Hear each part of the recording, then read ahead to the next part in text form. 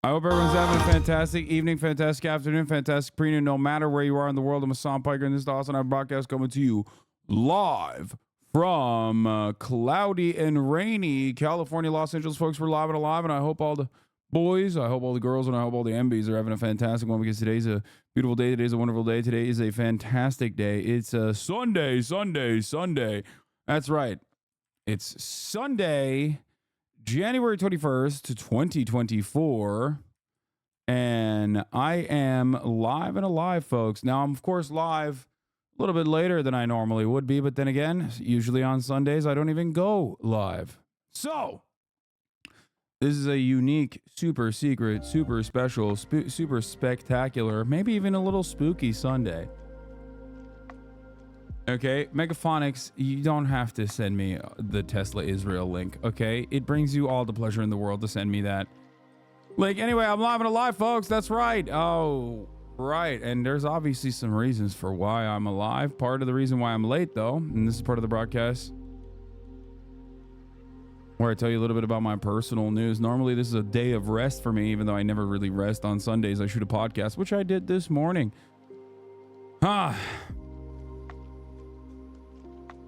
The real reason is because Ron DeSantis has dropped out of the race, which we will be talking about. I'm live and alive. Ron DeSantis is not. We'll get to that in a second. Now,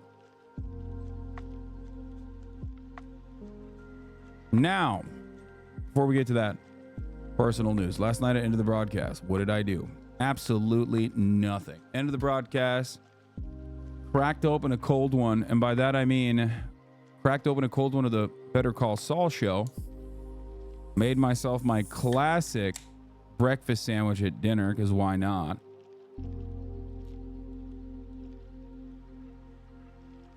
Made myself that classic breakfast sandwich for dinner.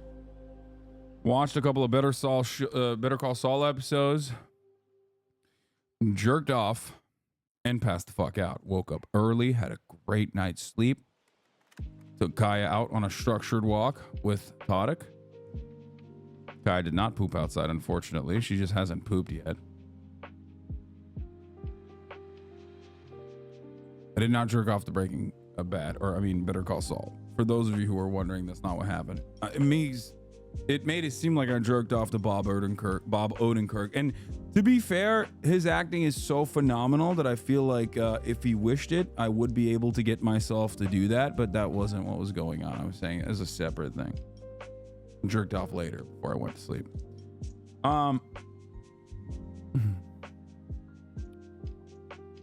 Anyway, Bob Odenkirk. I like how you offer this information. Listen, this is for the parasocialists out there. Did Todek poop outside? He did not either. Anyway.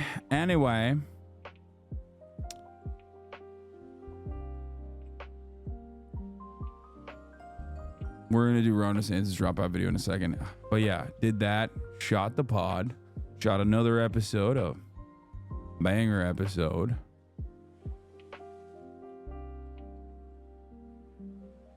Wow, here's what you would look like if you were a black or Chinese.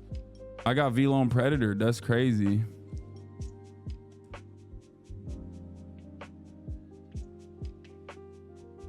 It happened.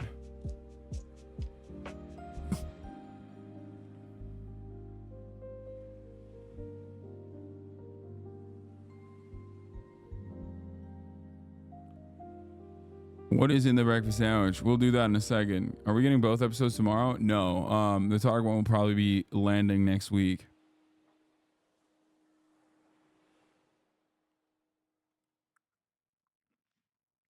Anyway. I saw Perfume Genius follows you on Twitter, and I need you to bring him on the broadcast, please and thank you. Who's Perfume Genius?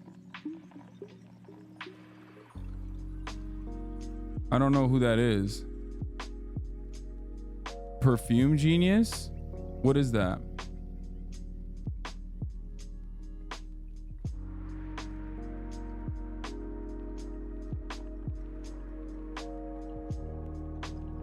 It's a music gay. Super gay, good music. Okay. We'll figure it out. Anyway, regardless, all right, no suit today. No suit today. Why no suit today? Because it's my Sunday. It's my day off normally. Someone in the chat that wasn't Megaphonic said I look like this guy, and I want to say thank you to the person who said I look like this guy. I don't believe I do, but that's very nice of you. That's very kind of you to say that.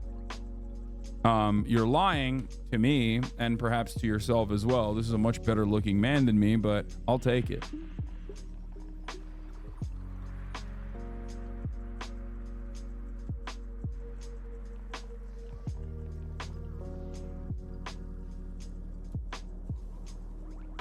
This is your day off, but you still stream the majority of Sundays? That's true.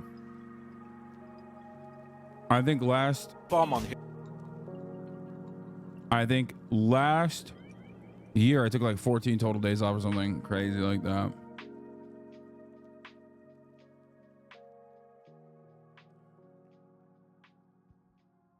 So anyway,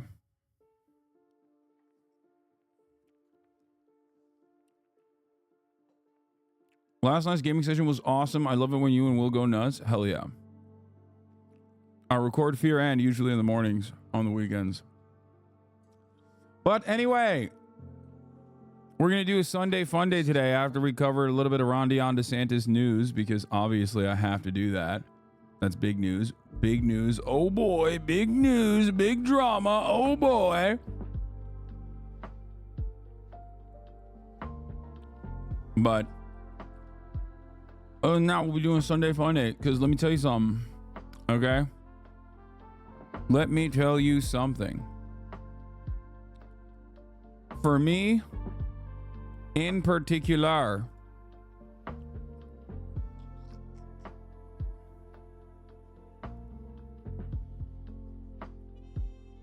who the fuck drops out on a Sunday? Cuck move? Yeah, exactly. That's like really messed up. It is kind of messed up. I forgot what I was gonna say. You think Rob DeSantis could come from behind and take it? Yeah.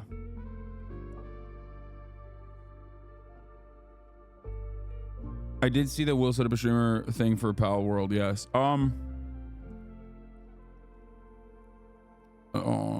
blast off real quick.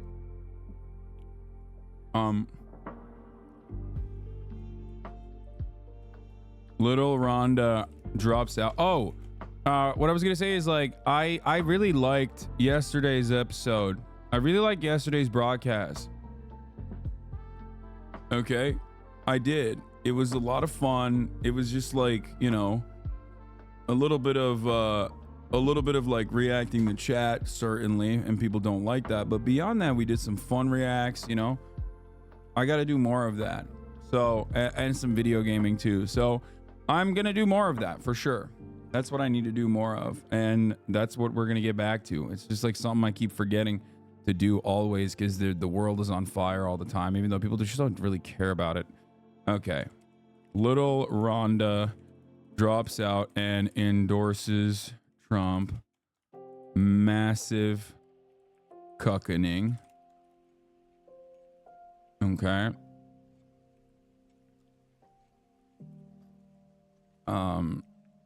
Massive cuckening for little Rhonda. Oh yeah, we watched Vagrant Holiday. More fun reacts for Sunday fun day. And maybe even Pokemon gun show. Get in now for a super secret special Sunday fun day. Ne yapıyorsun lan? Ne arıyorsun? Oh, nice. Okay. Please don't forget to put my car back in the garage when you're done. Unlike last time. You don't cover Gaza anymore? Yeah, no, famously. Yeah, I don't. I famously don't do that. Like, come on, big homie. We know what you're doing. You little brothering Tarek? No, that was actually that was Murat. Literally my little brother.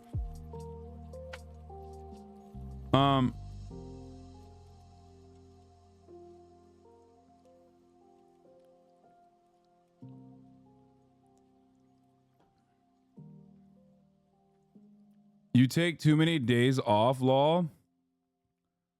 That's crazy. Saying I don't cover Gaza enough is like saying I'm not controversial enough of a streamer. You know what I mean? It's just like I'm not a very controversial streamer. I'm not controversial enough as a streamer. I need to be upping the ante here, you know? Oh, sheesh. Okay. You are too brand friendly. I think so. That's why I don't cover the genocide enough. Does anyone have a good blast off meme? Okay, we'll do meme review 2 today. I didn't do it yesterday.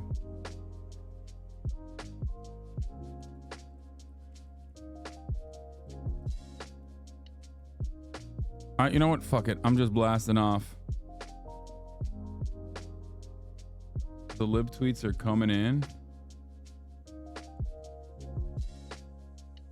I'm blasting off without a fucking meme. Fuck it. You could be angry though. I saw someone call you left-wing Alex Jones. You should lean into that. Yeah, people that call me left-wing Alex Jones are completely oblivious to their own Alex Jonesian style, QAnon style adjacent conspiracies that they personally believe in. But because MSNBC gives them hope, they just don't even think about it beyond the fact that they themselves are doing like blue anon shit. I think people that say I'm like Alex Jones are delusional. I think they say it specifically because they're like they're trying to say that I'm a liar or something. When Ludwig said Hasan is all about his business, he was right. I'm all about my business, baby. I'm all about my business. It's true. Also, I don't know why the contrast in your shirt and the color and crispness of the video looks sharp as fuck. Very satisfying. Good.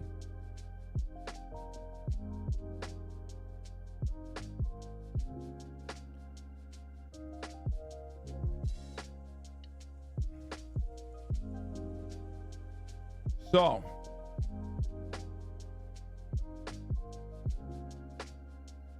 Alex Jones being the HasanAbi of conservative commentary.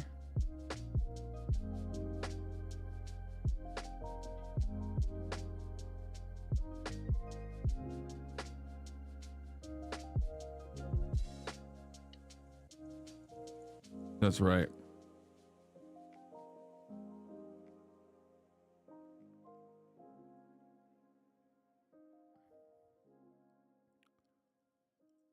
Your lips don't look as kissable, though. I've been biting them. Would you rather have a butt chin or no neck? Butt chin. Easy. Not even a question. What do you mean, no neck? Hasan, you say you are anti-slave, but you have a slave in the game? Yeah, it's true.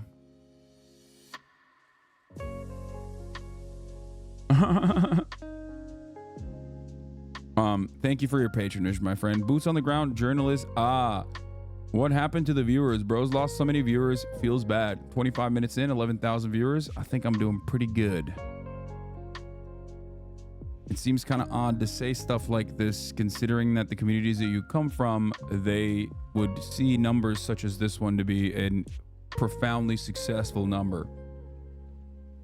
So, hope you stick around though, my friend. The wildest thing about the game is that you can capture humans, Lamau. I don't think it's that wild. I think it's awesome. I have a lot of thoughts on Pal World. I will be talking about Pal World for the record. But before, I mean, obviously, I probably won't start off with Pal World regardless, though. Why do you always assume everyone comes from different communities? I think it's because it comes from the fact that there's like certain trigger words that people use that immediately show me exactly where they're coming from. Like that person said, boots on the ground journalist. So one, they're using AAVE specifically because I assume they're a little groiped up and presenting themselves as a black person online. Two, the boots on the ground journalist concept comes from the fact that like it's a clip chimp from someone that claims that I say I do boots on the ground reporting, which of course I don't. And then the hyper focus on what my view count looks like is also coming from like a hater community that I'm aware of. I would assume this is probably a Destiny viewer, or maybe like a individual Willie Mac show fan or something. You have a PhD in online weirdo discourse at this point? Yeah, I know my haters. Yeah.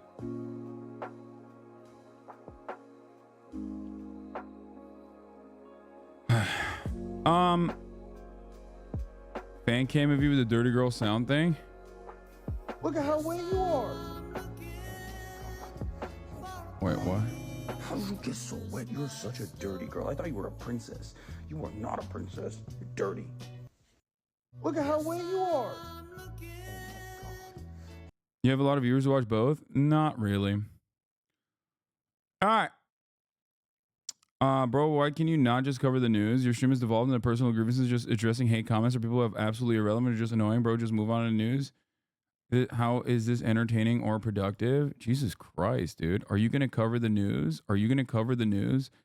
I think like a 5-second leaning into that is just completely fine. I think chirping me on a Sunday, on an extra free day for you, on an extra day of coverage, it's kind of odd. It's 28 minutes in. I've just literally turned on the broadcast just now. What are you doing? You are not going to start crying. You are not a crier anymore. What is this? You've become a baby. Yeah. Dude, you sound like one of those people who likes the drama. Yeah, he wants to be the person who's the drama himself. All right, let's look at this one. What is this? What happens to what was the name of the plane that dropped the atomic bomb on Hiroshima? What was it like? A bomber. Enola Gay. What's the capital of Turkey? Wait, what was he gonna say? Dublin. No. What? What do you guys think it is? Damn, you guys know already, I think. Did he say Dublin? Yeah, it's Ankara. It's not Istanbul. Many people think that it's actually Istanbul, but it's actually Ankara that is the capital. Yeah. Istanbul is not the capital of Turkey. No, that's Ireland. No.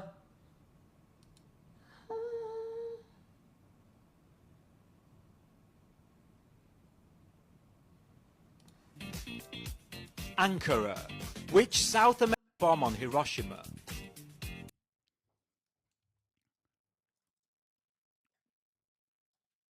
Kind of like how people think Toronto is the capital of Canada. What's the capital of Canada? I don't even know.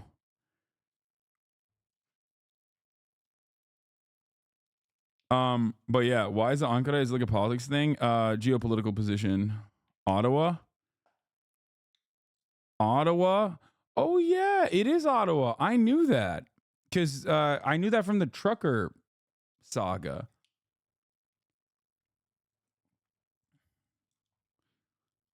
Because like, didn't they march to Ottawa or something? Like the truckers were like, we're gonna shut down Ottawa, eh? But yeah, a lot of states in the United States of America actually have unique cities that you would not suspect as like the capital. For example, California's state capital is not Los Angeles, okay? It's actually Sacramento. New York state capital is not actually New York City, but instead Albany. So it's just like, it's weird like that.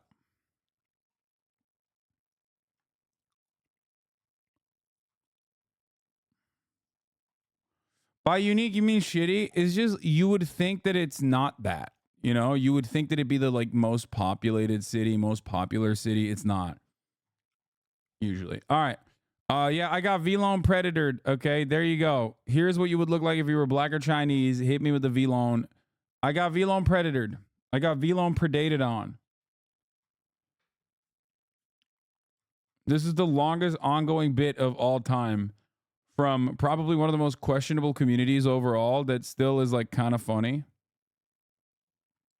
So everybody just like plays along with it. Why are you bald as a black guy? I don't know.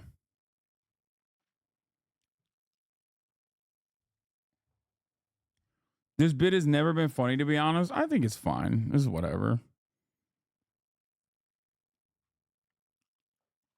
One of you states, Georgia, Massachusetts, Virginia, Utah, to name a few, have their capital in the city you think it'd be. Oh, nice.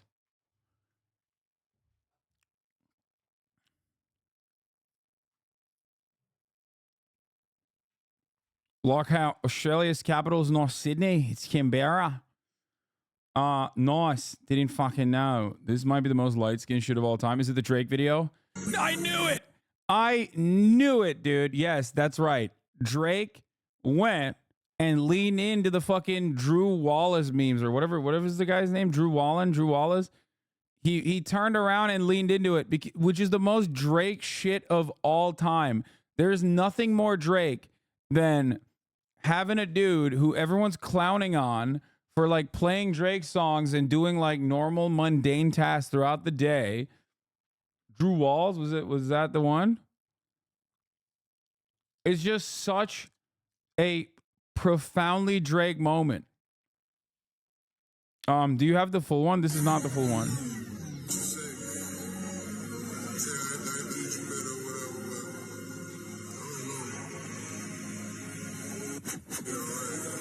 This isn't the full one. It's longer. It's literally the full one. I think is longer than this even. But for those of you who don't know, because we have like a lot of whites in this community. Does anyone have the OG? Let me find the OG real quick. So there's this guy whose name is Drew Walls. Drew Walls 10 on Twitter, and basically we've looked at some of his memes as well. Like his whole thing is that he just like does like daily mundane shit. In Greece, I came along With like oftentimes Drake lyrics in the background. Like he just goes to Target, right? He'll go to Target and like purchase stuff. I think the original video that really blew up was like him straight up going to Target to buy like candles and shit. And then obviously like Black Twitter got a hold of it and started cooking him big time. And we're making fun of him because he was like, dude, your daily life is so mundane. Why are you filming this stuff, right? The other classic Drew Walls meme is that he just like watches games on the TV like super close to the television, right? Is black Twitter like dark mode? No. We prefer white people, do better, sis. Okay, whatever. No, black Twitter is black Twitter, like black people on Twitter memeing. There's like community memes. Anyway, brother was cheering for a commercial. Yeah, so he's just like he's like dude. No. Enough. Don't wag your tail at me. Stop. This is a bad habit.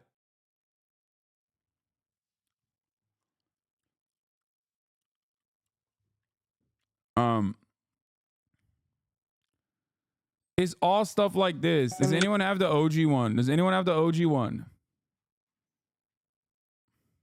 Place. Hey. Place. Place. No. Place. Good girl.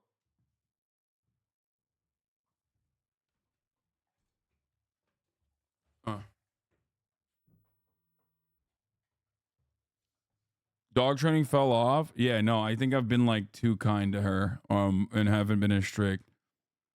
Especially because Kai high maintenance hasn't been, but has become more high maintenance. Oh my God, not the Drake one, guys. I'm not looking for the Drake one. I'm looking for the first Drew Walls tweet that like popped off. Okay, here, this is the one, I think.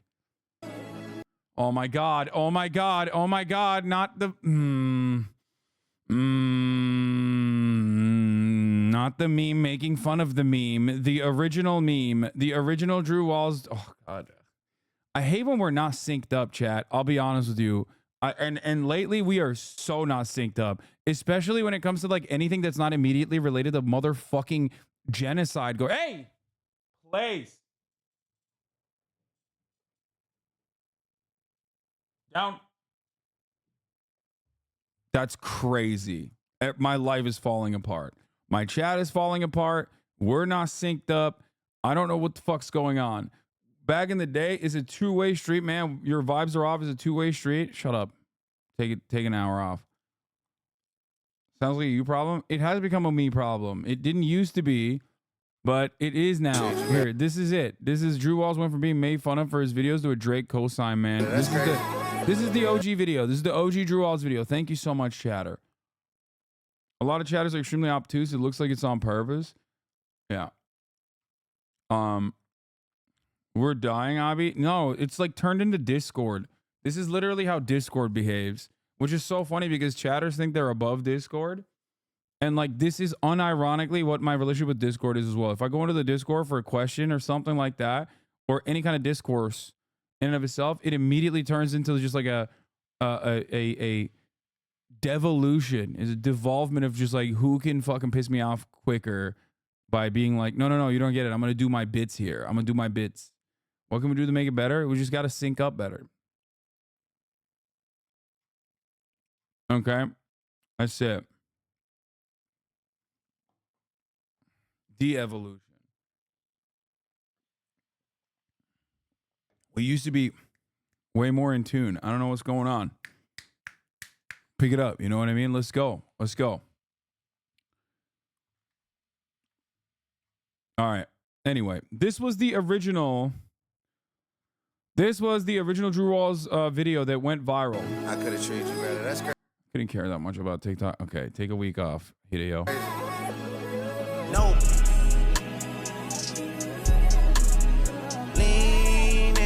Like, you have to understand, one, he set up his tripod.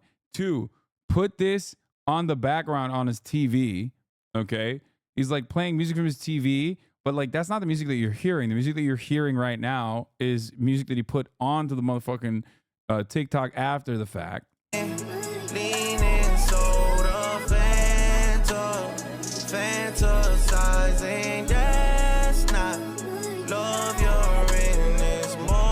Like the amount of like pre-production that goes into making something like this is pretty crazy because it's like he's putting tripods up everywhere around Target to film himself doing the most mundane thing, which is just like purchasing stuff. Like compromising, I move mountains for you for that social climbing, leaning. I could have. So everybody made fun of this guy, obviously, because it's like pretty funny. At least he tries, unlike you. True. Everybody made fun of him, specifically on Black Twitter. Like he became a massive meme very quickly, very shortly. And you know, there was the obviously like this kind of stuff that chat was sending earlier. There was this, like people making fun of him. No.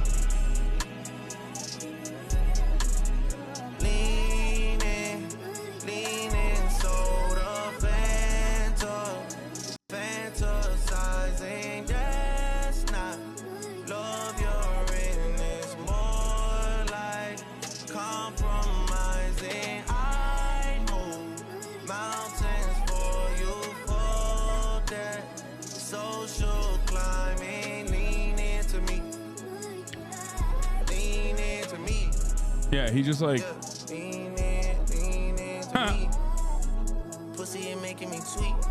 So this is like basically, you know, making fun of the Drew Wall style video. Like Drew Wall also was a purchaser of candles, right?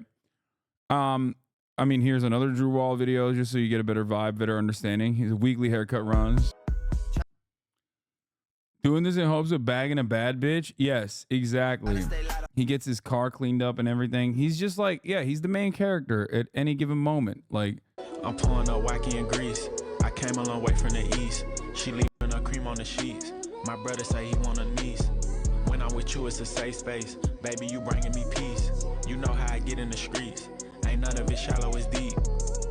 Yeah. That's an incredible amount of shoes to bring on vacation. Something's not adding up. The entire half of his bag being shoes is kind of wild. That's crazy. How long was the vacation? I don't believe that this is a real situation here. No, 5 pairs ain't too bad. That's crazy, bro. That's crazy. First of all, he doesn't even have 5 pairs. There's a 1, 2, 3, 4. Yeah, he does have 5. Never mind. He has 2 and more shoes on the other half. 5 pairs of shoes is crazy because guess what? There's a delicate balance here. The shoe space means that you don't have enough space for pants and t-shirts and underwear. Okay? If you're putting up 5 pairs of shoes, that means that's 5 separate days, right? At minimum. I assume you have a 5-day vacation, minimum 5-day, right? Because if he's doing 5 pairs of shoes for like anything less than 5 days, that's some real sociopathic nonsense, right? It's technically 6 pairs because he's also wearing a pair of shoes too, obviously. So what the hell's going on? It's a 6-day vacation, let's say. That means you need 7 pairs of underwear, 7 pairs of socks, right? Because you always got to have one extra in there for security, right? You need at least 1 pair of shorts that you can wear to the gym and stuff. And then you need like 2 to 3 pair of pants if you're doing 6 days. And then you need a rotation of tops that you can match with all the 3 pants in the bottom. That doesn't fit in here. Which is precisely the reason why you cannot pack 6 shoes on vacation. You can't do that. Unless he's just wearing the same rank ass, nasty ass underwear the entire time, 1 pair of socks the entire time, and then maybe like 2 tops. Like, it just doesn't make sense. Why would your shoes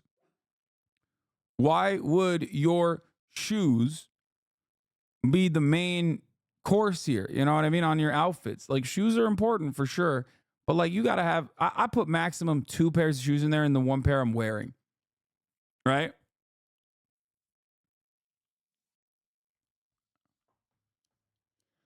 No, I wear 6 layers and save room for 8 pairs of shoes. I mean, it just doesn't make sense. You can't do that. This guy does it, no problem. Cultural differences, I fear. I mean, I don't think so. I think it's just like doesn't make sense. He's checking a bag specifically for shoes and clothes in another bag, maybe. it's also wild because, like, sure, colorway, he's got like, don't even think about it. Colorway, he's got like different colors and stuff. Black Air Force Ones being packed for vacation is wild. What is happening? What is happening on that vacation that requires you to have all black Air Force Ones on? I don't want to know. I don't want to speculate. Who the fuck packs black Air Forces and white Air Forces too at the same time? Now, let me tell you, white Air Forces, I wear mine on vacation every time, okay? Every time. That definitely makes sense.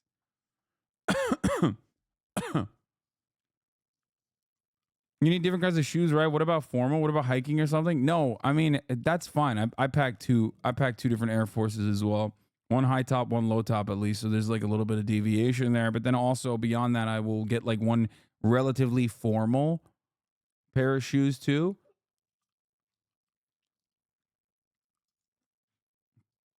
But regardless, like, yeah, I have like one pair of boots, one pair of low tops that are my dailies, and then one pair of high tops that's like a little bit fancier. But regardless, this is a ridiculous way to pack. But anyway, let's take a look. Yeah, I mean, those are his workout shoes. He has two different Air Force Ones. I think those are, and then what is this one? This one is like I forget what it's called. Those are nice though. Yeah, I want to cuddle for weeks. Your mama don't think that you innocent. The Cortez, yeah. You turn into a freak. The other crazy sociopathic move is that he immediately unpacked after traveling, which is like crazy. I mean, I do that too sometimes. Really care about your exes, whatever it is, it can be. They plan on making. Oh my God, he's putting the shoes back in the shoe. Okay, this guy's insane. Oh my God, that's for the video. There's no way. There's no way. There is no way you put him. First of all, if you're that much of a shoe head, you should have like specific shoe boxes. Like you should have a closet that you can put the shoe boxes in. Putting it in the actual original shoebox is crazy. I know you swinging on her by the D. I had to comb out the dreads. She fell in love with the braids. Got a bitch, she cooking clean, and she'll load up the caves. Your body got me in the days. It don't matter the look, you get slayed. Her face card never decline. Man, fuck all that makeup, you fine. Better tell all them niggas you mine. She $1 way more than a dime. When I'm with you, I get nervous. It gotta be love, it's a sign. Yeah. Whoa. No, that's crazy. He also like cleaned up after himself in the apartment too. He also didn't have shoe bags in the suitcase. Fake sneakerhead. I mean, it's fine. Sneakers are Funkos, I'm pretty sure. Yes. You would print views doing this? I think so too. A lot of TikTok is just posting OCD though, for real. Anyway, whatever. So like my family work. This is the overall vibe. In my music, mama scared for me to get a gun, cause she know I'ma use it. Floating off a Roxy in a bar, it feels so therapeutic. Want me to stop taking all these drugs, she hate how I abuse it. I've been going through it, with the guys move as a unit. He's sitting on the bags, he don't know how to move it. She do anything for clout, just wanna be included. I don't wanna hear about what you gon' do, make a nigga prove it.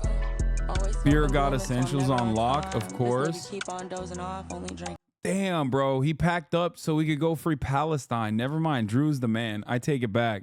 You see that, dude? My man was like, I'm gonna wear my best. Okay? I'm going to wear my best. No case for the toothbrush is wild. Yeah, he's raw dogging that toothbrush, which is wild. I'm blooming, so I'm never on time. This nigga keep on dozing off, only drink half a line. Squeeze the trigger like a grape and make a nigga whine. Think I'm starting to. Bro, okay, he had a fan moment, but like what? He has someone film himself while the fan was taking a photo of him? Come on, dog, that's crazy. Trigger like a grape and make a nigga whine. Think I'm starting to peak, I feel it in my spine. Daddy didn't raise no hoe, so stop all that crying. If I told you that I love. I don't have to say nothing for Drew Walls. Type it on Twitter. You know who that nigga is, man. If I told you that I what is he saying? I don't have to say nothing for Drew Walls. Type it on Twitter. You know who that nigga is, man. My family. Anyway, yeah, he's just having fun. He's having fun with it. But everybody, of course, made fun of him. I don't think they did anything for Palestine. Man, that was a joke, chat. Jesus Christ. I'm fucking joking. Of course he didn't do anything for Palestine. What's wrong with y'all? Okay. So basically, this became a meme. Everybody's making fun of him for like literally doing this thing that is like super mundane overall and like vlogging it, because like you can't try hard, right? Like if you try hard online, then everyone's gonna make fun of you. However,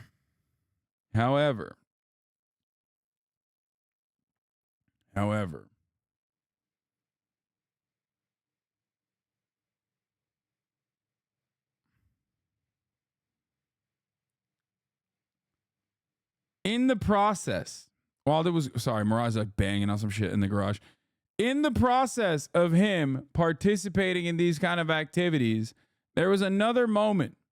There was another situation where Yasiin Bey, very well respected American rapper, singer, songwriter, also formerly known as Mos Def, had some smoke for Drake.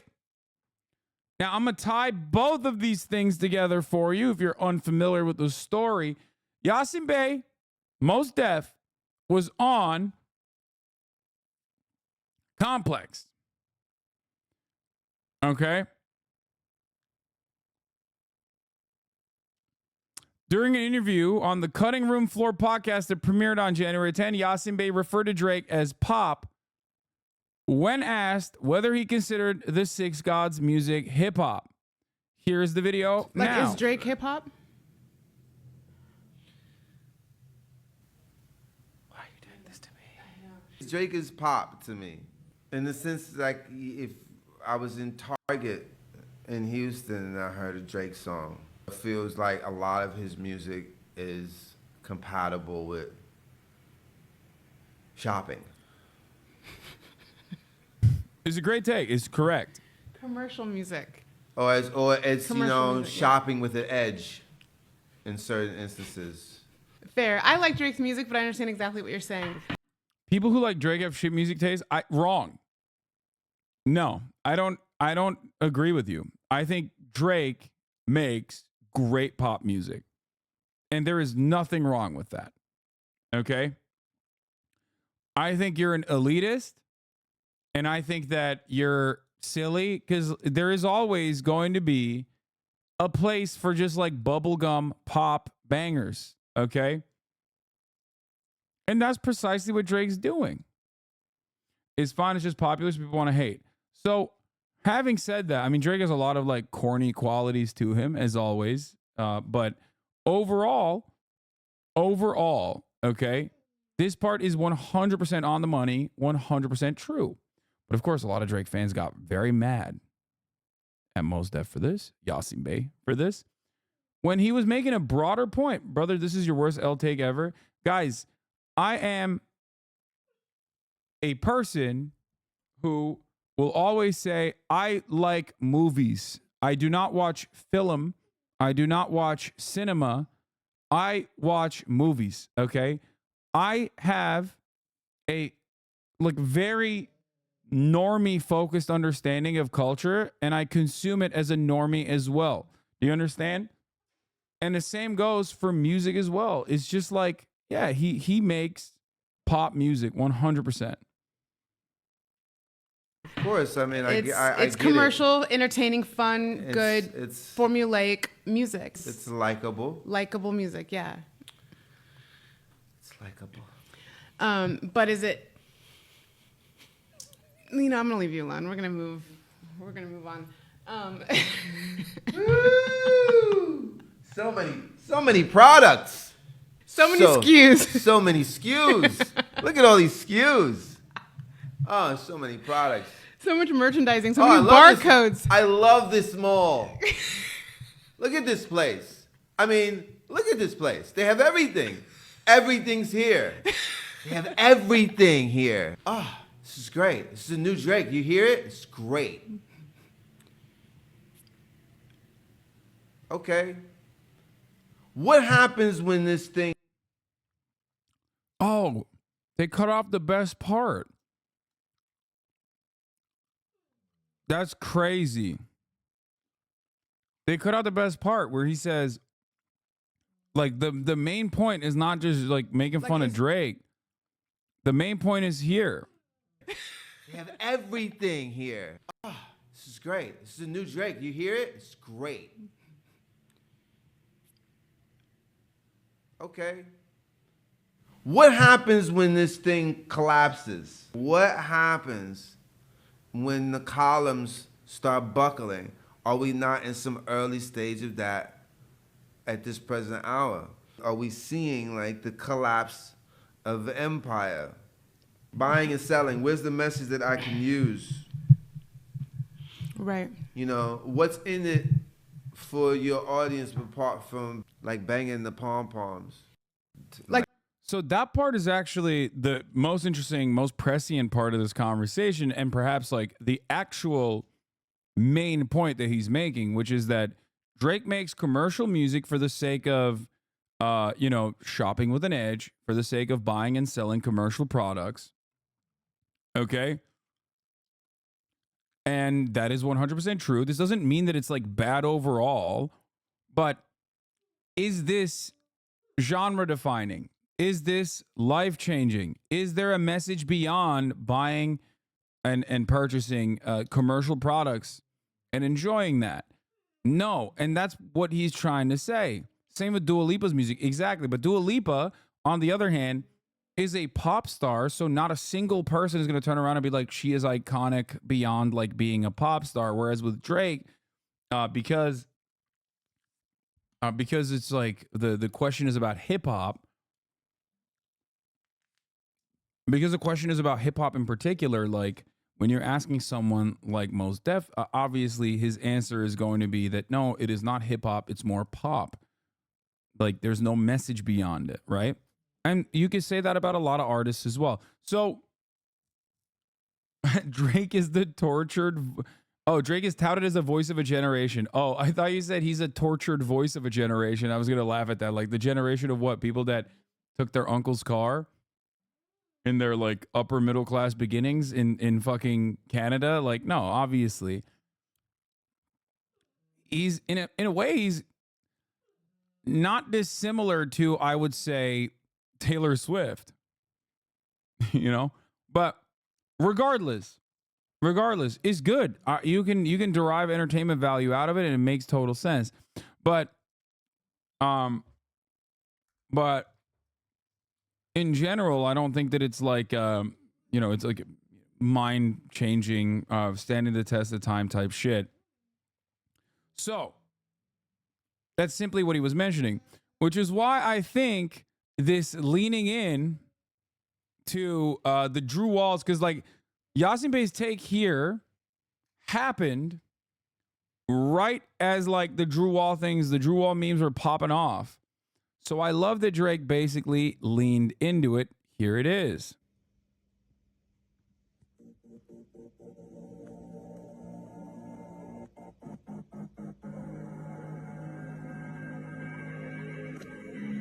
Is he making the cum? Is he making the cum juice from Saltburn? He's making the cum drink.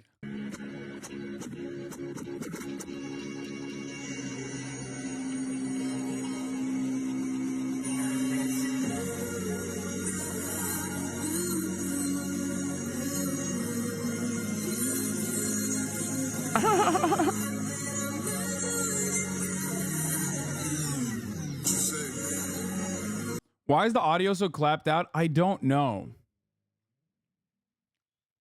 I don't know why the audio is like this. Like, this is the OG one, though.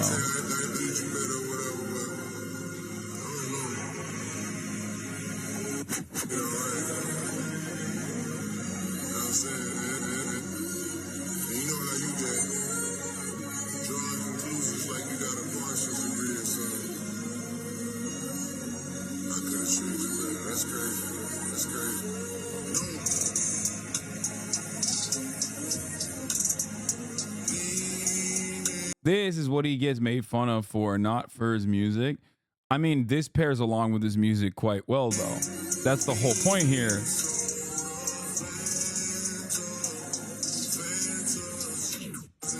I said that man got childbearing hips. Yeah, it's not wrong.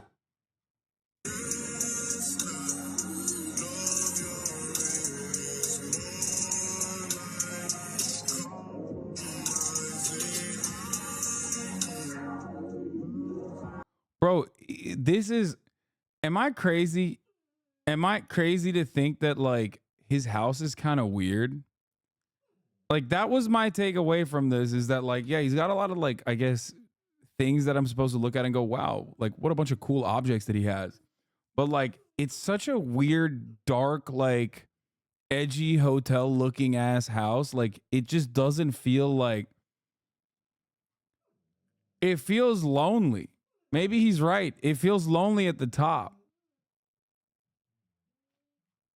But like it straight up feels like it looks like a hotel. I don't understand it. It's not a McMansion at all, by the way. His house is fucking ginormous, and I think he like carved out an entire city block for something for his house.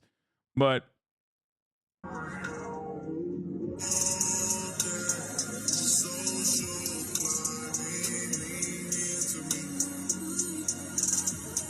you're literally describing your own fucking BG Lamau. What do you mean, my own background?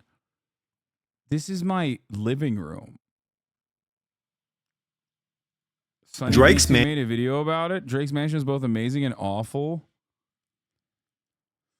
The coolest thing about his house is that he has a basketball court and an indoor basketball court that's like pretty fire. I think that's cool. I do think that that's like totally valid.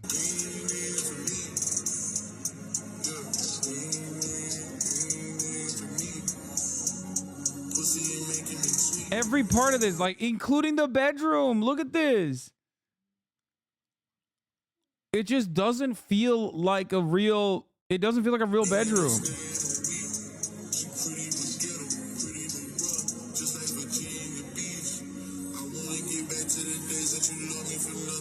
No house as big as this would be normal. It's not housing at all. It's not warm. I mean, I don't know.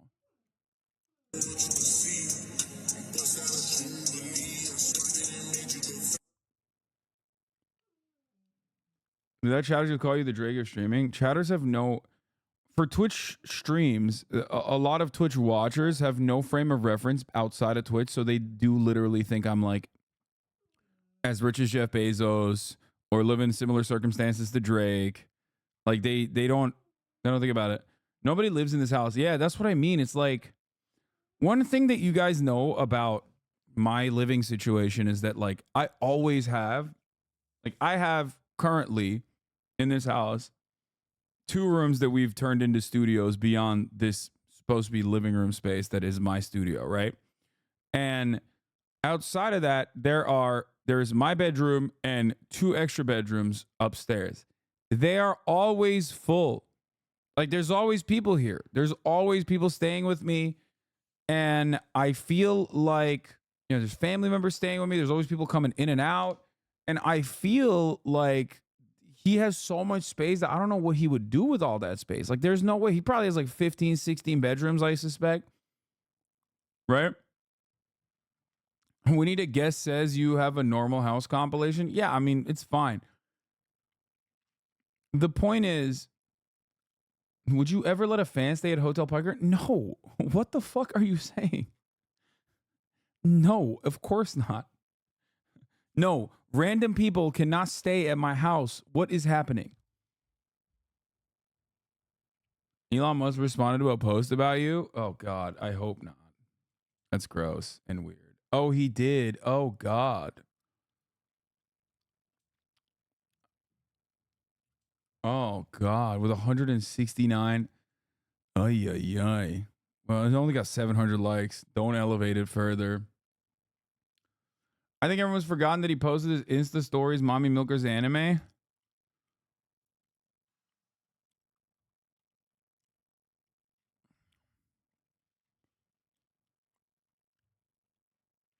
Drake's 4,000-pound bathtub delivery. Yeah, they made like whole ass videos about the construction of his house. From the outside, it looks kind of sick, but I feel like the inside of the house is not so sick. Does that make sense? We've watched this before.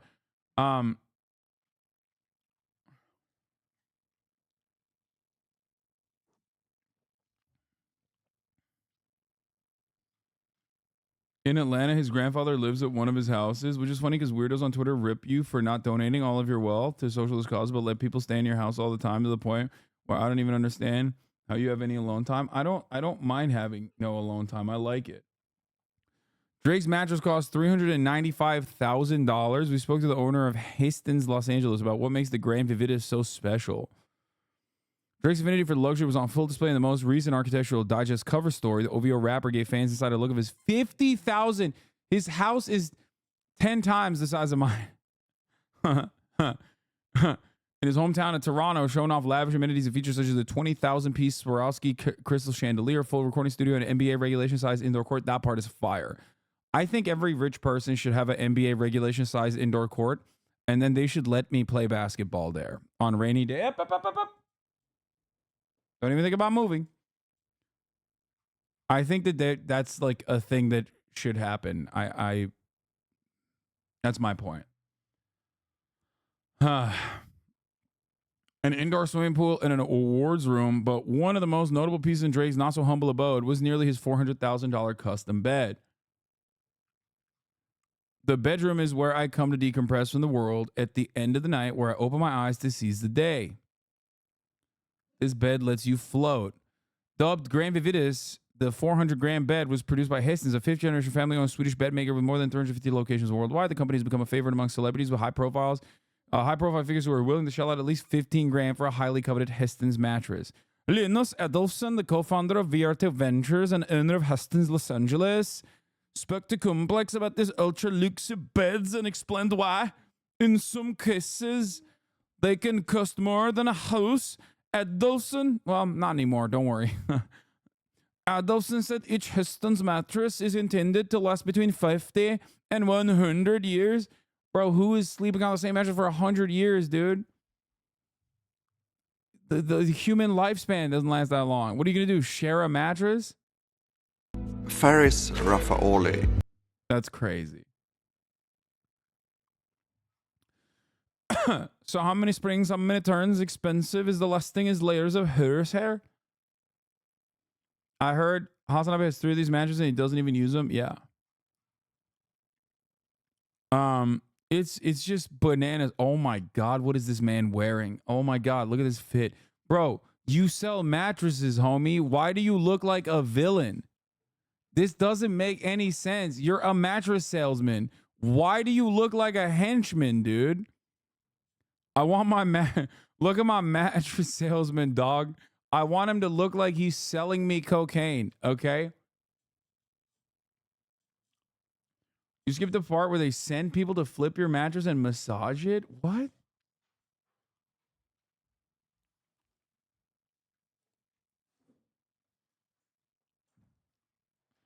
Oh, it's actually ironic because mattress business is like filled to the brim with mafia guys and is basically a fake business. You are right.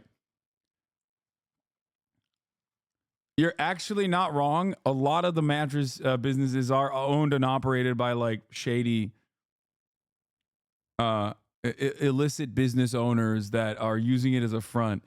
I did forget about that, but like I wouldn't expect this guy to be like that.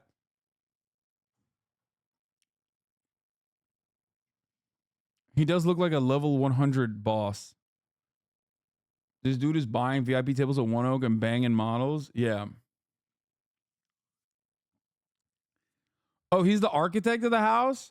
That actually does make sense if this guy is just the architect of the house because he looks like the house. Don't even think about it. His fit looks exactly like the vibes of the house. God, it's so ugly. Anyway, whatever. Let's just, yeah. Have you seen the, thank you. Have you seen the OVO inspired Rolls Royce? Rolls-Royce makes some of the world's most luxurious cars. Known for producing handcrafted automobiles that promise a seamless magical carpet ride for its customers, a Rolls-Royce car does not come cheap. These are some of the best-selling Rolls-Royce models. And these are their entry-level prices. But with virtually unlimited optional extras, upgrades, and customizations, the true cost of a bespoke Rolls-Royce has no limit. Drake's house looks like a cheesecake factory. I can't explain it. No, I think it's more like a P.F. Chang's. It's like You're right though. Like you're on the money. It looks like a franchise, like a maybe higher level franchise than it's not an Applebee's, right? Like it looks more like a PF Chang's because it's like it's higher level than Applebee's, right? But it's also not like there's still an air of like copy pastedness to it.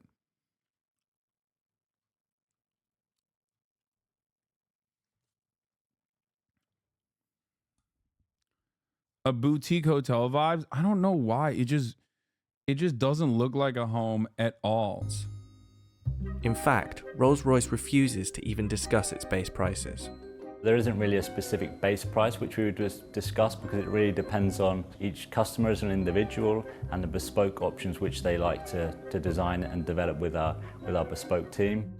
So what are some of these bespoke extras?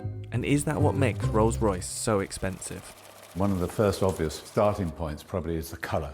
We have a palette of 44,000 plus colors. We replicate people's 44,000 plus colors? What the lipsticks. hell? Something from your house. I didn't even know there was that many colors, dog. How many colors are out there? I feel like at a certain point you got to run out of colors. Something your own, something you've seen. Even we've done the dog of an owner, a red setter. So we exactly replicate them, whether it be by the DNA, the chemistry, or whatever. For us, it's unique. It'll be registered as your color, and you can give it a name, and it's yours. And if someone else has seen it and wants to use that exact finish, we have to go to that person and ask their permission. When we go to the paint shop, you'll see it's called the Surface Finish Center, because it's a bit of an insult to say we're painting the car. It's more than that. You're going to have at least some layers of coat. There's primers, there's base coats, there's color, and unusually we put on 2 clear coats of lacquer. But you could. My cousin plays for the CBA and bought a Rolls Royce. What is CBA? I drove it for a bit and it's so shit, lol. I don't think I've ever been inside of a Rolls Royce or driven a Rolls Royce, but I mean, I have a nice car. CBA's Canadian basketball. You make money like that in Canada? You can fucking buy a Rollie? Buy a Rolls Royce? We have up to 23 layers of coating, which we've done before, equating to about 45 kilograms in weight just of coat. In addition to the endless variations of colour, Rolls-Royce customers can infuse their paint with materials to create special effects. Cum! That's the cum paint! Oh my god! Of colour. That's... what? That's crazy. They're like, hey, you know someone has done that. You know someone has done that. You know someone's come inside the paint. That's crazy. Rolls-Royce customers can infuse their paint with materials to create special effects. One particularly wealthy customer went one step further, requesting the addition of 1,000 diamonds. Wanted a bit. Bro, this shit should be illegal. Public transportation is the way to go, says Anarcho Junkie. The way I see it is this. Are you ready for this? I think this is basically the same energy of like, I don't know, having like an interest that is within your means, but like played at the literal highest price point that you can arrive at. Okay? Rich socialists take incoming. No, like, I mean, for the person buying a car like this, it's like you buying a Funko Pop if that's what you like. You know what I mean? It's ridiculous. I think it's insane. It is obscene, especially with the price points that it's at. I don't care if Rolls exists. You just can't have $200 billion is a big difference, law. Exactly. Like, people point to this and go, dude, this is actually the problem. This is not the actual problem. The actual problem, or an infinitely larger problem, is the fact that American car standards have turned into like mini tanks that ruin roads, and you can't even fucking see little children walking past you. The real problem is that the F-150, which is a ginormous tank, is the most popular vehicle in the United States of America. The real problem is that auto manufacturers have been able to very successfully create legislation that punishes pedestrians and makes it seem as though the roads are supposed to, even inside of big cities, belong to the car drivers. A big part of the problem is also the very same industry turning around and absolutely doing everything they can to destroy public transit. In a world where there is like all matter of public transit, like there is no, I'm not like abolishing this shit, okay? I will never purchase something like this. It's fucking nutty. I don't understand why people do it. I assume for the people that buy this, they are the ones who, like, for them, the purchasing of this thing is basically the same as like someone like myself at my level of wealth buying something expensive. Hey, buying something that's like $2,000, right? Or for the normie, for the average normie, like someone going in and purchasing, I don't know, something for like $200, $300, $400, $500. Does that make sense? Like someone buying like a Gucci belt or a Steam Deck, exactly. Except the Steam Deck has a fuck ton more utility than this, so that's like something I ride for. I feel like the more expensive items get, the less utility they have, because you arrive at a Vebling good, right? Because the Steam Deck is a $700 piece of machinery that you will get a tremendous amount more utility out of than a fucking Rolls Royce that has like market substitutes that are infinitely cheaper. Because you're not buying the Rolls Royce specifically to you know, have as your daily driver. This is the type of car that most people, I think, buy when they already have like 3 cars. You know what I mean? Yeah, it would be more like buying an old ass sealed and rated video game. Yeah.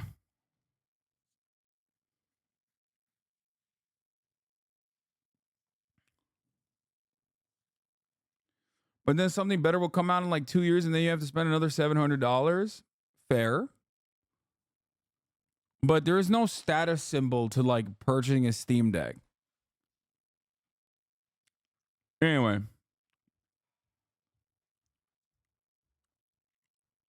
I don't understand this kind of thing at all. And I'm trying to make sense of it from the perspective of like minor luxuries that everyone, if you were to like price adjust it, what would be a minor luxury that someone who makes like $120,000 a year living in a big city, like what would they purchase?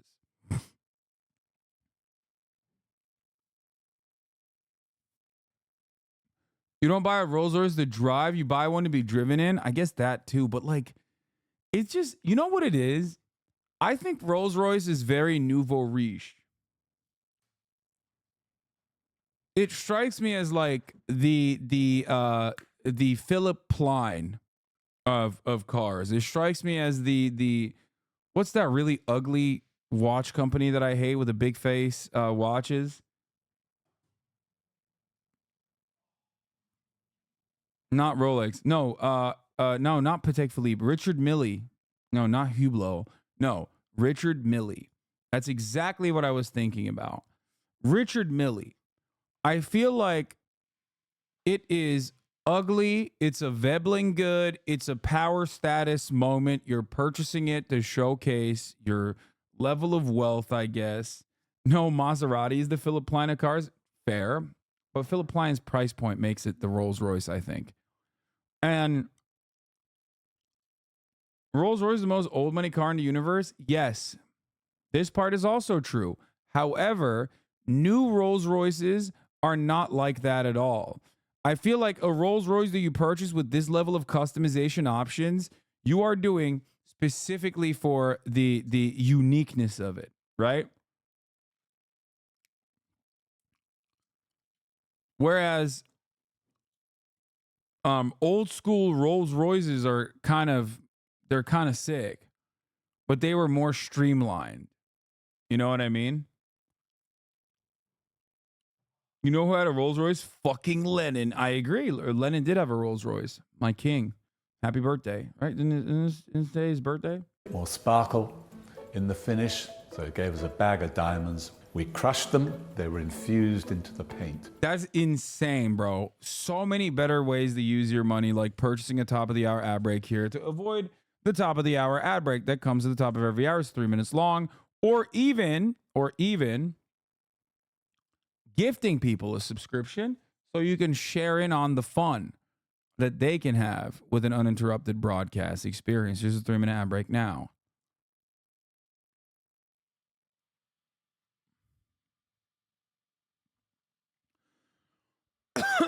It's a fun day.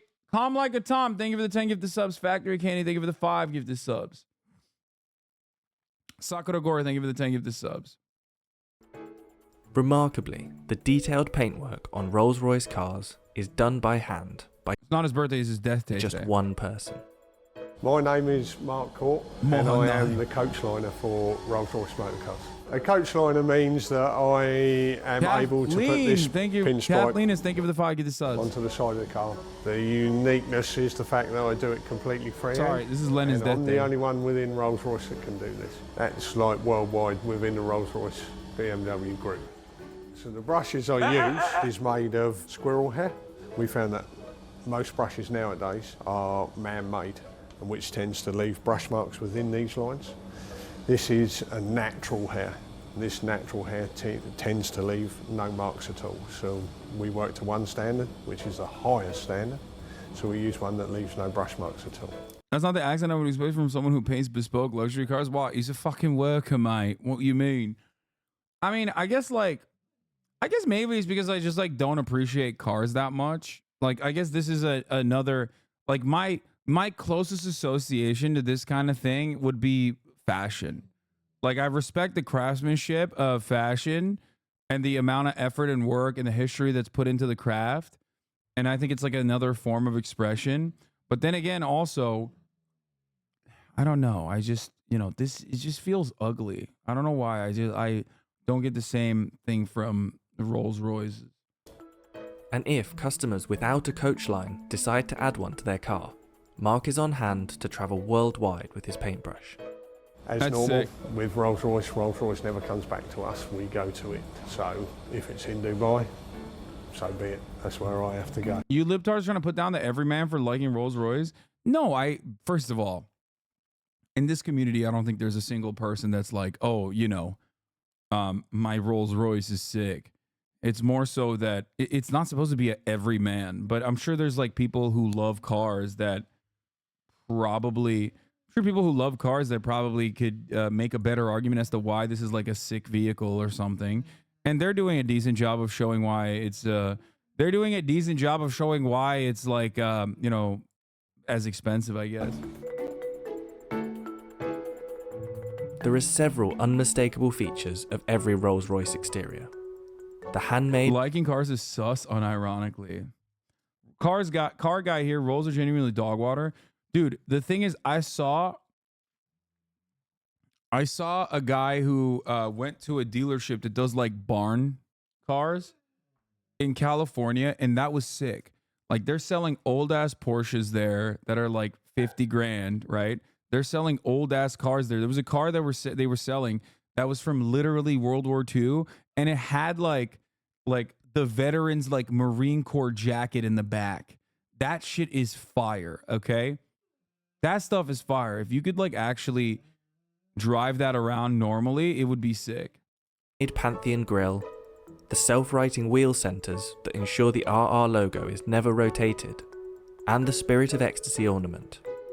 In fact, in 2003, BMW paid $65 million to acquire the rights to the Rolls-Royce name, symbol, and the Spirit of Ecstasy. But it's inside the car where luxury and cost dramatically increases. To create a virtually silent ride, Rolls-Royce adds approximately 300 pounds of acoustic insulation around the cabin. Its tyre manufacturer, Continental, even developed special foam-filled tyres, which reduced the noise of the road by 9 decibels. The results were so profound that Rolls-Royce removed some soundproofing to avoid causing acoustic sensory deprivation. The dashboard of the Rolls-Royce Phantom can even become a bespoke art gallery, customers have commissioned artists to produce all sorts of designs for this space, including this gold-plated, 3D printed stainless steel installation that replicates the customer's DNA profile. Another shining feature of Rolls-Royce is the Starlight headliner, an intricate series of fibre optic roof lights that recreate the night sky. It takes up to 16 hours to build the Starlight headliners. We're starting by drilling it, and we perforate every single hole to thread fiber optic through every single hole. We've got up to 1,340 holes. We're doing this to achieve the stars, that are on the sky. So we're going to have the sky in the night covered with stars. As with all things Rolls-Royce, customers can create bespoke starlight designs, including randomly generated shooting stars. One customer even had their design matched to exactly replicate the constellation of stars from the night they were born. The embroidery on the upholstery is also tailor-made. How much do you think these people make? I think the guy that like actually paints the Rolls Royce is like such a unique artisan that he probably could afford a Rolls Royce if he wanted to, and most likely has a Rolls Royce. Like, I don't think that guy himself is like, I think that guy probably is like, bro, he said he's the only person on the planet. I highly doubt that dude is, you know, alienated from his labor, I guess. I mean, he is alienated from his labor because he's working, obviously, for another company, but he's a wage laborer, but his alienation from his labor at that point is like much more limited than like the factory worker that's like putting the fucking windshield on the car. So, no, there's definitely some Asians that can do that on the cheap too. What do you mean? The average Rolls Royce salary ranges from approximately 47 grand per year for team leaders, 137 per year for engineering manager. Average Rolls Royce hourly pay ranges from approximately 18.26 an hour for project manager, 27. Yeah, that guy is not a machine operator, brother. They fly him around the world. Also, one thing you will find out in a lot of like the luxury brands and whatnot, the irony is that like a lot of, this isn't the same for all brands, but like many of these places, like they have ironically better working conditions than like the cheaper manufacturers too. So there is that as well. Like a good example of this is like Porsches being made in Germany. Like they're being made by workers that are heavily represented. They have the legal board representation. They have like, I think 51% control over the entire company. And obviously that gets like convoluted and certainly is not as like, I'm explaining it in a very reductive way, but it's like still a very expensive, it's a very expensive car company. Cost cutting isn't an issue when you have wealthy patrons. Well, the point is, they're still most likely not getting the same output. I mean, they're still getting underpaid in comparison to what their output is, right? Why aren't you talking about the Isha scandal? What the hell is Isha?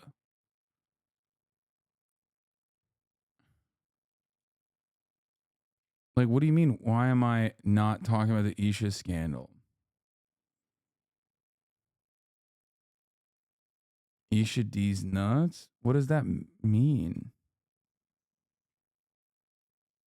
That doesn't even work. Like that makes no sense. Oh my God. People are saying fucking got him. What? Guys, you should have said suck on Isha D's nuts is like a little bit better. When you say Isha D's nuts, it doesn't make sense. It just sounds like nothing. You should have said, put Isha these nuts in your mouth or something. You know what I mean? Like each of. That would have been a little bit better. Just saying like Isha these nuts, like what am I doing with the nuts, right? I didn't get owned. No, I think you guys should be, your expectations should be higher. Okay? Your expectations should be higher. You have the soft bigotry of low expectations for fellow chatters.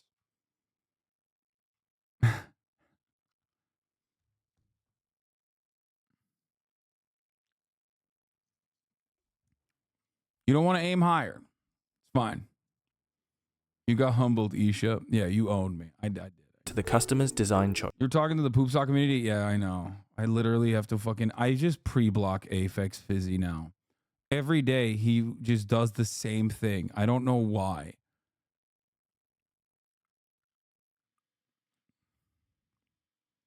It's very odd. Like, he will just be like, hey, have you seen this news story? And it's a wet fart sound compilation. And it's like, I'm not clicking on it. Like, your name immediately implies you're going to fucking bait me now. I have no trust in you anyway. Like, that's bad. You complain when you don't get a high ad rating, but actually we're trying to not let you give us bad segues. Sorry, I agree. So there's no real standard process that's repeated with embroidery, just because every single design is completely unique to the customer. It's not just a case of scanning in an image, turning it into embroidery. Every single aspect of the image is thought out. The different angles of the stitch will reflect the light in a different way. Why are you not talking about the Ligma protest? What's a Ligma protest?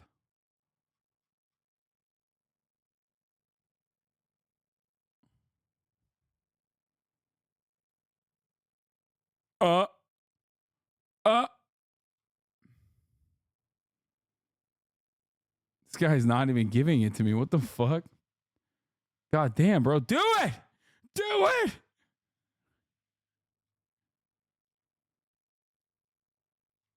Fuck, this guy. Dude, he's not doing it. He's not doing it.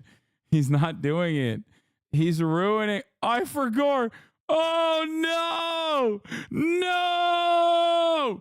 No! Okay, let's So rather than it just being a flat image, we're trying to bring it out to that next level. So it's almost three-dimensional, like a hologram effect that you can get from like a hologram. The most complex embroidery project Rolls-Royce has completed is this special Rose Phantom model, which consists of 1 million individual stitches. The Rose Phantom is the biggest embroidery we've done to date. We'll have to map out exactly what order we're putting all those embroideries onto the leather so that they all join up to match some of the stitching. There's no tolerance, it can't be out by a millimetre, otherwise it's completely written off. Just take a small aspect of the Rose Phantom. It's a good example of the development of one of the butterflies. What seems relatively simple in like an image actually becomes very complex for embroidery. So for the Phantom Rose headliner, there's a few techniques that we hadn't used before. Because of the scale of the Rose headliner, we had to break it down into individual elements. So each individual butterfly, the flower heads themselves, and then all the vines and leaves. So you can see here, it's basically different layering of different colored stitches in different densities. And by building those... I thought this was going to be Drake's Chrome Hearts Phantom. That's why I clicked on this. Have you ever ridden in a Rolls Royce? No, I have not.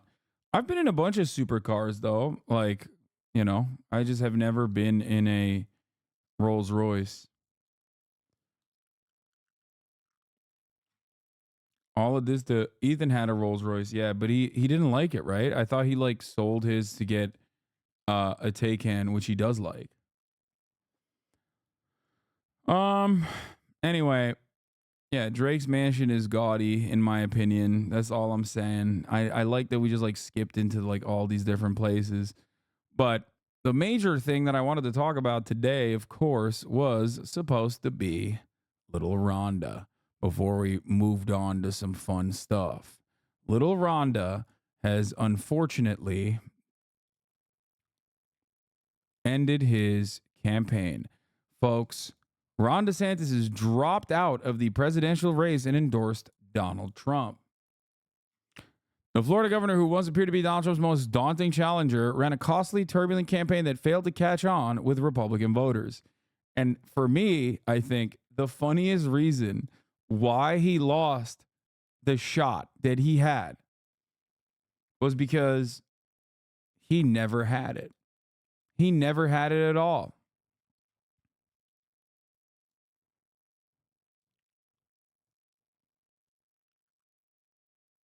He never had it.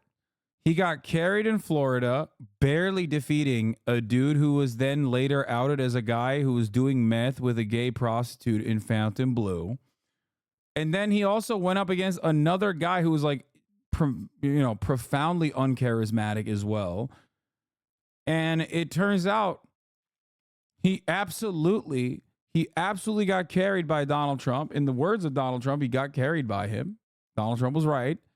And now he's gone. Why is he gone? Because he was so awful. Every moment that he seemingly appeared on camera was another disaster. Okay? He went after the king. Okay? He went after Mouse. And you can't do that.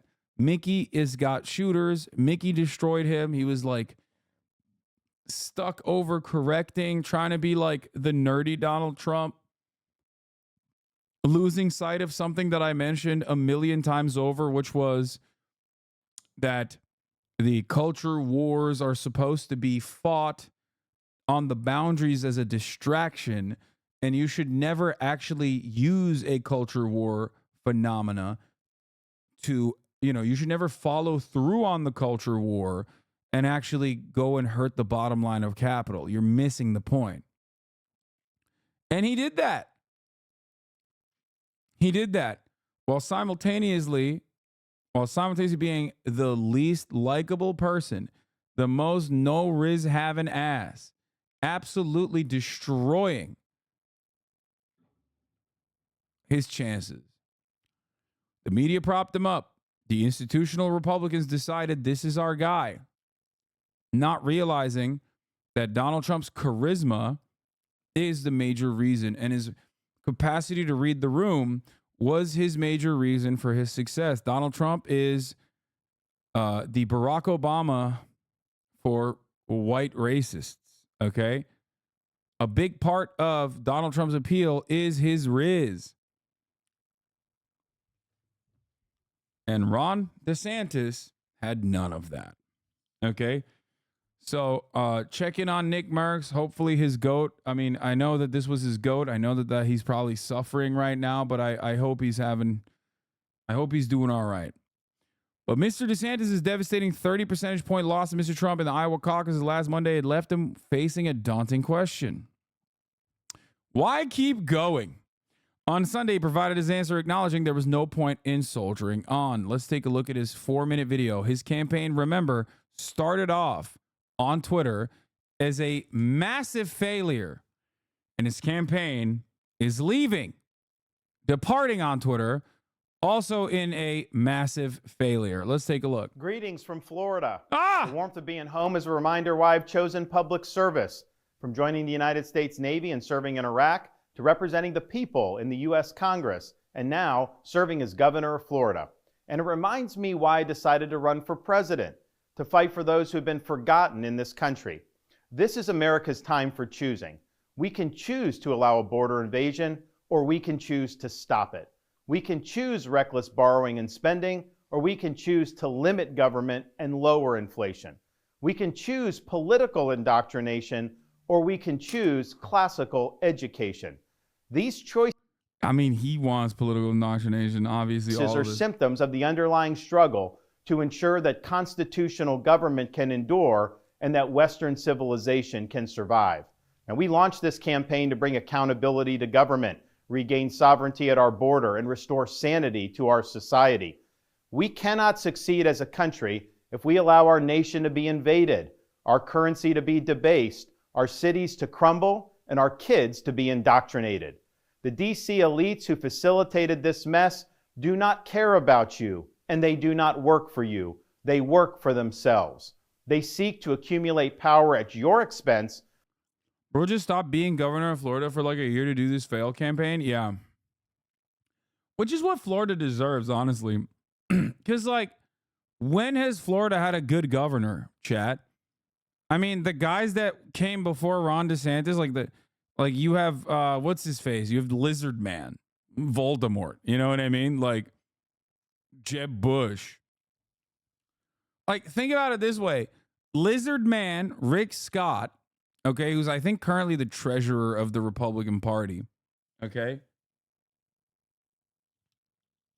He became president, or not president, sorry. He became governor of Florida after he was made famous for doing the largest Medicare fraud in the history of the United States of America. Like, Florida looked at that guy and went, that's my guy. Okay?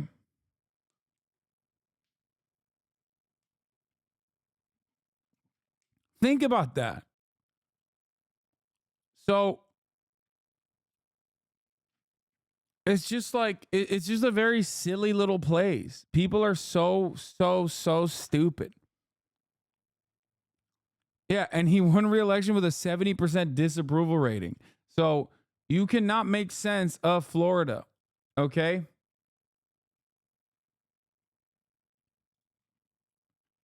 You just can't. To pursue an agenda that is harmful to the American people. Citizens do not serve politicians.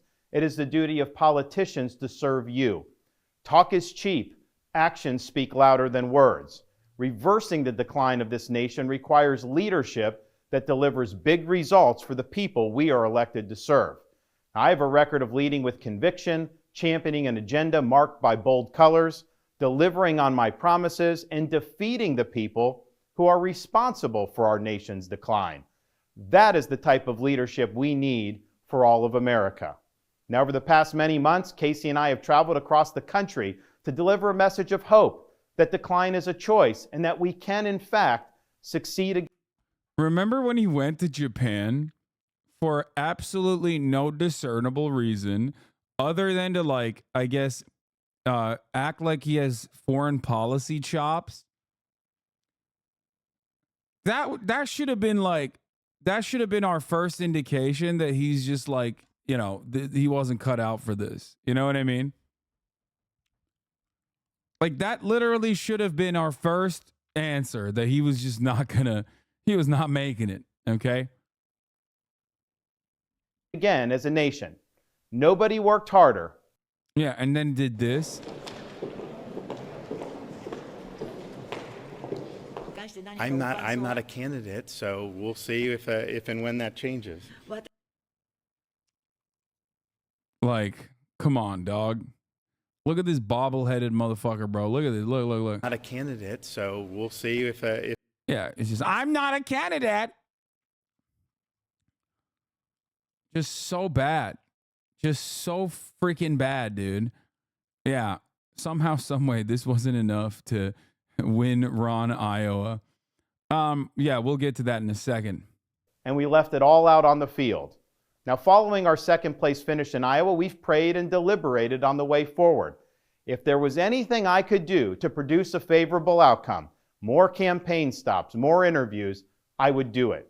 But I can't ask our supporters to volunteer their time and donate their resources if we don't have a clear path to victory. Accordingly, I am today suspending my campaign. I'm proud to have delivered on 100% of my promises, and I will not stop now. It's clear to me that a majority of Republican primary voters want to give Donald Trump another chance. They watch his presidency get stymied by relentless resistance, and they see Democrats using lawfare this day to attack him. Well, I've had disagreements with Donald Trump, such as on the coronavirus pandemic and his elevation of Anthony Fauci. Trump is superior to the current incumbent, Joe Biden.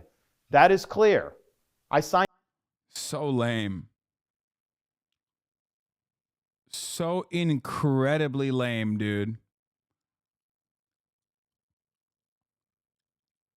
I mean, he also personally had no smoke. Had absolutely zero smoke for Donald Trump early on, and only towards the end did he open up on him. And even then, he did a horrible job at opening up on him. He just sucked. Signed a pledge to support the Republican nominee, and I will honor that pledge. He has my endorsement because we can't go back to the old Republican guard of yesteryear, a repackaged form of warmed-over corporatism that Nikki Haley represents. The days of putting America... And now he's just now he is literally, okay, here's what's really interesting about this. He's endorsing Donald Trump, right? Which is not interesting because he's a massive cuck and he thinks that if he were to have a career in the Republican Party, he needs to kiss the ring. Not realizing that Donald Trump, if he doesn't like you personally, will fuck you regardless, like he did with Mitt Romney and also Christopher Christie, right? So all of that stuff will not change his future in the Republican Party. But here's the major point. The Republican mega donors recognized Trump's volatility as an issue. So the Republican Party set up a separate conference while CPAC was going on so that they could beef up Ron DeSantis. This was a big threat for Trump. Like, I mean, he's losing. That meant that all of the real institutional Republican Party defenders that control all the instruments of power within the Republican Party, from the think tanks to all of these like different groups that, you know, mobilize voters and whatnot, like all of that was supposed to go to Ron DeSantis. Okay? That's a big problem for Donald Trump. They propped him up as the guy who will defend the Republican Party, who will keep it together. Okay? Because a lot of people saw Donald Trump as too volatile, and also understandably saw the midterms as a major stain on Trump's reputation. Okay? They saw Trump-style candidates lose all around the country, and there's truth to that because Trumpian politics, unfortunately, does not make for a good national campaign. Now, Trumpian politics changes over time. At the time, in the midterms, Donald Trump was still not shutting the fuck up about January 6th or how the election was stolen from him and yada, yada. It had gotten very boring. It had gotten very stale for the American public. You don't really hear about him speak on those things as much anymore. You also had the anti-trans narrative being like the major culture war issue for the Republican Party, which also failed. Right? Nobody gave a shit. So,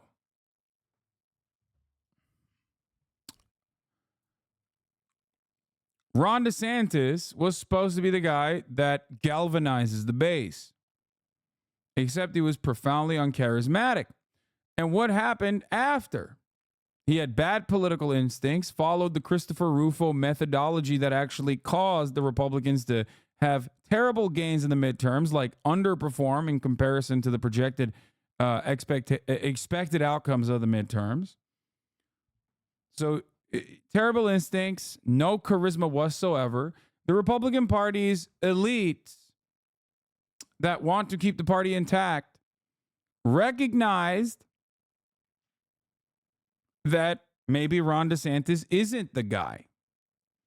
So, in a last-ditch effort, they tried to mobilize behind Nikki Haley. You saw the Koch brother pull support from Little Rhonda and point in Nikki Haley's direction.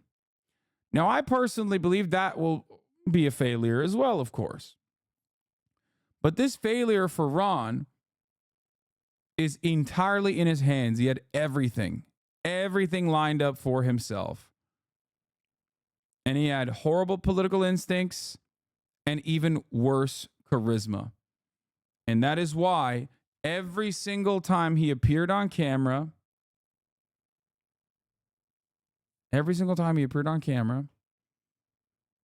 his popularity got worse.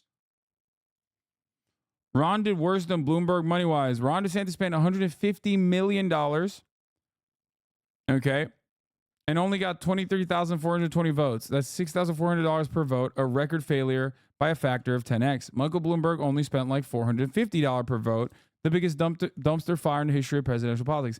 To be fair, you're comparing it to a caucus that was sparsely attended, I would say. I think the caucus numbers were really, really low too, which I haven't really been able to make up my mind on what that means. I don't know if it was just because it was cold, but it does show me that spending $150 million in Iowa and then barely getting second place with like a couple percentage points over Nikki Haley, who did not spend that kind of money, is really, really, really, really bad. It shows me that the Republican Party, which used to focus on winning, has also gotten kind of callous and maybe a little bad at politics because the Democratic Party gives them everything they want anyway.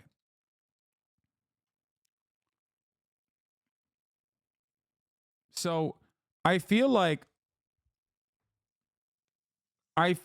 as though the Democratic Party is like slowly moving in the direction of like the normal Republican constituency more and more. Like winning out the educated white voters in suburbs that historically just want tax cuts and want to vote for the Republican Party, but don't want all of the stink associated with the crazies, the abortion kooks, and the because there's a smell to it, okay? There's a smell to the Republican Party base. You know how I make fun of anarchists for being crusty and not taking a shower? The Republican bases support the white evangelicals. They mobilize aggressively, but they are stinky, okay?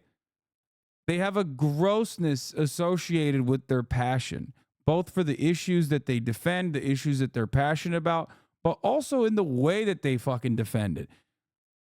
You ever see a group of anti-abortion protesters? They're gross. They're insane. You ever see a group of anti-trans people?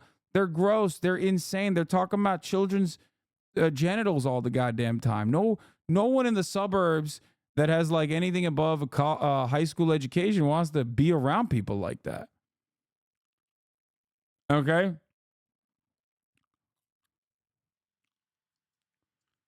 And Ron DeSantis leaned into that a lot more than Trump did. Okay? Which is interesting. So the real question is, will Trump be able to win those guys back, at least enough of those guys back into the Republican Party?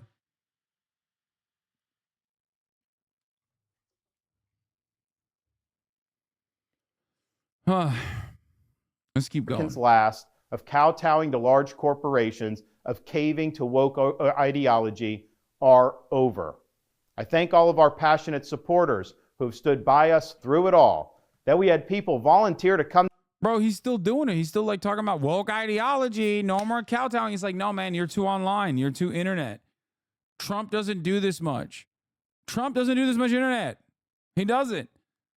Like Trump, there's a lot of memes surrounding Trump, but you're not going to catch Trump talking about memes and like talking about woke ideology.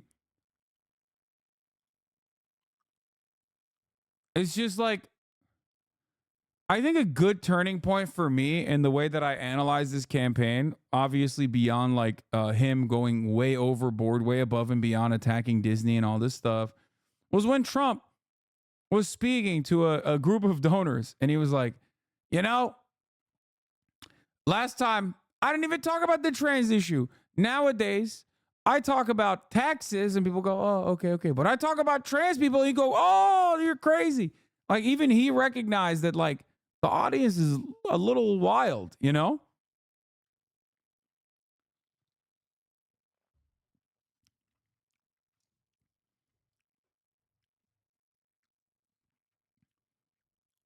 I think Trump has better instincts than Ron DeSantis in that regard. Trump has better instincts than even the Democrats when it comes to Israel in that regard. He doesn't like Netanyahu.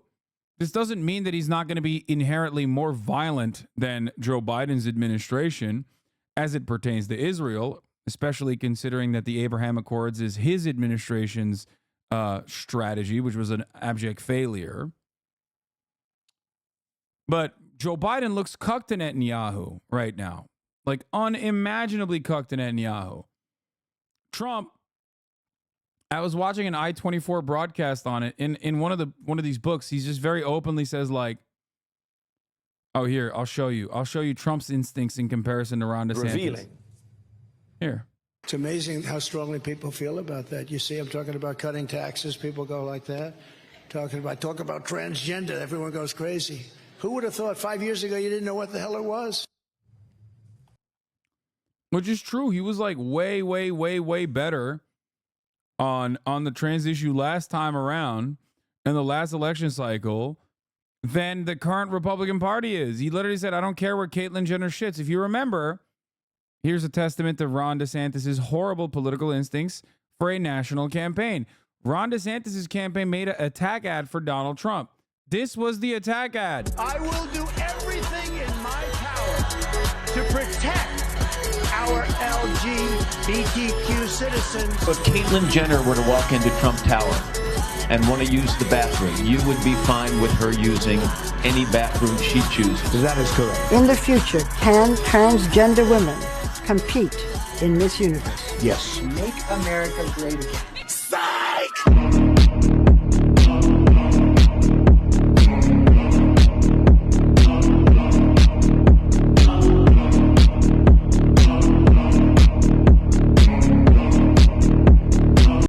I can't remember my commentary exactly at the time, but I was like, imagine the median voter in Iowa seeing this and then immediately having an aneurysm. One thing I will tell you is if you look at the actual demographics of Ron DeSantis' campaign, he has captivated the youth. It's just that the youth are not fucking voting at all. And if they are voting, they're more likely voting for the Democratic Party. And that's the fucking problem. Okay? Ron DeSantis got the highest percentage of young voters in the Iowa caucus. Did you guys know that? This is what the future of the Republican Party looks like, by the way. This is what the young people that love the Republican Party are advocating for. Nazism. Straight up, griped up Nazi bullshit. My dad literally commented on this and was like, what is this fucking shit? I'm in Iowa. Exactly. This is so stupid. A bunch of fucking weird, griped up 4chan poll losers that he hired for his campaign were cooking up these incredible videos, not recognizing that, like, the American voter doesn't think this is cool. They think you're a gross shut-in, okay? Like, this is made by internet people for internet people. It's so stupid. It's so profoundly out of touch.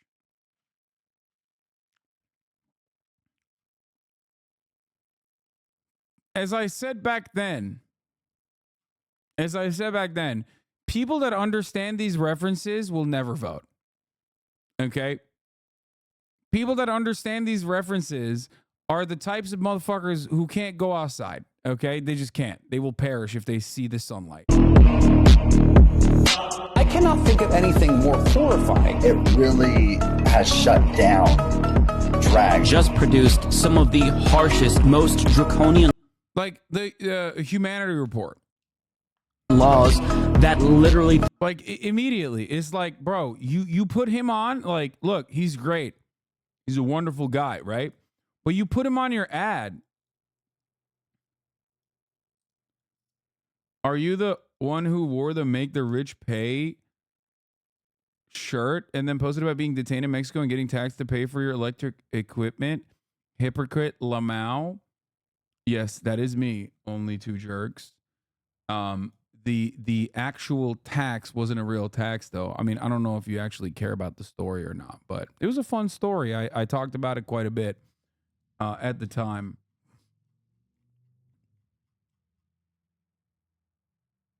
He came from a Muslim reply. Yeah, I saw.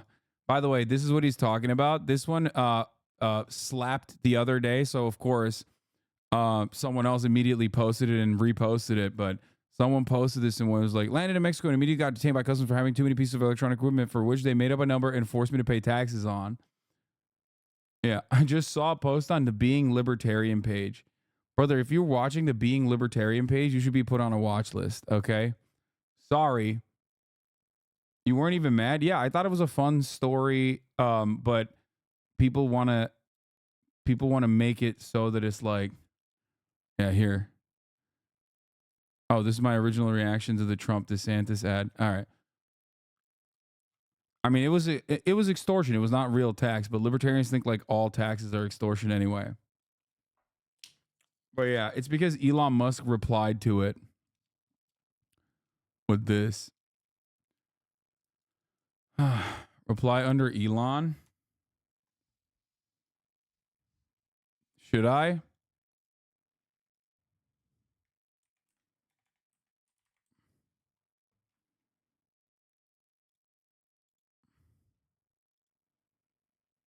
Watch list for what? You mean the party that wants to stop wars in the Middle East? What? Yeah, libertarians. Don't tap the glass. What?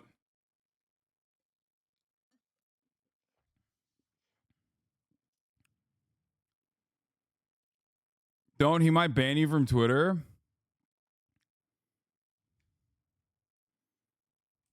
going to say, come on the show, Elon.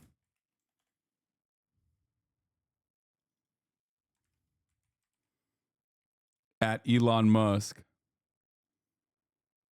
And then I'm going to post the meme. I'm a little scared. Should I feel like I shouldn't be fucking with this guy. It does scare me a little bit. He is definitely like it's fun to make fun of him and all, but I do think that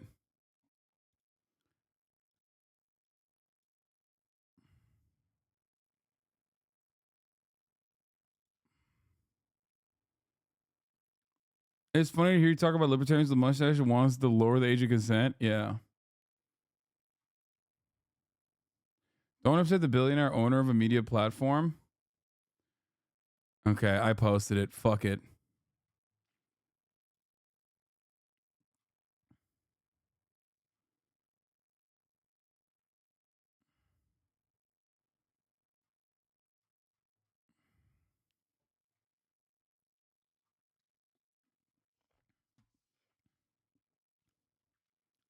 Don't be bitching you're getting death threats and getting weird ass people in here and then do shit like this. I mean, it's fun.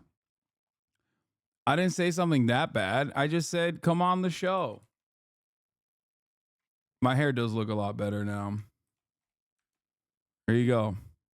Explain the joke. Elon Musk is responding to a meme about me.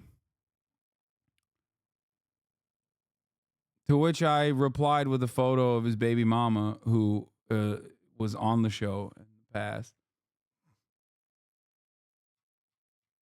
Toksik SJW iyi götünü siktin o Türk orospu çocuğunun. Eyvallah.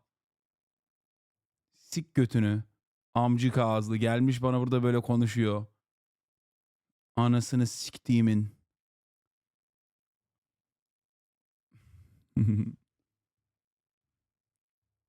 Usually the pick of Grimes, he may actually say something. Wait, why? You're very poster brain. He blocked you? Who did? He did not block me.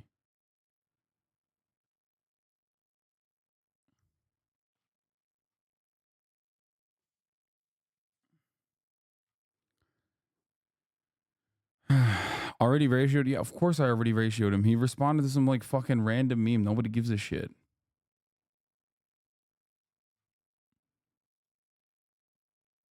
Did you watch Kubra on Netflix? No.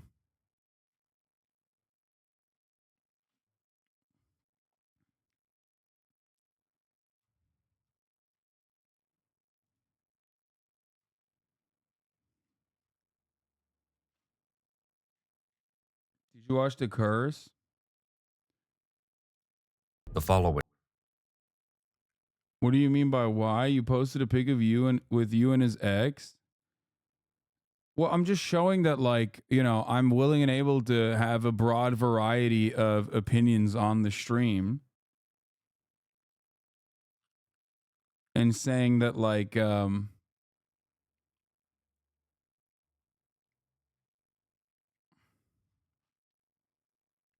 open-minded.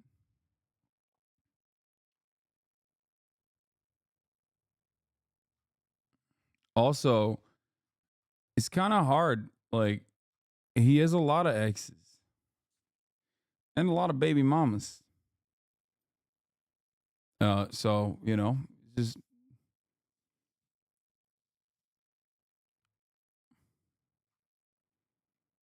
do you think he has shooters? Absolutely.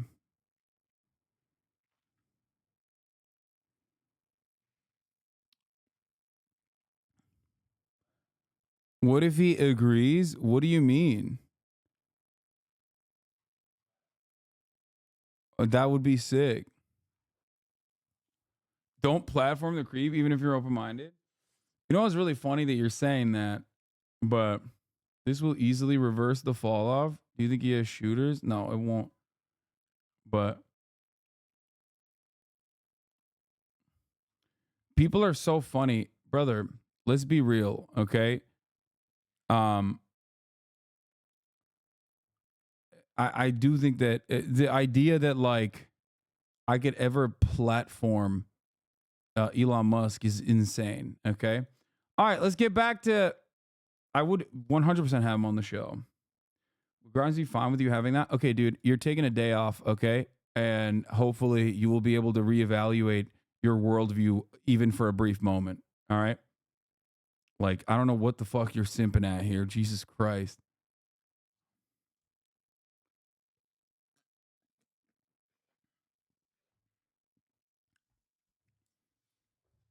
My man said you can't platform the owner of the platform that I'm on.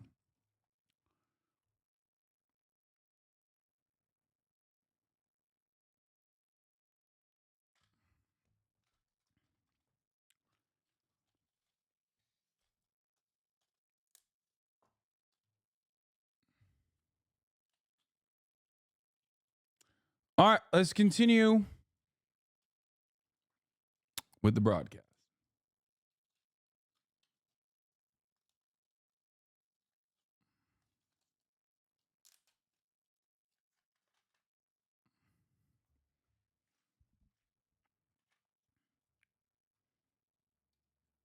He 100% knows what Twitch is.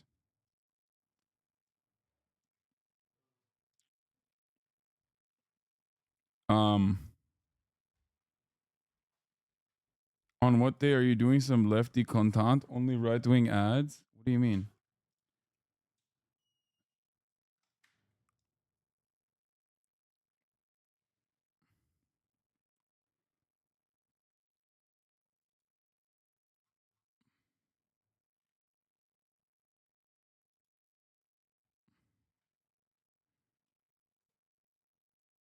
Should have added the link to your Twitch. No, I don't care about that.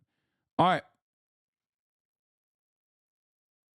Did you see Joe Rogan's fall for another obvious fake video? Why would you have him on, though? Are you guys stupid? He's literally the richest person on the fucking planet. And he owns X. Why the fuck wouldn't I argue with him? Like, God, please, anyone that says, like, why would you have Elon Musk on the show? What do you mean? To kiss him? Like, what do you think? What do you think is going on?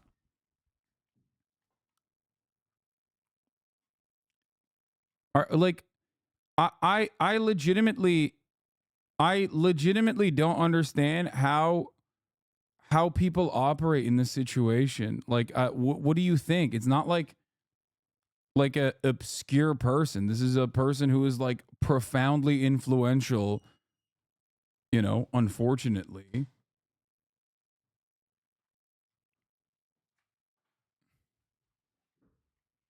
What do you mean? Chatter's heart projecting right now. Yeah, I don't really get it. I don't really like. I would 100% have Trump on. Yes, I would love to.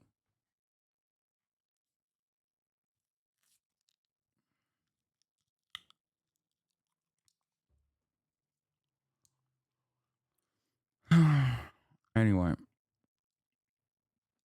Patrick Bet David as well. I should go on their podcast. All right, let's keep going.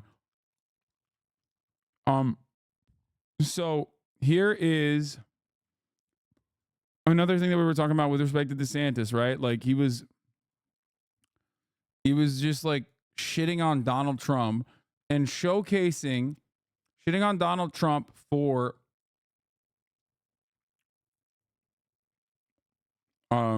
shitting on Donald Trump for like being pro-trans. Okay.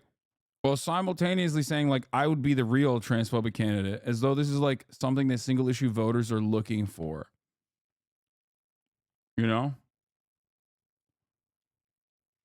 Hey man, I've been a while since I watched the stream. I tuned in since Gaza war. You still cover the war? No, I never talk about it.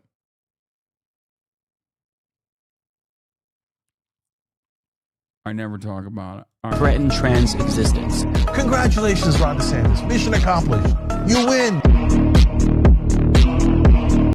I personally think that it is, again, like including having Cenk on, I personally think that it is like, it is a sign that you are too online to post Cenk. Much love to Cenk, but like my man got what, 2% of the fucking vote in some random California jungle primary.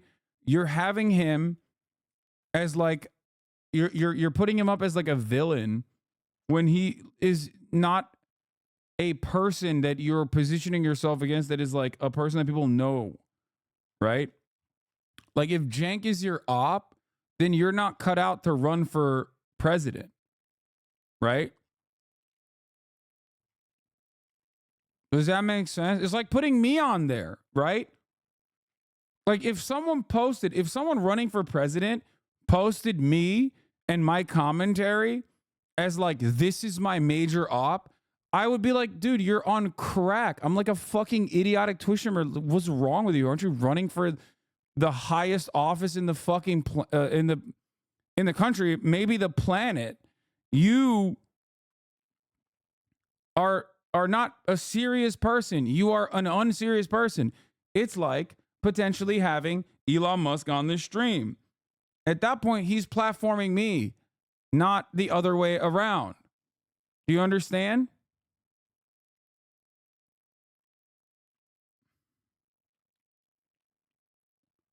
And it's a showcase that, I mean, it's basically showcasing that it's just like a very unserious, very online group of individuals that he had around himself.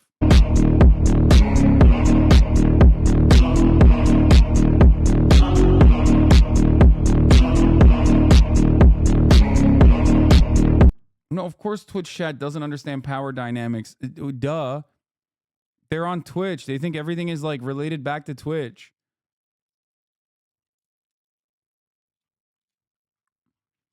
Are you crazy? They literally think like I'm actually doing Elon a favor by having him on the stream. Like they have no way of like understanding how broad the world is beyond these boundaries. Anyway, so that like, again, big trouble. Come to Iowa in the middle of a blizzard to knock on doors and make phone calls touched us dearly. No candidate had more thrown at him, but no candidate had so many committed volunteers and staff. Yeah, this is another posting of an L, dude. You visited all the counties twice, 239 campaign stops in Iowa, and you barely defeated Nikki Haley, who didn't do any of that. $150 million dumped into Iowa. You barely defeated Nikki Haley. Massive, massive, massive failure. Finally, I want to thank my wife, Casey, and our kids, Madison, Mason, and Mamie. Casey's gone far above. One of his kids' name is Mamie? What the above hell? And beyond in her support for our campaign and for our cause. She's not only a great wife and mother, she's a great American who cares deeply about the future of the country that our kids will inherit. Our kids have seen and done a lot on the trail, from playing on the famed Field of Dreams baseball site in Iowa to making their first snowman in New Hampshire. They are one of the reasons we fight so hard for what we believe in. Winston Churchill once remarked that success is not final, failure is not fatal, it is the courage to continue that counts. Yeah, by the way, DeSantis appears to misattribute a quote to Churchill as he drops out of the primary. The International Churchill Society has a long list of quotes that are often wrongly attributed to Winston Churchill, the former British Prime Minister. Turns out this is one of them, which is pretty funny that like he is such an abject failure. He is such an abject failure that he couldn't even fucking put a correct Winston Churchill quote. Awesome. While this campaign has ended, the mission continues. Down here in Florida, we will continue to show the country how to lead. Thank you, and God bless.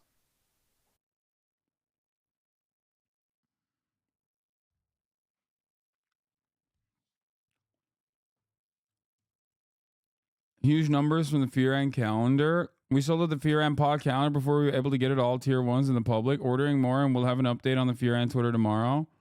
Sorry, we only ordered 1,000 because honestly, never sold a calendar before. Trying to find a balance enough for everyone to get one that wants one, but also for us not to be stuck with a bunch of calendars. We can't do pre-order or it will delay shipping, so we bulk order and pray.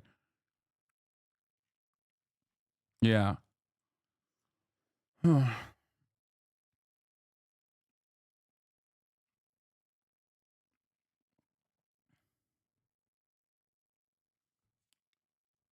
John Manila, thank you for the 5 gifted. Do you think Florida fascists are feeling like we did when Bernie suspended his campaign? Probably. The difference is Florida fascists still get what they want with Donald Trump. At least close enough to get, well, like, Ron DeSantis would not deviate from a Trumpian style politics. He would just be less volatile. Okay? The difference between Bernie Sanders and Joe Biden is profound. Like much, much, much greater than the difference between Ron DeSantis and Donald Trump. Do you understand?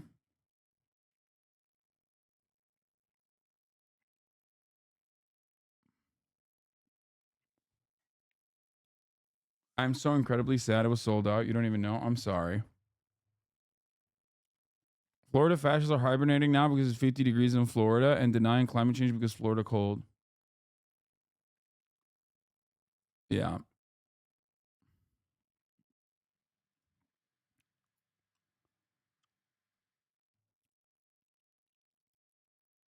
Look, you got the Red Sea, right? Kind of resembles a pinched loaf. Way up here at the narrow passageway at the north, you have the Suez Canal. 12% of all global trade happens through the Suez Canal. Down here, you have a country called Yemen, and that's where an armed resistance group called the Houthis have taken control. They're lobbing rockets into the Red Sea, attacking commercial ships, and disrupting. Have you ever considered adding captions extension to stream? It could be really helpful. Yes, I have done it. It was a massive failure. Some of those captioning programs that I used literally were actually like listening to my microphone even when the OBS was muted and still giving captions. And they were also oftentimes very wrong. So I stopped using it. The global supply chain. Of course, the United States doesn't like that. The Houthis are disrupting the global economy to protest the genocide in the Gaza Strip, in solidarity with the Palestinians. So what does America do? Well, America sends another aircraft carrier to patrol the seas and enforce the status quo. The Houthis are smart. The Suez Canal is a choke point. The Houthis are doing what the American working class should be doing now, choking the economy, disrupting the supply chain, showing these capitalists and the politicians that they bought who actually wields the power in American society, the working class. The Houthis have demonstrated material power over the economy. This buys them associational power, social and political capital. They are mobilizing other organizations and other aspects of society in their fight against the U.S. empire.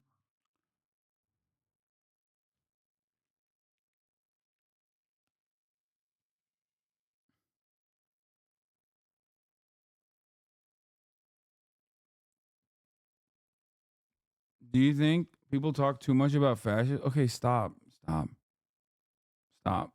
Take 30 seconds off. I know you can train AI to talk like someone. Would you be opposed if a trusted person did something in reverse? What do you mean? We already have an AI. There's an AI for me out there. Okay.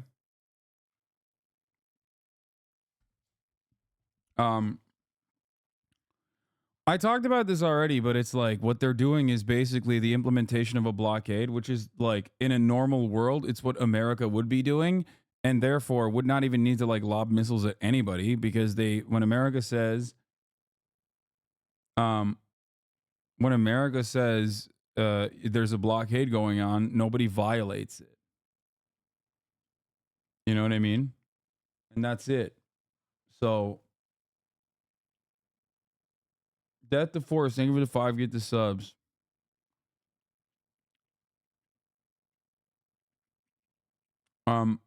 Speaking of little Rhonda's L's, let's finish off with this beautiful one, which is another indication that his campaign was like filled to the brim with extremely online people who are stupid as fuck. It doesn't hurt me. Do you wanna feel how it feels? Another like Wojak, Soyjak moment from the Ron DeSantis campaign, which also featured some more interesting symbolism, as you'll see.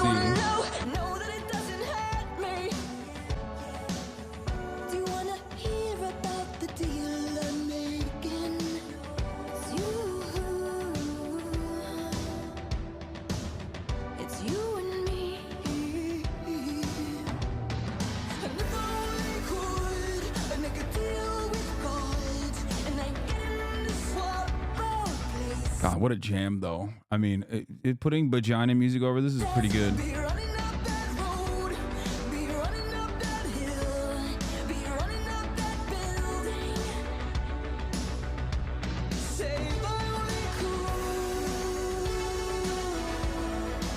Yeah, like this is dude, if this is your selling point to America, you've completely misunderstood what's going on. As it stands, there isn't enough anti-trans momentum to build an actual sustainable campaign around it.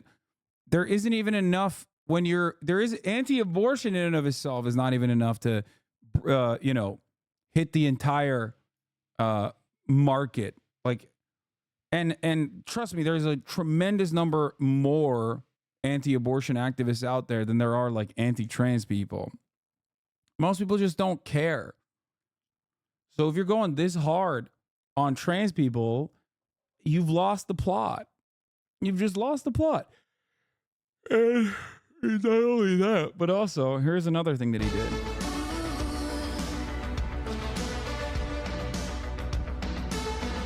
It's coming now.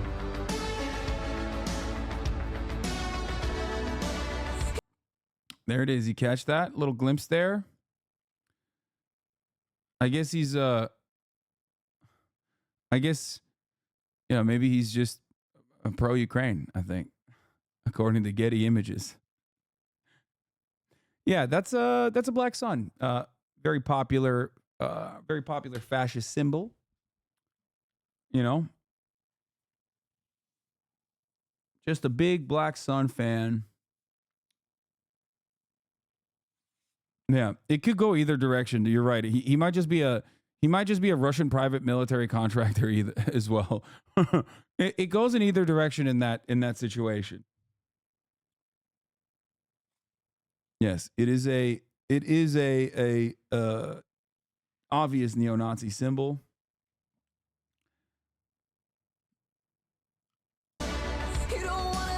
And as soon as they caught this, they were like, "What are you doing?" Yeah, the guy that made this was on his campaign, chat.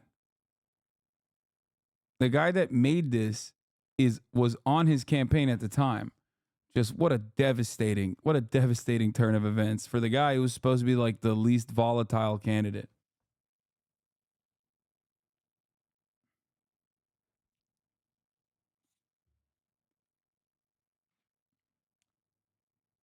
The black sun was a symbol actually used in Nazi Germany. Yes.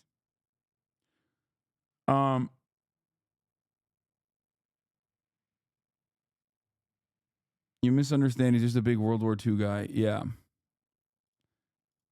So no more debates. I mean, Nikki Haley and Trump are still in it to win it. We'll see what happens. But Trump is currently pulling away from Nikki big time.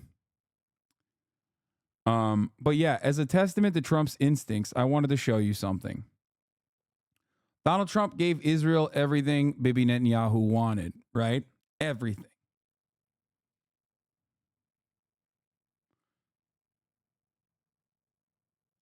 The black sun is simply a symbol of our freedom from the international Jew, or as you like to call them, Zionists. Good one, man. Thanks, dumbass Nazi. Follow your leader. Follow your leader. Follow your leader. Jews are not a substitute for Zionists at all.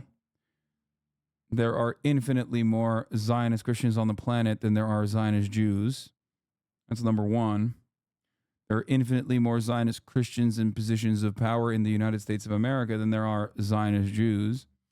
Zionism versus anti-Zionism actually is on the same boundaries for all subsects of society, give or take.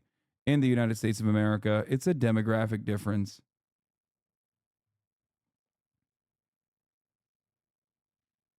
Oh, great racism lore master. My dad's friend has an Iron Cross tattoo. Does it make him a Nazi? He's a biker. I mean, very likely.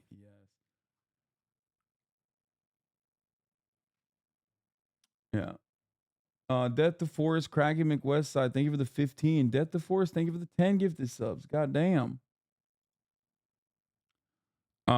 Yeah, probably. I mean, he's a biker and an Iron Cross tattoo. I suspect that he is probably a Nazi. Here's the guy who made the DeSantis vid if you want to see him. Yeah, this is the guy. To us about, issues we care about. So, conservatives need to talk about things like climate change and the environment, and give common. Honestly, this is like having this guy on your campaign that made the Black Sun thing is like having like Will Stancil run your campaign. You know what I mean? He's just like a Twitter guy. You can't be having these dudes who have no experience whatsoever come in and fucking copy paste 4chan Groyper memes because you think that they're going to be good. Okay? That's crazy. Like the Republican Party used to stand for something. They used to want to win, sense conservative solutions to those issues rather than just denying they exist, because people my age care about those issues. But that doesn't mean that the Republican Party just has to become liberal, because they can still be pro-life, they can still be pro-gun rights, they can still be pro-America, they can still be pro-freedom, and people my age really resonate to that. So it's complicated, but Republicans can do. It worked for 2016. Why wouldn't it work this time? It worked for 2016. You think Trump won with memes? Guys, please never make this analysis in here ever again, especially if you're a 57-month subscriber. How many times have I talked about this? Oh my God, dude. You've been in here for 57 months. That's like you've avoided every ad break at the top of the hour and the middle of the hour ad break for 57 months. At a certain point, you must have heard by accident that I've like criticized this narrative that like Nazi memes are the reason why Trump won the election is a ridiculous narrative. Okay? That's crazy, dog. Plus, it's not like Trump made the memes himself. Others made the memes on him, but those memes are not the reasons why he won. I mean, this is like one of the most talked about disastrous elections of all time. The memes had no basis on this. Yeah, if you think like suburban wine moms, 52% of white women voted for Trump. Do you think that was because people saw Kekistan flags made by like the fattest agoraphobic loser you've ever seen in your entire fucking life? You think that's the reason? Like, really? Like the scraggliest beard of all time. And you think like the wine moms voted for that?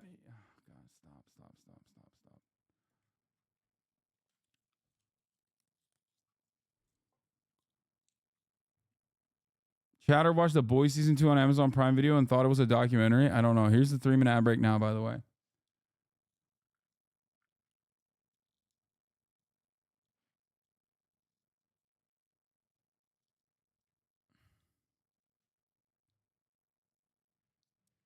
All right. So, like, memes don't play a role in winning campaigns at all. Okay? That's not a thing. Like, that's not a real thing. Please don't think that. Please. Please. Says you who never won a campaign. Yeah, I mean, I'm not a chicken either. I know how to make a fucking omelet, though. I'll make the best goddamn scrambled eggs you've ever tasted in your goddamn life. Give us your talking points and narrative tree for why he won / will win. Donald Trump won in 2016 because Hillary Clinton was a despised figure at a time when everyone was disassociating with the elites. They despised the elites. Hillary Clinton personally was a great demonstration of like bicoastal elitism in the country, both in the way that she carried herself and with her track record. They saw her as a corrupt candidate. She also did not go to key states that she should have visited. Okay?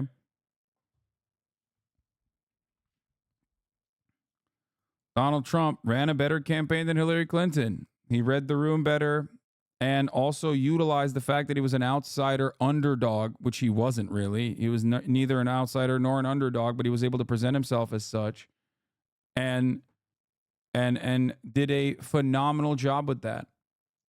Okay? That's it. I watched 2016 debates and look back and Hillary's so uncharismatic in her speeches. Yeah.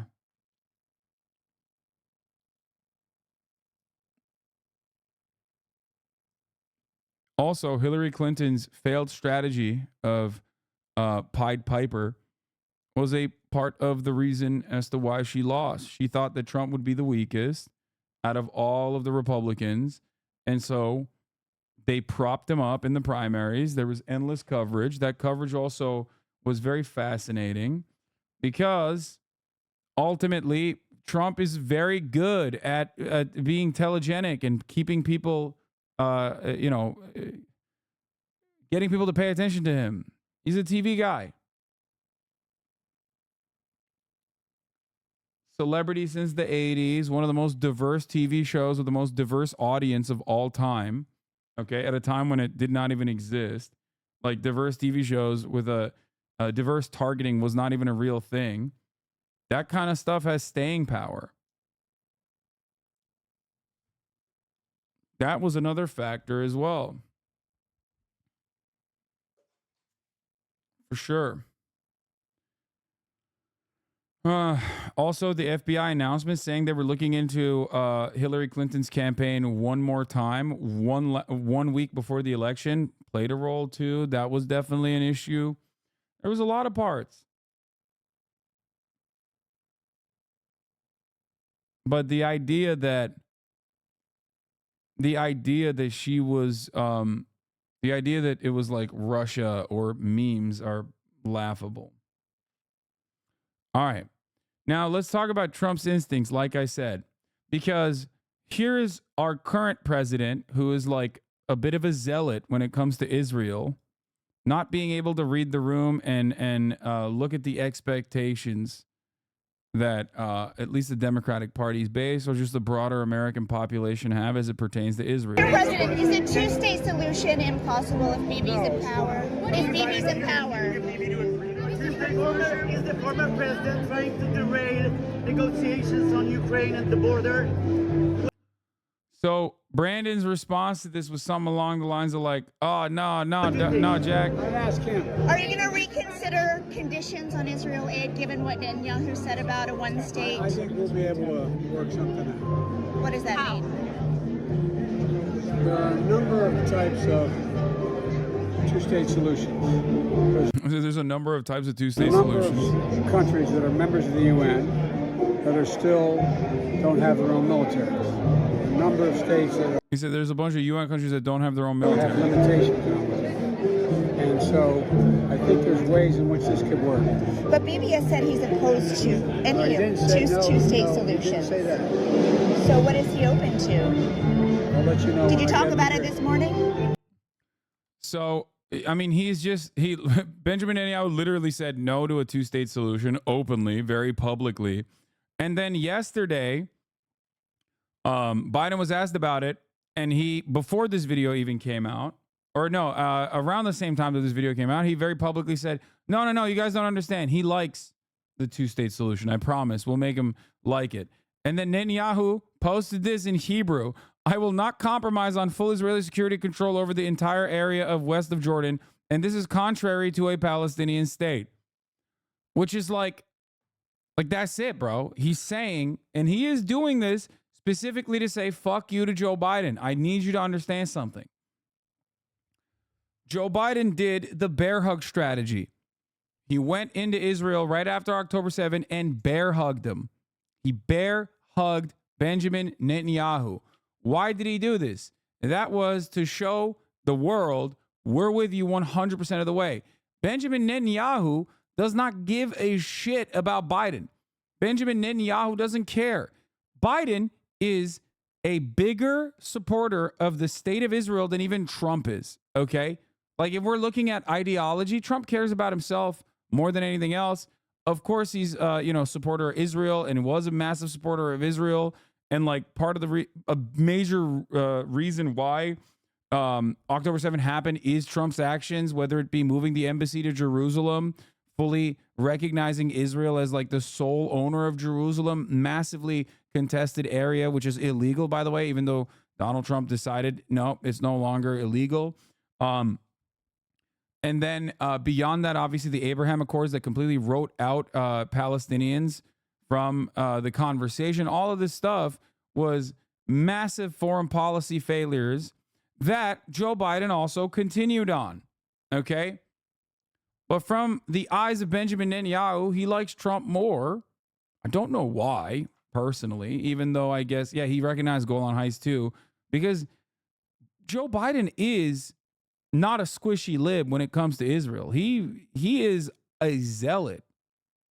Joe Biden is a zealot. He is an ultra Zionist and has been, okay, for a very long time. So, but from Benjamin Netanyahu's perspective, he doesn't care. Trump is easier to manipulate, is the way he probably sees it. So he doesn't care if this kind of stuff tanks Biden. Do you understand? Because he knows he has unconditional solidarity from Biden. And perhaps if he tanks Biden a lot, Trump will be a little bit nicer to him later down the line.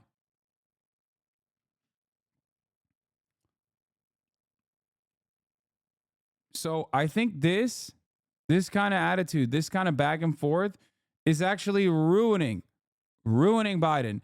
It's ruining America's soft power. It's ruining America's influence. It makes it feel like America has an old man running the show, asleep at the wheel. And every time there's this inconsistency that people can see, I think it hurts Brandon's chances. If Joe Biden were to get out there and say, I'm 100% unconditionally pro-Israel. Israel has a right to defend itself. Israel should be able to nuke Gaza. And the Palestinians are dogs, okay? Which is what I suspect Trump would say, right? From an American foreign policy perspective, the way that people receive American foreign policy globally, that would come across as, one, more honest, and two, more powerful than this wishy-washy back and forth bullshit that Biden's been doing. Because the wishy-washy back and forth bullshit makes him look weak. Okay? So it's not even pragmatic at this point. Obviously, it's immoral to support Israel's ethnic cleansing campaign, but the way that Biden is supporting Israel's ethnic cleansing campaign is also not even pragmatic. It looks like he's constantly saying, oh, I don't know, like maybe Israel shouldn't do this. And then Israel is doing it undeniably over and over again. And we're giving Israel the weapons to do it while he's trying to basically tackle the issue from both ends. It's not going to work. It makes him look weak because actions ultimately speak louder than words. And there's only so many articles you can write about how Biden is actually, having a soft touch on Israel. Biden is actually doing the soft touch on Israel and it's working really well. Like, it's not working at all. And people can see it. That's it. Now, Donald Trump told Barack Ravid, Axios reporter, in April 2021, Bibi never wanted peace. He just tapped us along, tap, tap, tap, tap. Biden yesterday, Bibi isn't against any kind of two-state solution. It is possible to get it while he's in power. This makes no sense. It makes no sense that Biden is trying to do PR for Benjamin Netanyahu for liberals in America. You're not going to change people's minds, brother. It is so dumb. It's so incredibly stupid.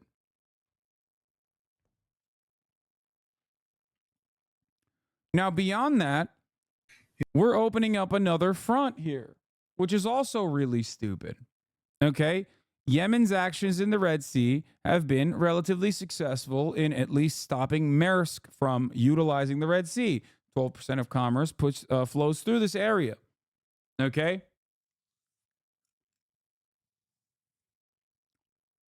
Yemen, or the de facto government of Yemen, the Ansar Allah administration, which currently controls territories that have almost 90% of the entire population, has said that the reason why they're trying to stop shipping from happening in the Red Sea is because of the ongoing ethnic cleansing campaign in Gaza. Now, I certainly am not fond of the Ansar Allah motto, especially the anti-Semitic parts of it, but overall, what they're doing in this situation is the right thing. I mean, I have asked for a blockade myself, okay? And I stand on that. I've said America should be doing this. I said America should be boycotting until and implementing sanctions to apply pressure to the Israeli government to ensure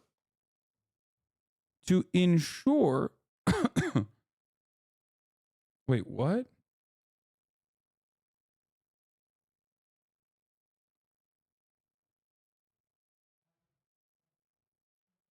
Bro, what?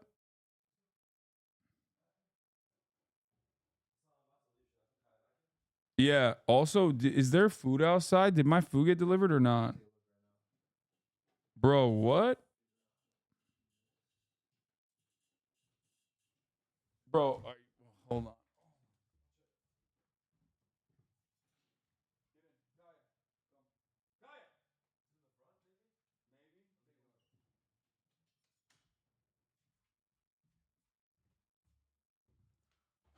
Bro, Uber just did not deliver my food and then turned around and acted like it did deliver my food when it did not.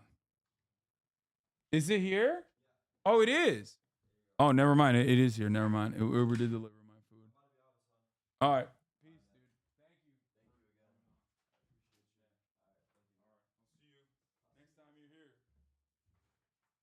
All right, here. Hey, Sabrina, is it now fair to say that the U.S. is at war in Yemen? And secondly, there are some reports about a U.S. MQ-9 being shot down over Iraq by Iranian-backed militia. Is that something you're tracking? Thanks, Idris. I'll take the last one first. I have seen those reports. I don't have anything for you on that, so I'd have to circle back with you. I've seen those reports, but don't have anything to add. In terms of your first question, no, we don't seek war. We don't think that we are at war.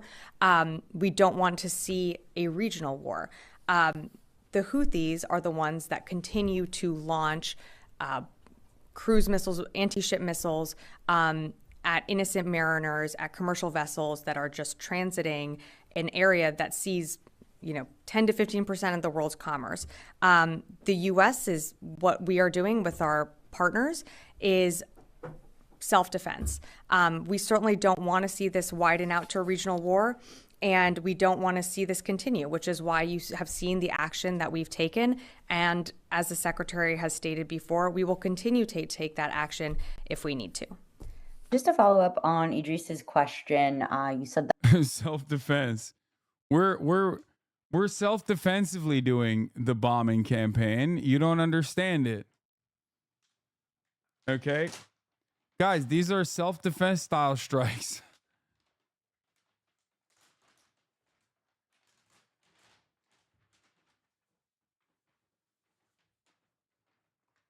Bro, you're the United States of America. What's happening?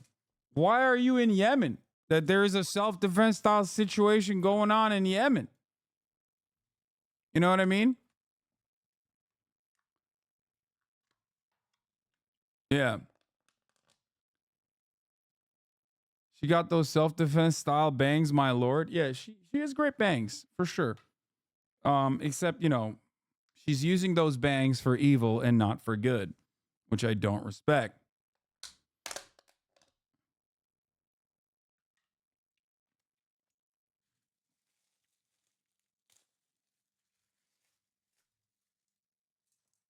Yeah. I did see the Hamas book that was released. Yes. I haven't read it. The Al-Aqsa Flood book that describes their goals, motivations, and whatnot. We'll do it later. 17 pages.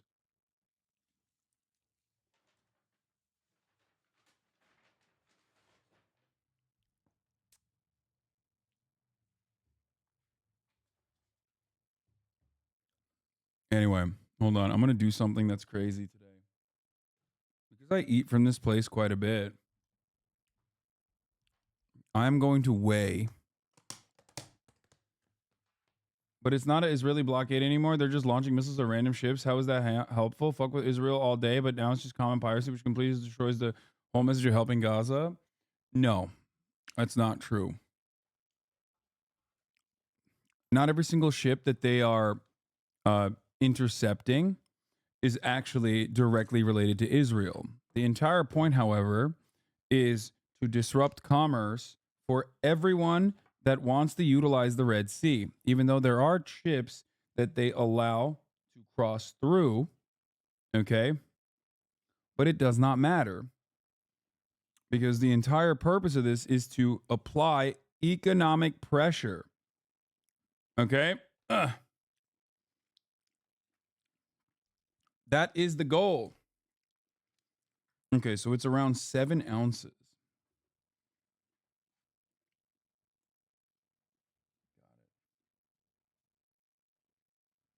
770. Let's see. It's grilled chicken that's like 7 ounces, 770 ounces.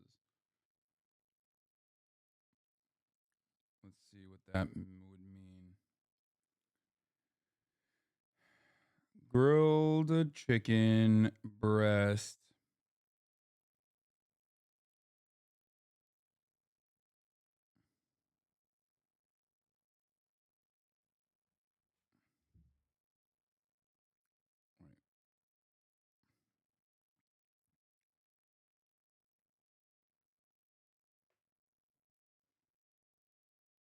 And the total would be what? This is not very different from setting up a protest on a highway, except in scale. The scale is much larger. Exactly. Exactly. 100%.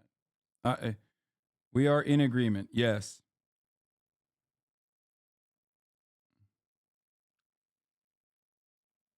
So,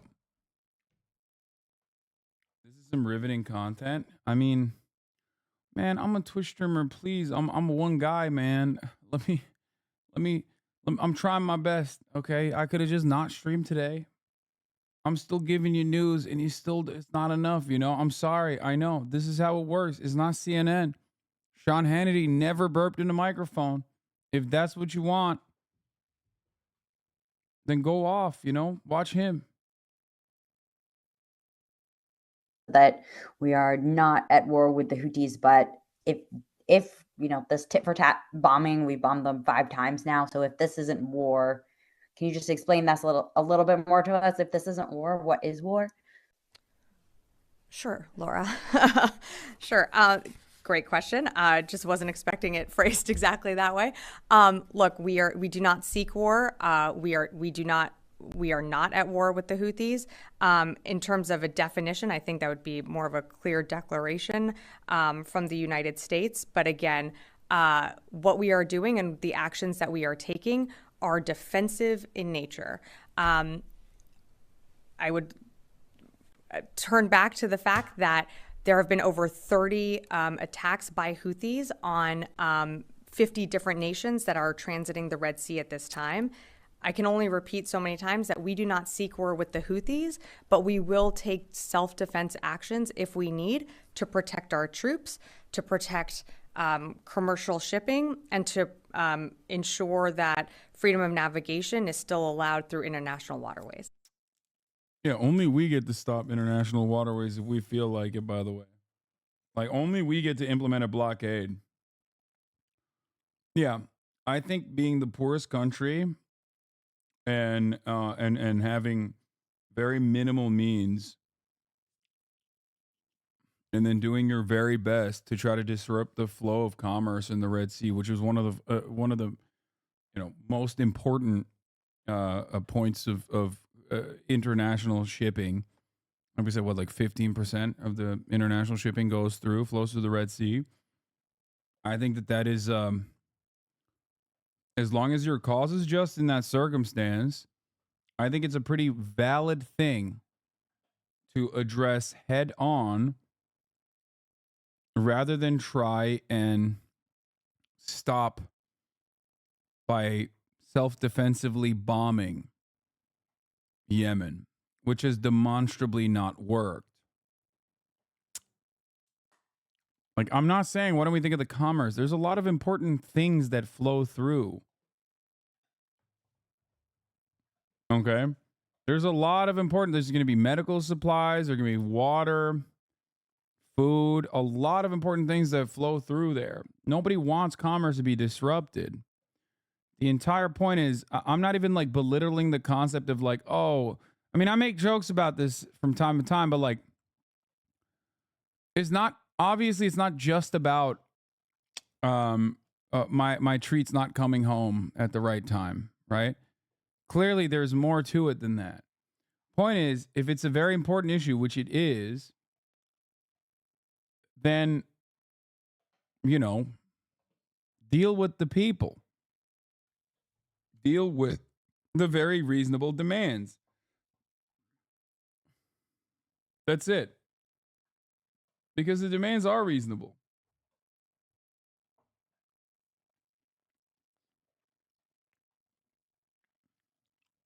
I don't know.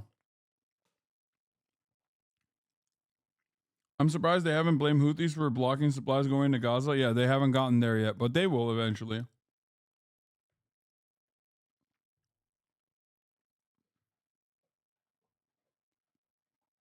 Yeah, it's not just sticking it to the man. Is your aunt who now has to go to ER because she can't get any insulin? First of all, none of that comes to America, so you're not even correct on that. But it doesn't matter.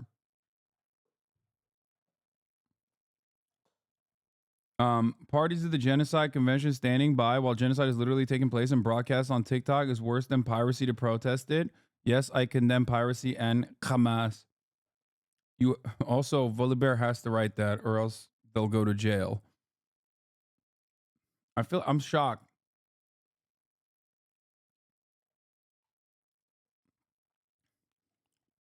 I'm shocked it's not like a jailable offense to even watch me in general. Anyway, let's continue. Saba, you said reproductive rights are a huge factor for you, but that you probably won't vote for President Biden. I think it would be hypocritical of me to use reproductive rights as a way to justify voting for Biden when Biden is aiding and sending military aid to Israel, which is airstriking Gaza and blocking humanitarian aid, leading to women there who are pregnant, either getting C-sections without anesthesia, not being able to be provided with prenatal. Saba, you said reproductive. Goddamn.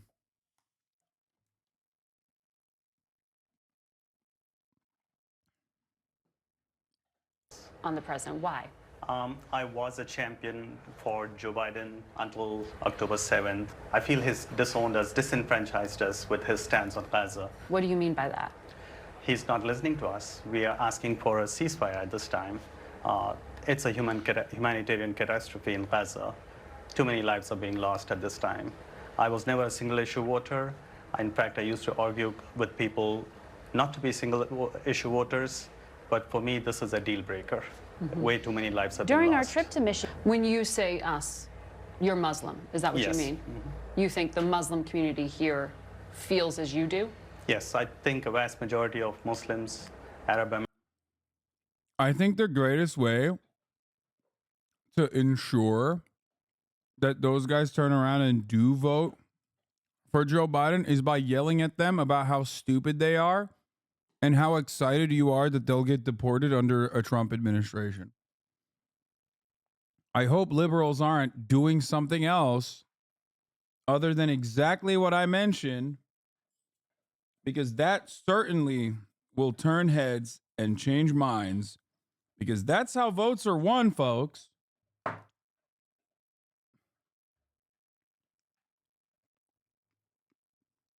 Michigan, we Hamas doesn't want a ceasefire. Israel doesn't want a ceasefire. Joe Biden, please fix this. Joe Biden, why aren't you fixing this? That's so funny that you said Hamas doesn't want a ceasefire because it's such a disingenuous take. It's just completely incorrect. Of course Hamas wants a ceasefire. 1,000,000%. They've said it since October 8th. Hello? They do want it. This is the part where you say, well, how can you trust what they have to say? In a second. And by the way, it's funny that you're saying this. Start a war one day later. No, please, no. Exactly. That's your main point. There you go. So why did you have to sit here and lie? Why did you have to sit here and lie? Lie? Yeah, you said Hamas doesn't want a ceasefire. And now you've changed your position. And now you're saying, well, they started a war day one. First of all, they didn't start the war. Okay. The occupation existed before Hamas even existed. If anything, Hamas's existence is a consequence of the Israeli occupation. So that's number one. Okay. And if you look at the conditions on October 6 for Palestinians, and if you look at the conditions on October 5, October 4, October 3, October 2, October 1st, and maybe even other months prior to October 7, you would recognize that Hamas's actions on October 7, albeit certainly violent, brutal acts of terror against a civilian population, okay, I agree, were a byproduct of being under a brutal apartheid regime, profoundly violent apartheid regime. That's it. History did not start on October 7.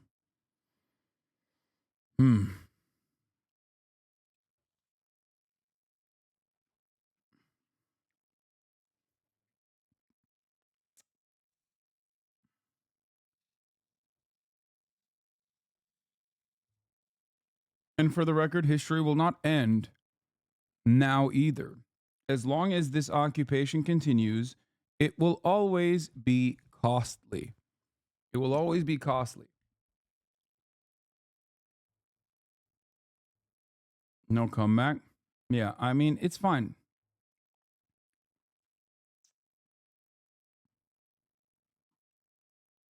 They did not start a war. Every moment of their life is war.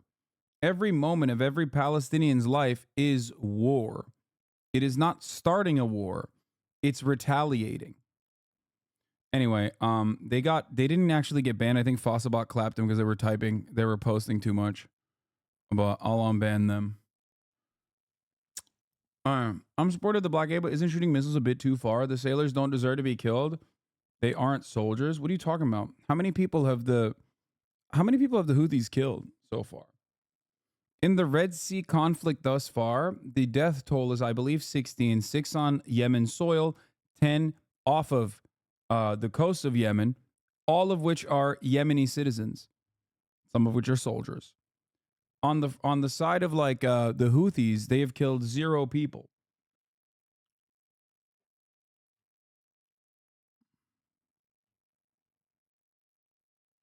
They killed 2 Navy SEALs. No.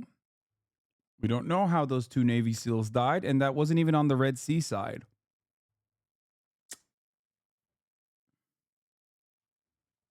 Okay?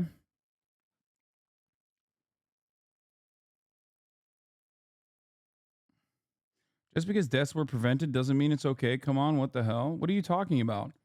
You are personally fantasizing about hypothetical deaths that have not happened yet, okay? While simultaneously justifying more deaths happening that have happened. You have to re-examine your position. You have to re-examine your position. If your goal is to avoid deaths, which is my goal, right? You have to look at who's responsible for the deaths. You are fantasizing about a future where there are possibly more deaths happening in the hands of Houthis, which have not happened yet, right? In an effort to justify actual deaths that America is dealing in Yemen. And you have to also look at the motivations. because deaths might come as a consequence of like the imprecise munitions that the Houthis are using. As far as I understand, it's mostly drones and missiles as well. But deaths might happen in their hands as well. The goal isn't to defend them unconditionally because like until their position becomes indefensible. The goal is to understand where they're coming from and why they're saying they're doing the things that they're doing. Okay?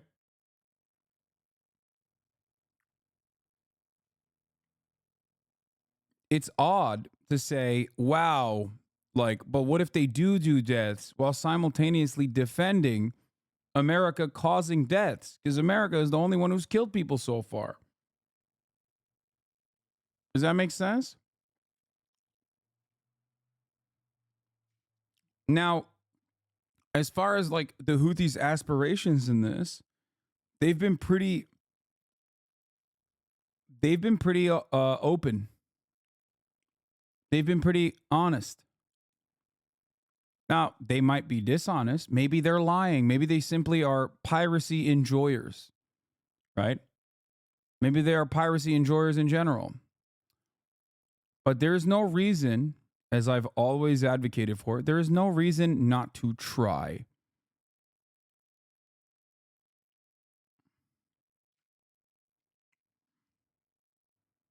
There's no reason not to say, hey, the Houthis have made these demands, and we recognize that we will not be able to maintain complete stability in the Red Sea enough for shipping, commercial shipping freighters feeling comfortable enough to pass through that passage.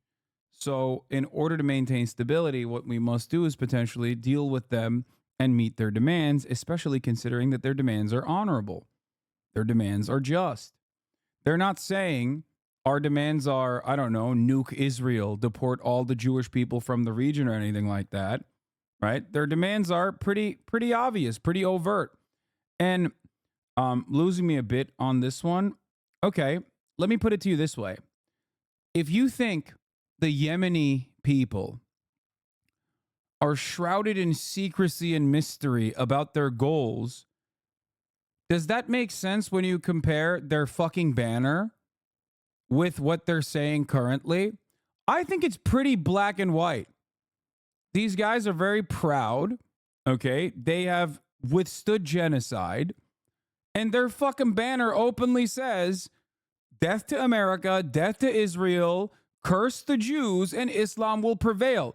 If you think that they were actually taking over commercial shipping for like anti-Semitic reasons or for piracy reasons, don't you think they would openly state that, considering how straightforward they have been about their overarching methodology, their overarching goals and what they believe? This makes no sense to me. If their motto is so fucking obvious and overt, why do you think they're all of a sudden hitting undertones? Okay? Why would they be hitting undertones when it comes to why they're engaging in piracy? Do you think they care about the perspective of America? No, they don't.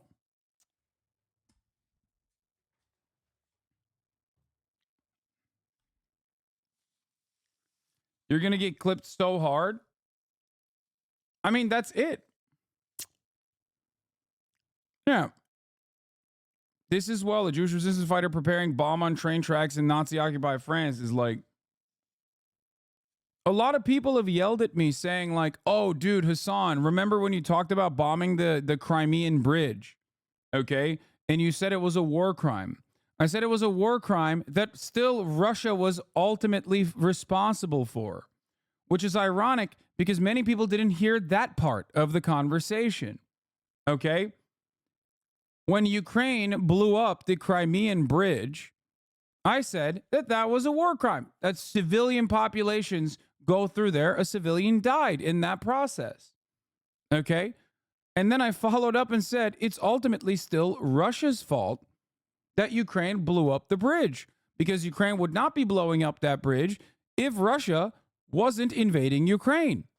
Of course, many of my interlocutors clipped the first part and not the last part so that they could make an argument that, you know, what They can make an argument that was on the aesthetics, that I was like, anti-Ukraine and pro-Russia or whatever the fuck, right?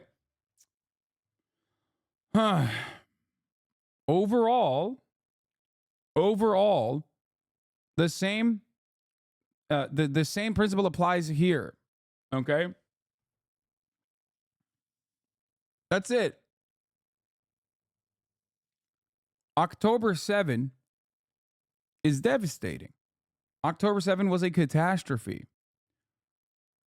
But when the dust settles, when the rubble is cleared, and let's say the Israeli apartheid dissolves and Israel becomes a secular, solitary, single state where Palestinians and Israeli Jews can live alongside one another in a democratic process, do you think people will go back and look at the violence of October 7, or will they say Israel's apartheid regime was responsible for the most unimaginable violence? There are examples I can give you from recent history. No, it's not a little bit of both.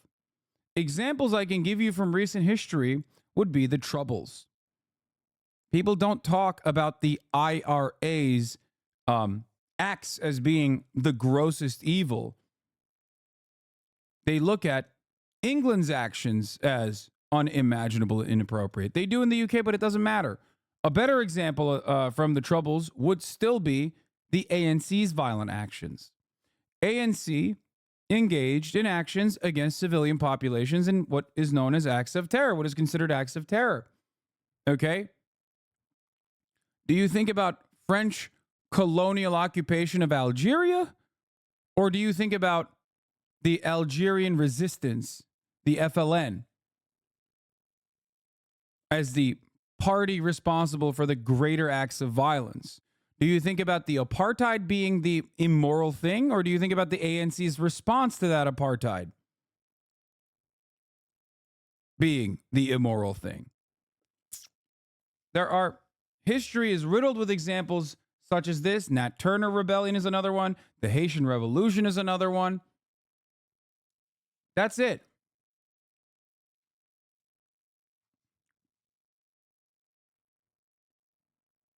That's it.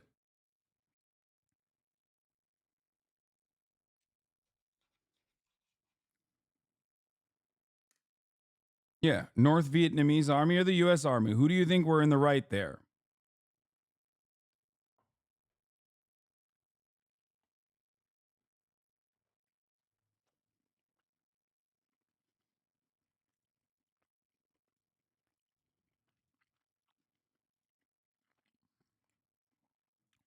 Sat down with a group that included Michigan State students and community activists. 4 of them identified as Democrats. We talked about a range of topics, including the challenges Mr. Biden faces in a state that supported him in 2020.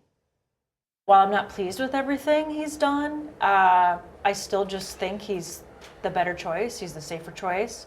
He's the more stable choice. Because you think Donald Trump will be the Republican nominee? I do. Hasan, you did change your mind. Yes. On the president. Why?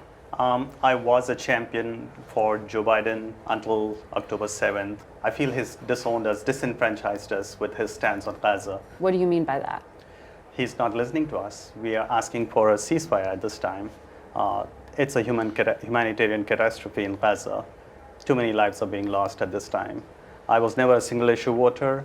In fact, I used to argue with people not to be single issue voters, but for me, this is a deal breaker. Way too many lives have been lost.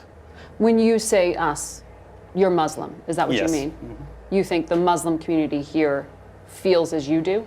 Yes, I think a vast majority of Muslims, Arab Americans, even progressives who I identify myself as a progressive, and many people that I talk to in my circles are not going to be voting for Joe Biden. Kathy, how do you feel about this issue? Well, I feel like it's really a difficult issue, but I'm glad we have someone like Biden with his wisdom and experience trying to decide how to handle this. I believe that I like when he says things like Israel has the... It's just insane to me. Like, if I'm sitting in that room Man, that's incredible, dude. Being able to sit in that room and not like lose your mind is actually wild. If I hear something like this in the wild, I don't know what I would do. I feel like I would genuinely snap. Or at the very least be snarky. You know what I mean? Right to defend itself and to do what it needs to do to protect its citizens from Hamas. I think he stresses that Israel's got to be really careful not to commit war crimes. I think he's been really clear on that. I just don't know what else he can do. I think people think he has more power over Netanyahu than... Yeah, liberals are fucking such cucks, dude. God, such pathetic cucks.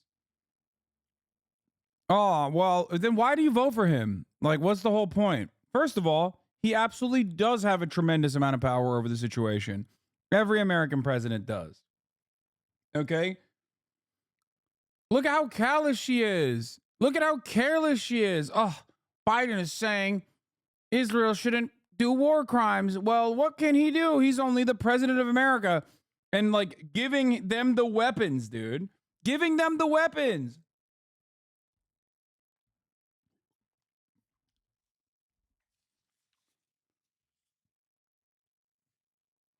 He does. So abortion is legal and protected in the state of Michigan. Your state voted for that. But do all of you have any vision for what should happen at the national level? If you see Donald Trump elected, Sean, do you think that there will be federal limits on abortion access? No, I don't believe so, because I think the court has been quite clear, and this was through their opinion in the Dobbs case, allowing states to tailor their own methods for regulating abortion, and then in the several concurrences by the justices who wrote that opinion, that it wasn't going to be federally regulated. The only way you can do that is if you change the Constitution. So I could see... Or write a new law. Well, they could write a new law, but unless they add it into the to an amendment, then I could see the court swiftly striking it down like the court does. Why would they do that? Why would you ever believe that the Supreme Court would not uphold? The entire reason as to why the Roe v. Wade decision came down in the way that it did is because they lied already. Every American voter is so stupid. I'm sorry. Republican, Democrat, doesn't matter.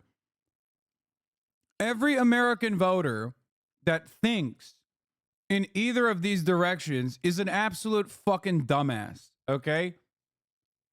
If you think that the Supreme Court is going to, obviously the Supreme Court is going to behave in a way that they haven't behaved in and actually, care about the Constitution and uphold it and immediately strike down a federal, federal abortion ban.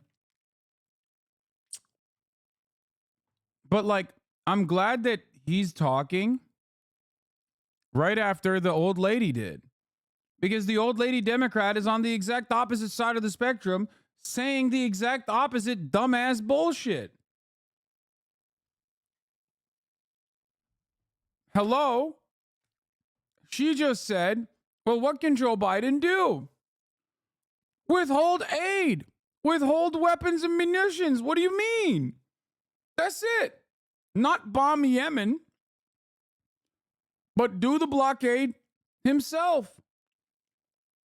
Or even threaten to, because it would never get to that point. If America decided to withdraw support from Israel, it's over. The next day is over, okay? There's no tomorrow. It's over in that moment. It is one of the easiest things that you can actually call with so much power that you have over the situation, with so much influence you have over the situation.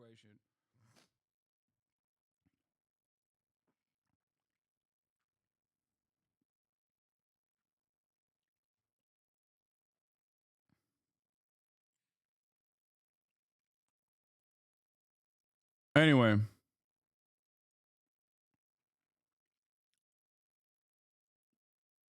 It blows my mind. If Biden is such a small bean, then why vote for him anyway? Like, it doesn't make sense.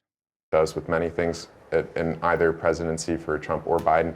So I'm not exactly worried about that issue. I would like to see instead what I just said, where Congress does make an amendment protecting the life of everyone, including people in the womb. Some of the Republican candidates have different visions on what you just laid out there. You are shaking your head vehemently, so I have to know. You feel strongly. Please tell me, how much of reproductive rights are a factor in your presidential campaign vote? Oh, it's huge. The president chooses our Supreme Court justices. I wish I had confidence that you say in our Supreme Court justices. I think there's probably, it's one of the most important things that the president does, and that we have had justices put in under President Trump that are, really changing precedent in major ways that I find very disconcerting, and I'm very concerned about reproductive freedom in this country. And you are as well. Same. I mean, I think it was, looking bigger picture, just the last few Supreme Court nominees, the process was totally upended and totally disregarded. And I think it starts with that. And then freedoms were rolled back, such as reproductive freedom. So I'm fortunate that we have protected them in the state of Michigan. I think, just again, the American people are for some type of abortion protection. Certainly there's a sliding scale, but for the federal government to just disregard that and go the other way, I think is appalling.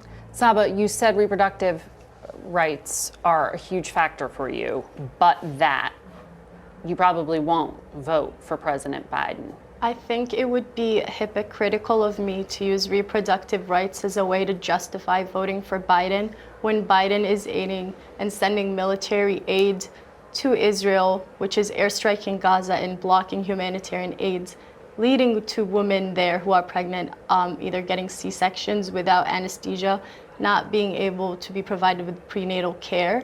It's interesting that, just to button this up, you are not very excited about the Democratic candidate, but I saw the both of you are excited, but I saw the both of you jump when we talked about reproductive access. That is something that's going to make you show up to vote, even though you're kind of on the candidate? I think so. I mean, I'm certainly a frustrated Democrat at the moment, I would say. I think Joe Biden's made a lot of missteps. I think he's not a perfect man. He's not a perfect candidate, but nobody is. And I think he's done the best, but I think it's been alarming to see the... I'm glad that she just skipped the well thought out and clever response that Saba gave. That was very nice that she just like kind of skipped over her to go back to another white lady that will hopefully give her what she actually wants. You know what I mean? Crazy stuff.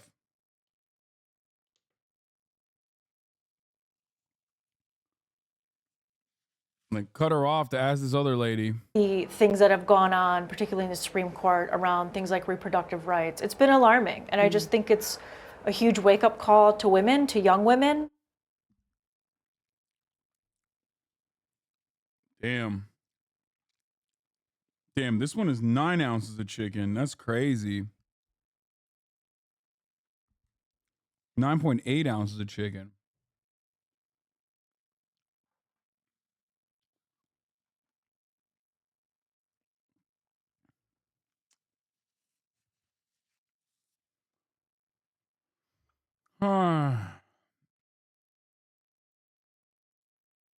Why do you keep posting this? Houthi attacks in Red Sea delay arrival of critical Yat Sarah medical equipment. Yeah, I know, man. I got it. And people say this does nothing. Yeah, it does. That's the whole point of a fucking blockade. I know. We spoke to one of your constituents last night who said he went door to door for Joe Biden in 2020, but he's lost his vote in 2024, and he said he plans to protest against him. Is President Biden going to face protesters when he comes here because of this one issue? He may. A lot of voters are going to vote for things like individual freedoms, like the basis of our democracy. climate change. Save us, white so woman. there are a lot of things that are going to come into play Save as us. we get closer and closer to the election. But certainly these are legitimate and raw feelings that people have. And it's like kind of wild to say it's like a single issue because like, yeah, dude, if a fucking genocide's happening, like that does automatically or should automatically become the single issue, right? This isn't like fucking gun control, you know? Which is still very, very, very important. What is this good video? Only 8 minutes long. Big fan, used to be a hater. You turned it around. Upper class billionaires. What is power? Ooh, let's see what Nikki Haley, my queen, had to Nikki say. Haley right now to talk about what now Thanks, that Fred. Ron DeSantis has stepped out of the picture. That's right. I am standing here with the former governor. Thank you so much. Your reaction? I mean, I think, look, I have said I think that Ron ran a good race. I know it's personal to get into a race. It's personal to get out of a race. He's been a good governor, and he added a lot to the campaign, and we wish him well. Okay, when he dropped out, part of what he said was he reminded everybody that he signed a pledge to support the Republican nominee. I'll honor that pledge. He, meaning Donald Trump, has my endorsement because we can't go back to the old Republican guard of yesteryear or repackaged form of warmed over corporatism that Nikki Haley represents. That's tough stuff on his way out the door. You know, and it's interesting because there's no proof to that. These fellas say this because they want people to believe it. But what's amazing to me is they think they can lie to the American people and the American people are going to believe it. Prove it. Prove one thing that they've said. Prove the fact that Donald Trump says I want to cut Social Security or raise the age. I've never said that. Prove the fact that Donald Trump says I want to raise gas taxes. I've never said that or done that. Prove that Ron DeSantis says that I'm a corporate whatever he says I am. I've never done that. I was in South Carolina. We fought for the people every day. There's a reason that you don't see the legislature lining up behind me in South Carolina. It's because I fought to get them to vote on the record. I fought to have them do ethics reform. I vetoed $500 million worth of their port projects. And then you see Congress. Oh, God, that's so bad. Oh, God. She just said, I'm such a bad leader that my own legislature in my own state is against me.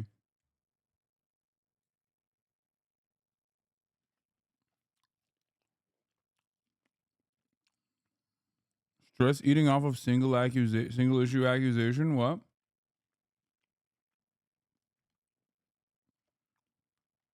You think I'm stress eating?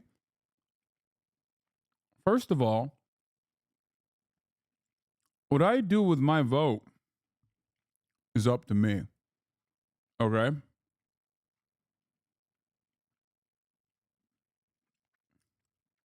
I'm eating at the same time that I eat at every day.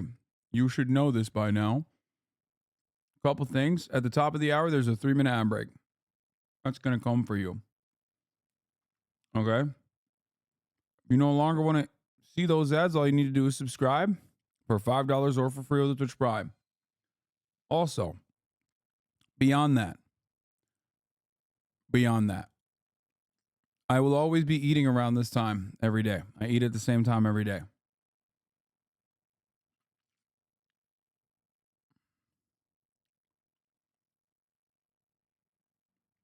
Yeah, no, top politicians from from Nikki Haley's state joined Trump on stage. They are defending Trump over Nikki Haley.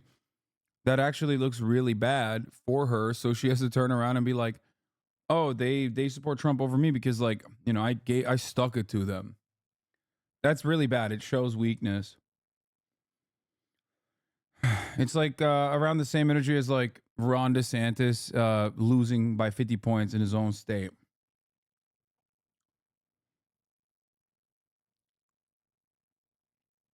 Anyway, but the idea that Chatter thinks I'm stress eating because of the single issue voter accusations, like, is funny to think that I would ever give a shit about that. Brother, they call me a terrorist every day. You think I give a fuck about being called a single issue voter? Are you stupid? I've been called a literal, honest to God terrorist who needs to be deplatformed by every fucking dickhead that considers themselves to be a liberal for the past week.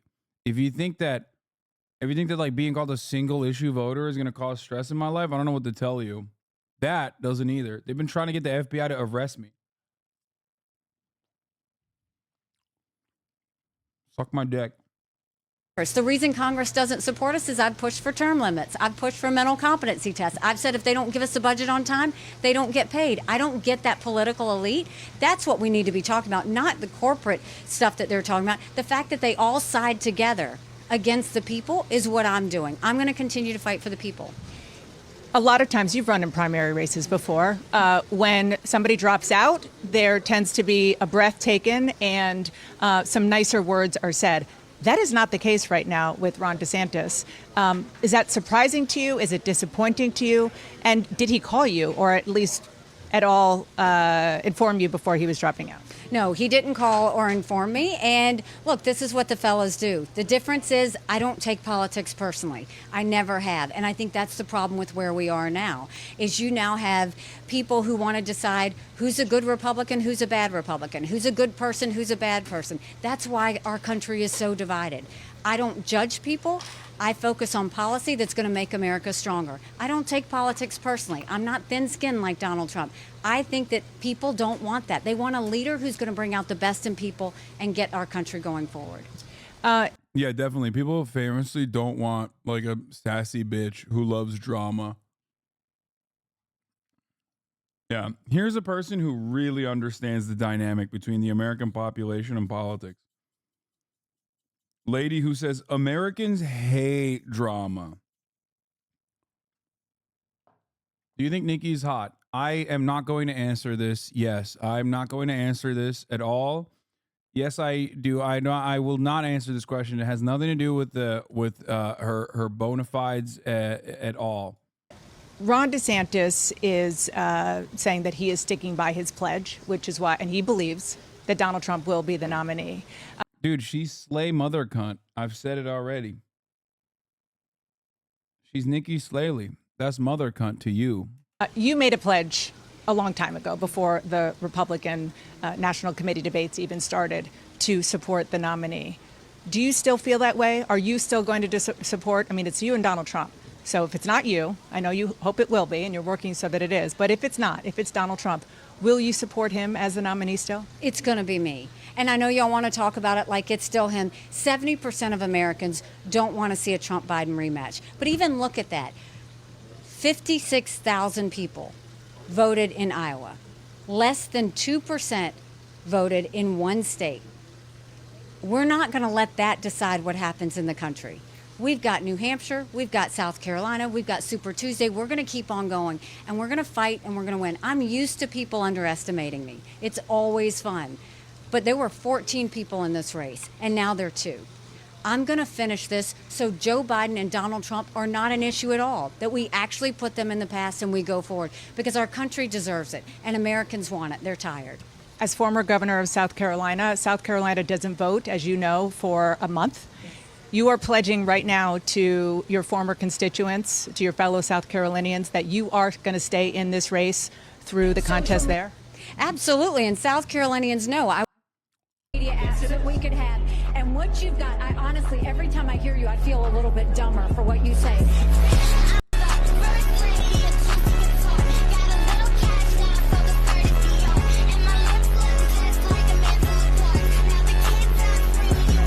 Okay, bro, I can't believe they put an ass shot in there. Like, that's kind of crazy. Like, especially crazy considering, like, Donald Trump wins on the ass race, okay? There's an arms race and then there's an ass race, okay? Donald Trump has, like, the USSR arsenal at its peak.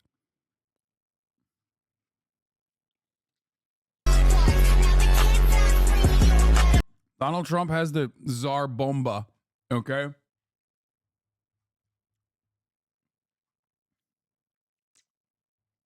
This shit has strong Veep vibes.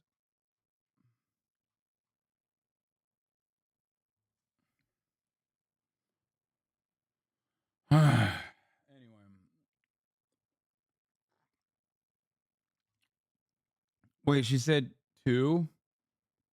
What happened to Trump? What happened to Asa? Asa Hutchinson quit. We already read this, chatter. We already read this. We already read this. This is from 12/1/2024. It's from like 9 days ago. We read it when it first came out. Yes. All right, let's continue. I won that state twice. They know I'm a fighter. They know I'm going to go all the way through. I'm also an accountant, so we saved a lot of our dollars to make sure we could be strong in South Carolina. We're going to be stronger in New Hampshire than we were in Iowa. We're going to be even stronger in South Carolina than we were in New Hampshire. And we're going to keep on going until we're the last woman standing. You just did it again, and we've heard you over and over in recent weeks on the campaign trail, lumping Donald Trump and Joe Biden together. Do you believe that they are equally bad for America? It's not even what I believe, it's what Americans believe. What do you believe? Because you're the one who's saying that. I worry about the fact that they are so focused on investigations and things that they don't like and focused on the past. When do you ever hear either one of them talk about the solutions of the future? I'm doing this because I don't want my kids to live like this. We have got to start looking forward. You've got a country in disarray. You've got a world on fire, and you're going to focus on people who hurt your feelings. You're going to. Republicans are so bad. They're just so dumb. God, and so are the CNN liberals who are eating this shit up. Bro, she ain't saying nothing. She hit the iframe. Yeah.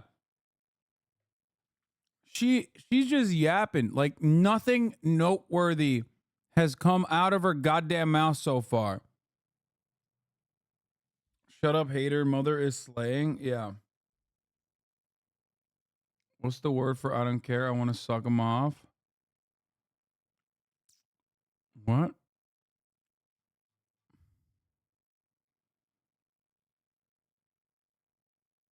I'm just going to drop this here. What is this? Don't scroll. Wait, really? Good call.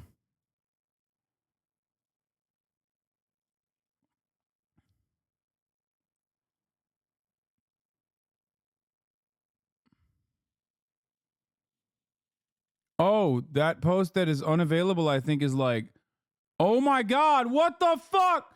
Yo! What the fuck? Yo! Oh! Oh! Oh!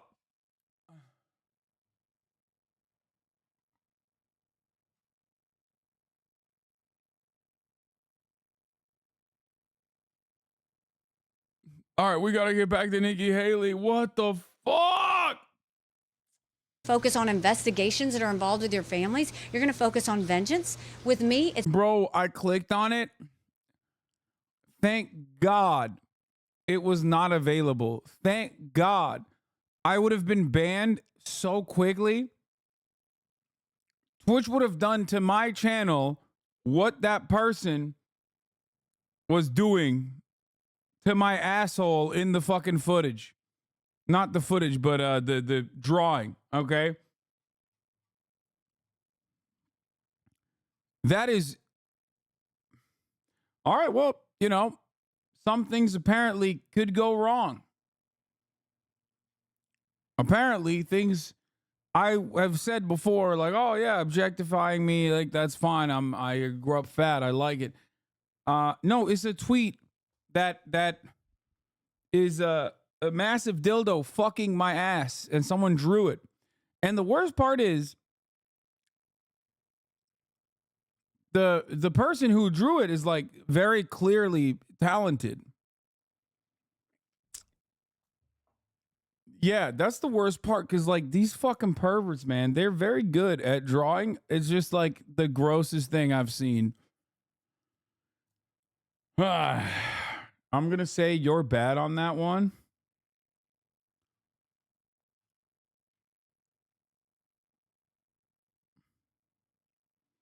They gave you bara titties. No fucking way that shit is illegal.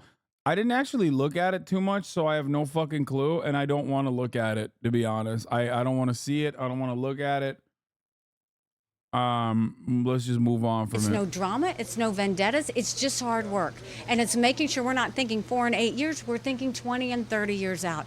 That's what it should be. And we've lost that. We lost that a long time ago. But we can get it back. And I'm going to prove every day to every American that they made the right decision when I get elected. You don't want to go there on whether or not. The person who retweeted it is wondering why you blocked them.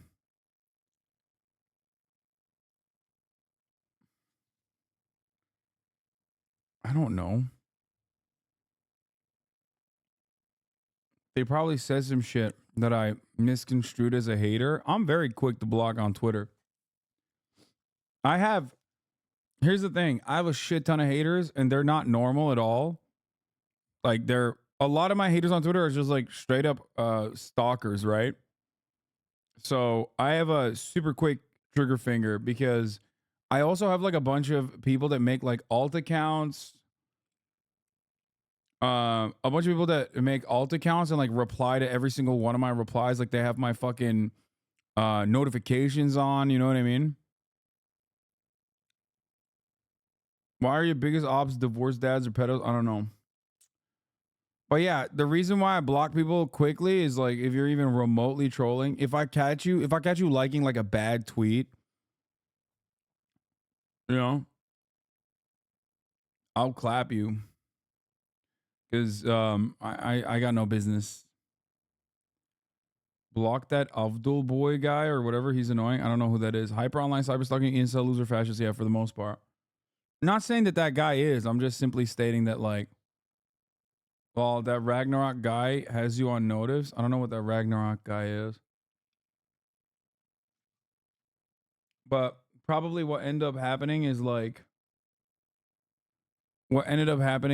probably somebody memed or something a little too close to the sun, so I blocked them.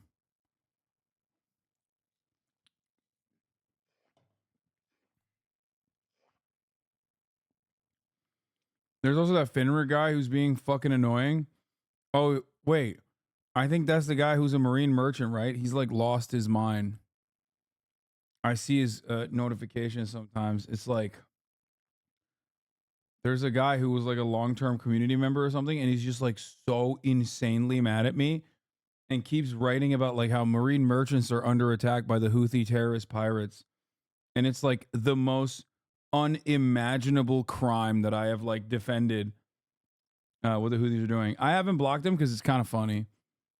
Like the way he loses, the way he talks about it is like, I find it really funny because like it's the merchant marines. Like he just talks about that all the time. He's like, not the merchant marines. Like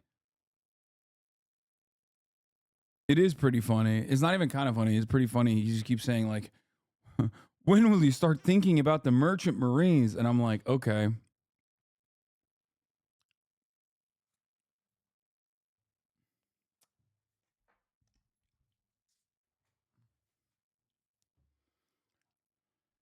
I must let you know, ladies and gentlemen, as a libertarian, I only believe in maritime law.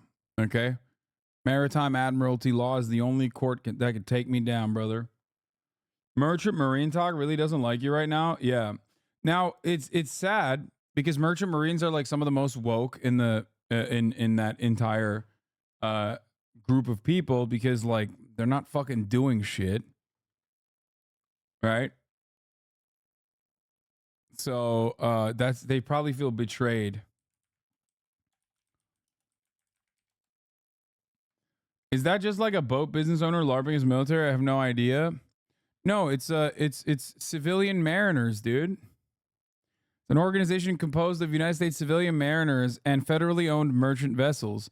Both the civilian mariners and the merchant vessels are managed by a combination of government and private sectors and engage in commerce and transportation of goods and services.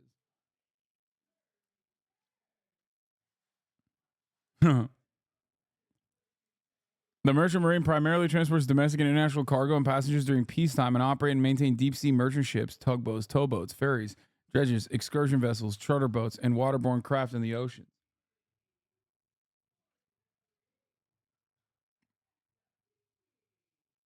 Yeah. The 19th and 20th centuries, various laws fundamentally changed in the course of American merchant shipping. These laws put an end to common practices such as flogging and shanghaiing. Or crimping is a practice of kidnapping people to serve as sailors by coercive techniques such as trickery, intimidation, or violence.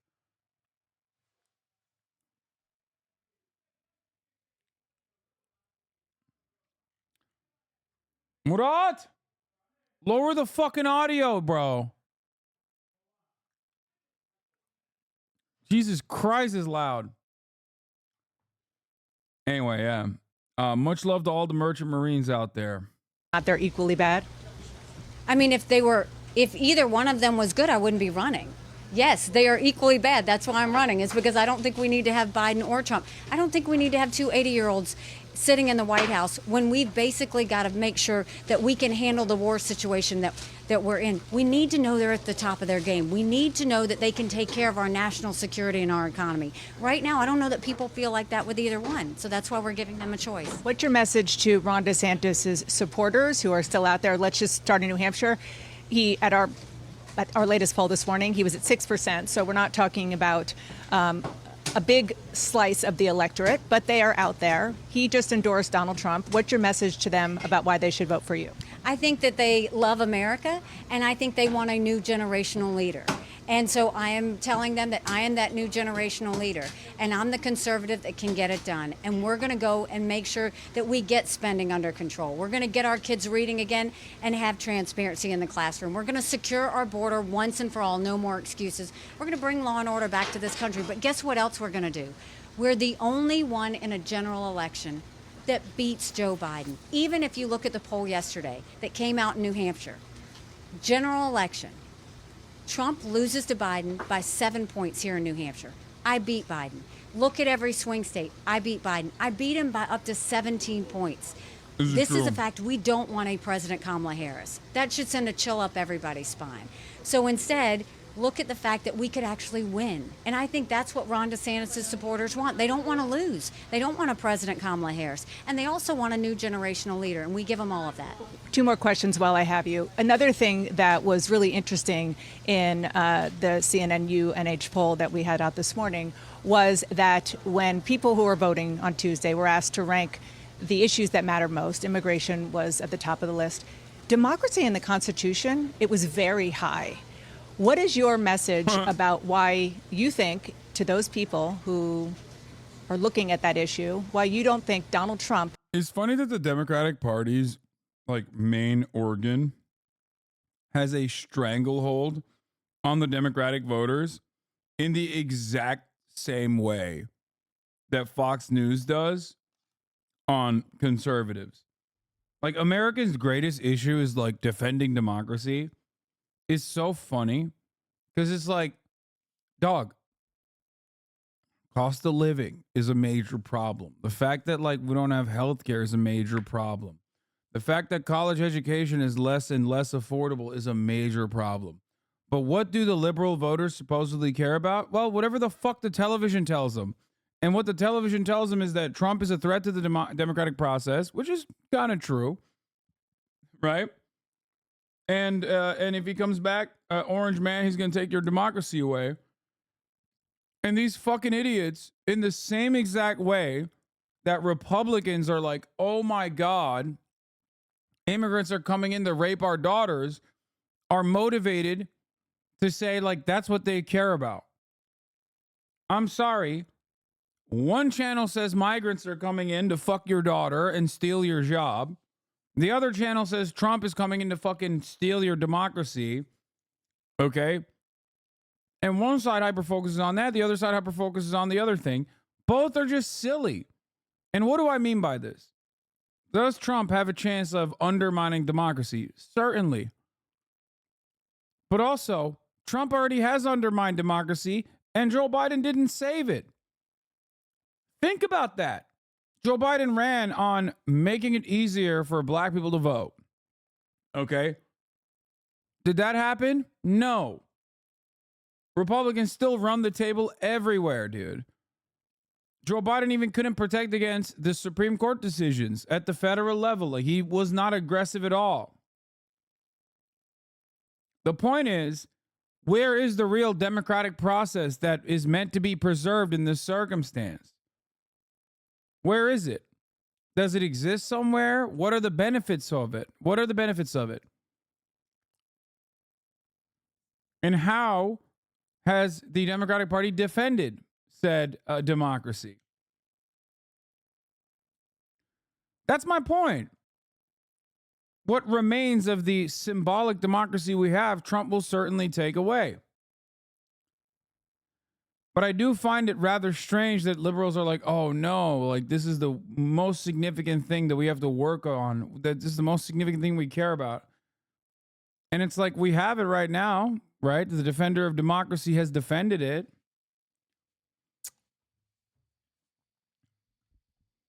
Does it feel like everything's fine?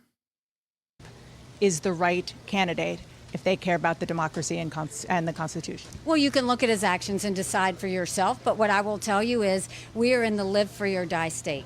I want it to be a live free or die country. I want to make sure that we go back to all the values and principles. This is crazy. Like, the border immigration issue is so transparently made up.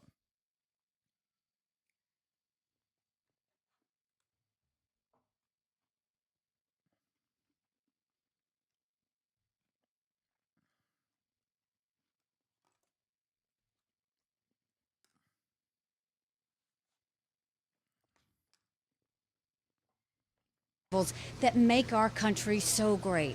My parents raised me and said that even on our worst day, we're blessed to live in America. That's what I want to get back to. My husband's deployed right now because he still believes in this amazing experiment that is America. I want to get people to where the national self-loathing has stopped and we start being patriotic again. We start loving our country again. That's where I want to go. I don't think you get that with Donald Trump. You can hear him on any given day, on any given stage, and hear him badmouth Americans all over the place. Liberals right now have to adopt the untenable position that Biden is so powerless to curb states taking away people's rights, but also he's going to defend and save democracy next term. That's my point. It's like, which is it? Is Biden a small bean that can't stop anything, can't stop Israel pummeling Gaza, can't stop Republicans from hurting trans people, can't stop Republicans from taking away abortion rights and bodily autonomy from women? But then also, like, but he will do that by just simply not being Trump, I guess.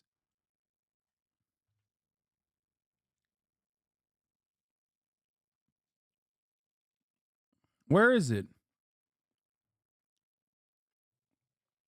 The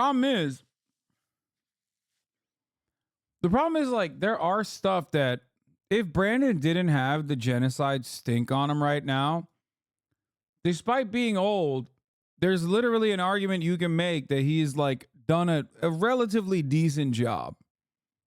Okay? Because in comparison to his other, the other Democrats and other Democratic administrations, he has been more progressive. It's true. Don't say no, Biden hasn't. It's literally true. It's just, it doesn't meet the standard. It's a bad argument, but sure. No, look, if Republicans are moving the needle 5 notches on the right-wing direction, and then a Democrat moves it back 1 notch, then yeah, you're still 4 notches in the right-wing direction. Biden moved it 3 notches, let's say, whereas Obama had moved it 1 notch or 2 notches. That's the major difference. But under both administrations, under both the Barack Obama administration and also the Joe Biden administration, we're still furthering on our right-wing slant. We're going down. We're bouldering towards fascism. Biden's NLRB did a phenomenal job so far. Do you have specific examples? Yes. He went to the UAW picket line. That's massive. UAW and many other unions under his regime were able to get pretty solid benefits, pretty solid improvements to their salaries. They got decent contracts. Biden's NLRB started punishing small businesses. Okay? Biden's IRA is a decent Like the proposal that he put forward, legislation that he put forward was pretty decent. A lot of new factories opening up in the country. UAW is working alongside the Brandon regime to unionize said factories. Okay.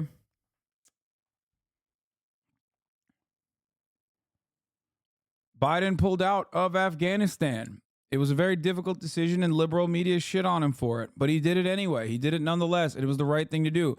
Now, of course, after he pulled out of Afghanistan, he fucked Afghanistan by not giving the Taliban its money back because it was the now governing body. As an NLRB employee, he has not advocated for any more for our funding. We are drowning in work and there's no help in sight. Fair.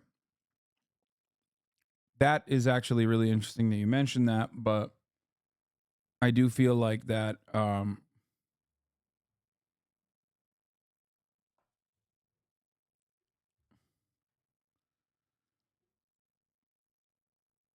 what can you say when someone brings up the unionization being the lowest even in the history in 2022?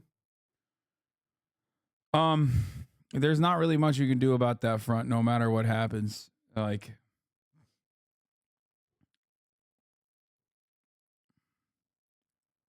just like the Supreme Court and capital owners have destroyed ease of access to unions and unionization initiatives. There's not really much you can do about that.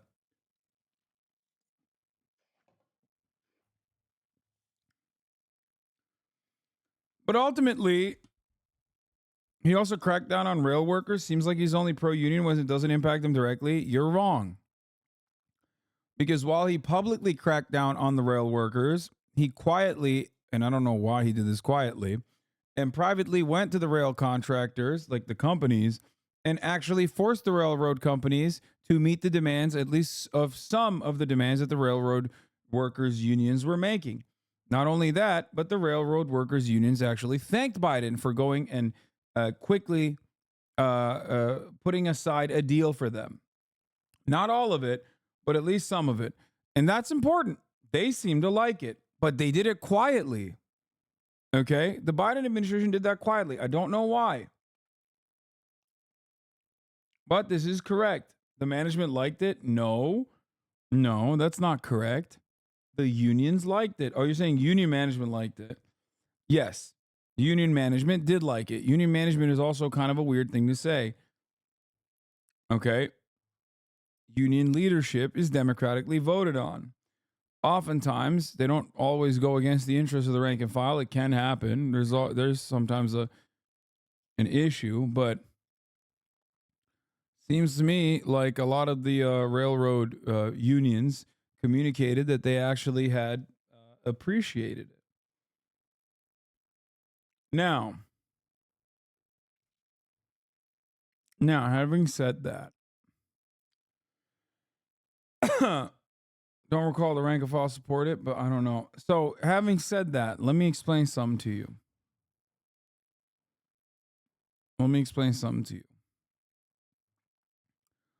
All of that, he fucking washed aside with this Gaza shit.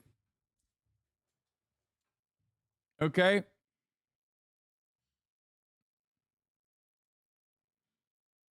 He washed it aside.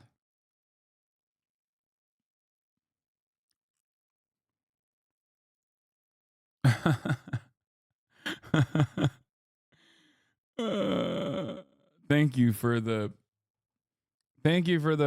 World Socialist website, wsws.org link. As opposition grows to sell out auto contracts, Biden and Fain hold back to work rally. That's fire.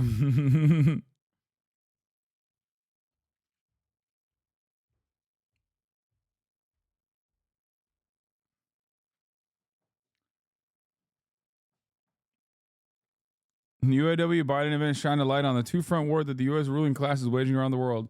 Fain and Biden had nothing but praise for each other, and as for the tentative agreements, which maintain the hated tier system, blocked the rollover of the part-time temporary workers, failed to make up for the decades of falling wages, and paved the way for massive job losses.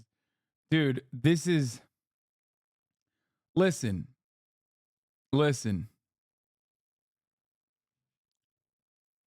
Listen.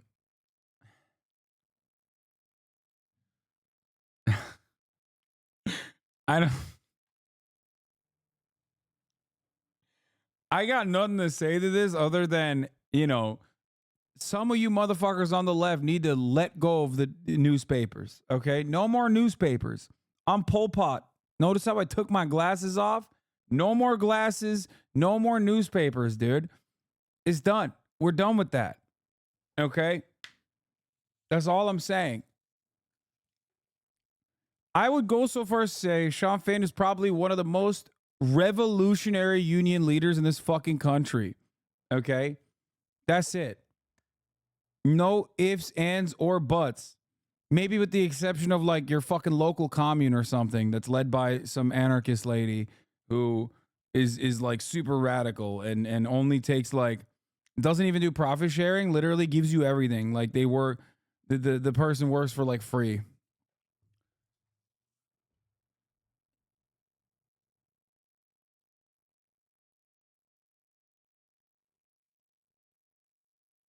Oh, God.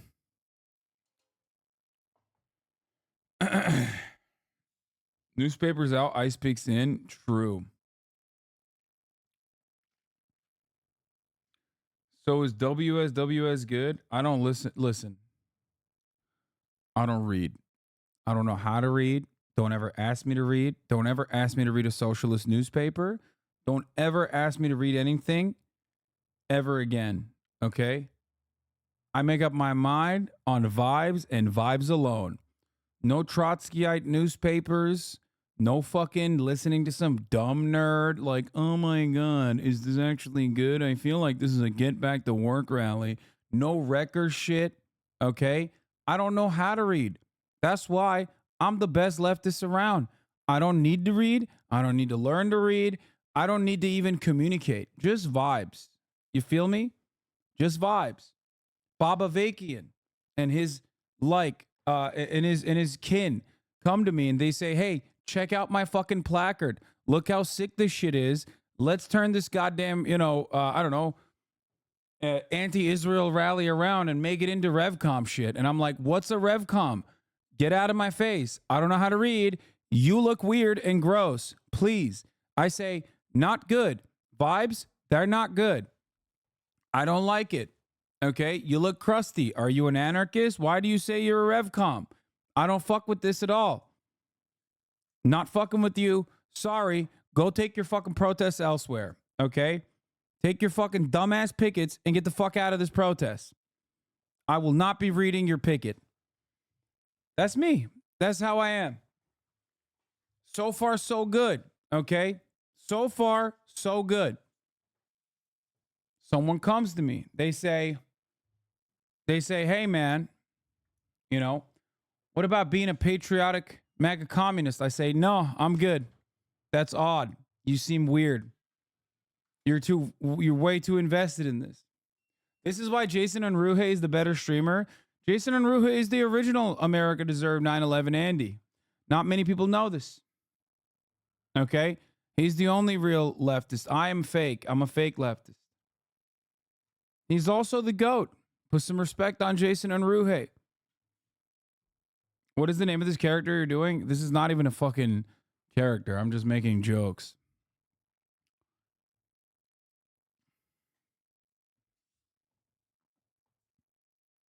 I mean, it's not... the I don't read stuff is a joke overall, but like the people that I was dunking on are not. I'm being serious about, kind of. But, yeah, no reading, no newspapers, no trots, no RevComs. We, in this house, yeah, the RevCom stuff is not a joke. In this house, you know who we trust, dude? Oh my God, I can't believe I'm forgetting his name. God damn it. Come on, it's the one group I haven't mentioned so far. Fuck. The guy that's like the freak. He's like conspiracy theorist guy. God damn it. What's his name? No, not Posadas. LaRouche. Thank you. Lyndon LaRouche. The only people we trust in this household are the LaRouchites.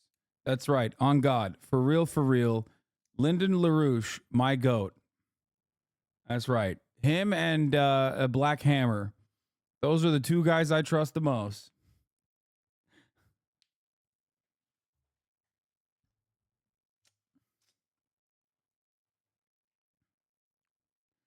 My friend is a Revcom and they make the worst propaganda. You know a Revcom and you called him a friend? That's crazy.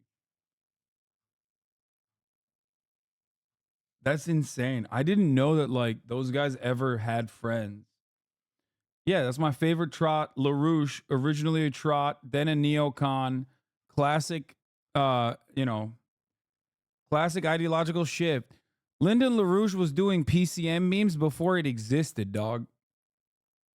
Okay, that like, you know how like sometimes there'll be like a furry avatar, like xenogender Twitter account that'll be like, here's my ideological journey, and it's like a PCM meme, a political compass meme of like, boop, boop, boop, boop, boop, boop, boop. It went all over the fucking, it went all over the map, and I'm just like, what happened? Like, how did you arrive at any of this?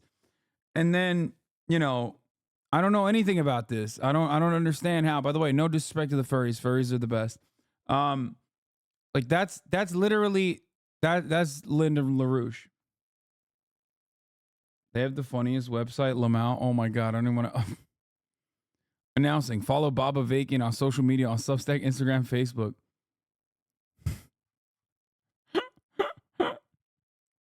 They love pamphlets, dude. We need and demand a whole new way to live, a fundamentally different system. I got to stop looking at this. Oh, God, please. Okay, we're done. I'm done. I can't do this. I can't. I can't. It's not just the worst. It's not just the worst layout. It's just like, listen, he's so old and gross. They're going to go after you. Yeah. Look, all I'm going to say, they're going to go after me. Okay, well. Surprised if they haven't already. Here's the thing, okay? If you've ever attended a protest, you've met a Revcom. If you ever attended a protest that's like liberal or left adjacent, you've definitely seen them. They're there. They're the crustiest looking motherfuckers. They literally look like they're steampunk, okay? There's dust on them. I don't know how they are so dusty. I don't know where because it's not like they're working, okay? It's not like they're at the job site. I don't know how the fuck they accrued so much dust when they've never worked a goddamn day in their lives. Why? Where? Okay? They look like they work in like a steampunk universe where they're like a train conductor. There's just so much dandruff. So dusty, so crusty, doesn't make any sense whatsoever, and super culty.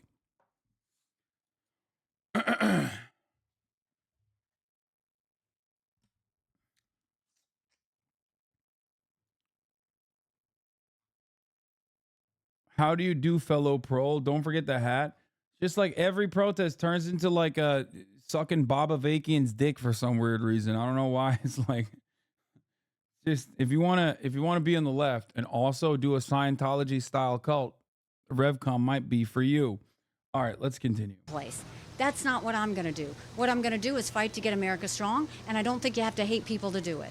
Before I let you go, I interviewed Tim Scott, your fellow South Carolinian senator from South Carolina, this morning on State of the Union, and asked him about his decision to endorse Donald Trump and not you. Would you rather have a Revcom son or an Anarchist daughter? Anarchist daughter.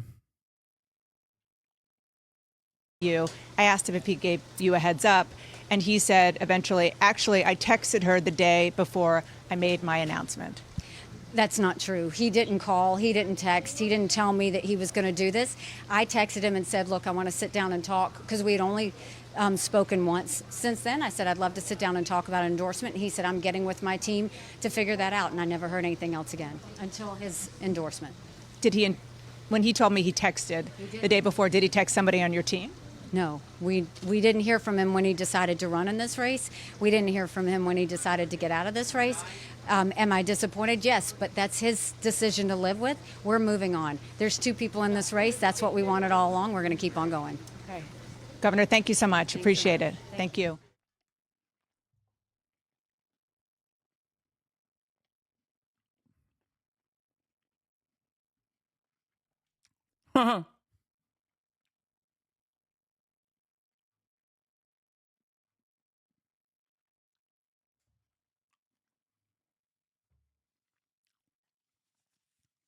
Autism advocates are dreading a campaign season of insinuations about Ron DeSantis.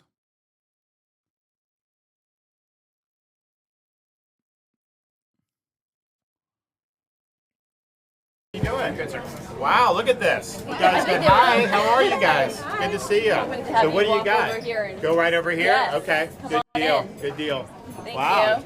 Crowded, huh? Good. Hey, how are you doing? It smells really good, I'll tell you that. So we'll do it, okay. How you doing? Good to see. What's your name? I'm Tim Hampton. Okay. How are you? I'm wonderful. It's great to be up in New Hampshire. How are you? How are you guys Good to see doing? you. Very good. Appreciate it. Stay tuned, man. Stay tuned. I can't. How are you doing? Good, sir. Wow, look at this. Wow. Look at this. Nice. Good deal. Good deal.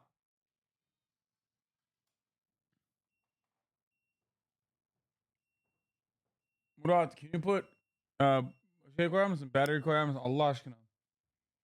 Duydun mu? Hadi ne olur. Benden çok açıp kapıyorsun oğlum kapıyı. Evet oğlum.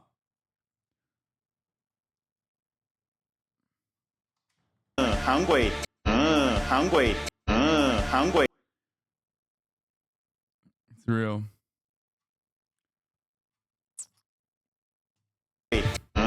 Hungry. It wasn't real, but I want it to be real. And I still want to believe that it's real. Still one of the most incredible videos I've seen in the past decade. Imagine this event happening literally in any country on earth. Moreover, the crowd only reacts by smiling and chanting louder.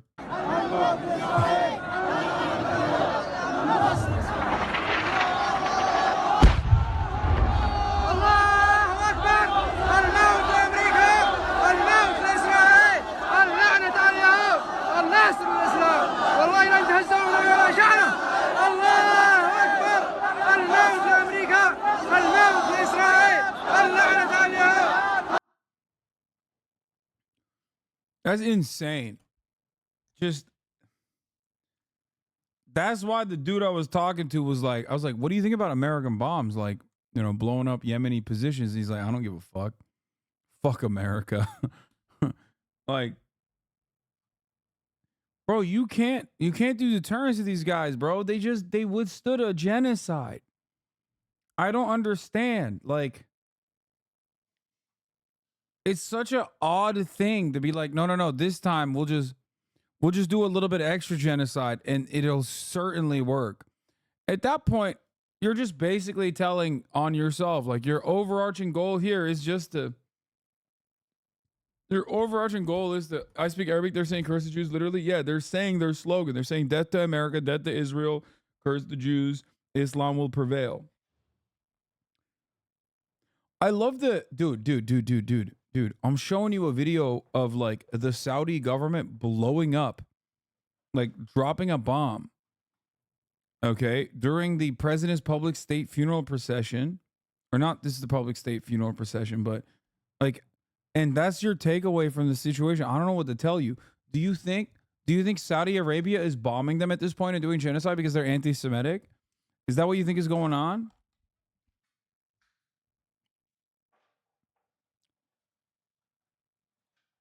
It's like it literally feels to me like, you know, going up to like a Palestinian baby whose fucking hands have exploded and being like, and putting a microphone in the Palestinian baby's mouth and being like, so what do you think about Jewish people? Like, are you anti-Semitic? Because if you say something fucked up about Jewish people, I am going to very quickly justify this bomb that exploded your hands. Like, look at the broader picture here. Yes, they are anti-Semitic. Okay. Yeah, I mean, some of these guys don't like Jews. Nobody fucking said that they don't. Okay, I'm not talking about this at all. Some of it is a direct consequence of the conflation between Zionism and Judaism, which has been devastating in the region and devastating globally. Okay, and some of it is actually homeborn. But your position cannot be like, oh man, these guys hate Jews while they're fucking being blown up. Okay?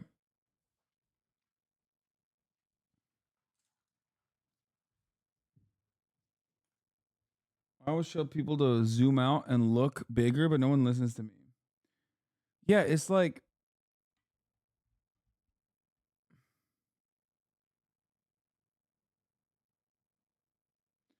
acaba biz mi hata yapıyoruz? Adamlar Husileri bombalıyorlar. Yanlış olduğunu biliyoruz. Karşısında durmak için Husi çocuğu yayına aldın. İnsan yanını gösterdin ama liberallere karşı kredibilitene zarar verdiği gibi duruyor. Sonuçta bombayı da durduramıyoruz. O liberallerin anasını sikeyim indibi. Okey. Ben son 10 senedir aynı şeyleri söylüyorum. Liberaller gelir, liberaller gider.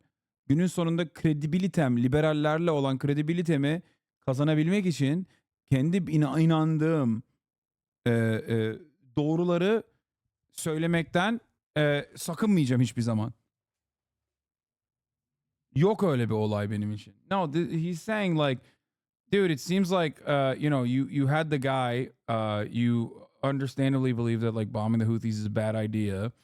And you had one of those guys on, and instead of humanizing him, liberals basically, like, you lost your credibility with liberals. Perhaps we shouldn't do this.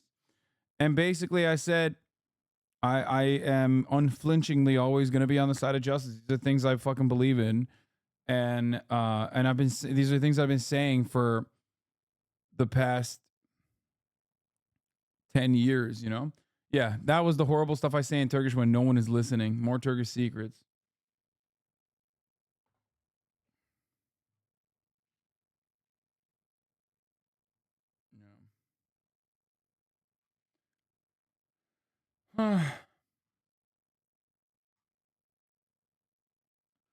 But yeah, I said I've been saying these for the past 10 years. Liberals come and liberals go, you know?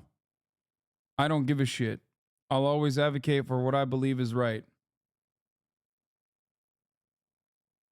Oh yeah, he's saying sonucu da değişmedi ama kredibiliteye zarar verdi. He's saying that the outcome doesn't change and all it does is end up hurting your credibility with liberals. So is it worth it is the question. And to me, the answer is yes. Okay? For every 10 people that I push aside because they are pro-bombing Yemen, if I win over 2 people that turned around and actually reconsidered their former position, then that's good. I'll take that as a dub. I will say these things that I've been saying for years, even if I have 10 people, even if I have 20 people watching, even if I have only 100 people watching, even if I have, 1 person watching. That's where I started. That is where I was when I first started. I don't do this advocacy because I think it'll make me popular. I do this advocacy because I believe in it. Okay? Dude, I respect you so much, and that respect is only growing with how you've covered the war in Gaza. Thanks, man. I've been telling people pro-killing liberals that what they think with abroad will come back home sooner than they think. It won't matter. I've thought about this a lot. It does seem like a lot of I don't know. It does seem like Donald Trump might win the election. And if he does, liberals will blame the left again. They're already gearing up to blame the left for a potential Biden loss.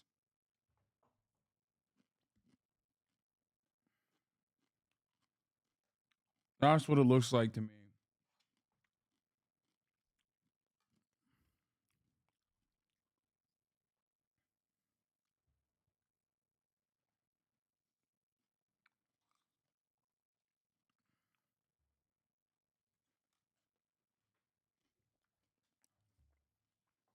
There's no leftist candidate.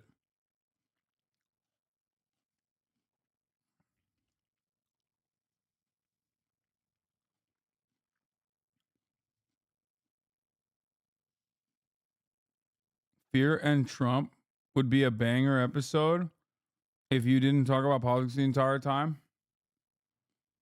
Yeah.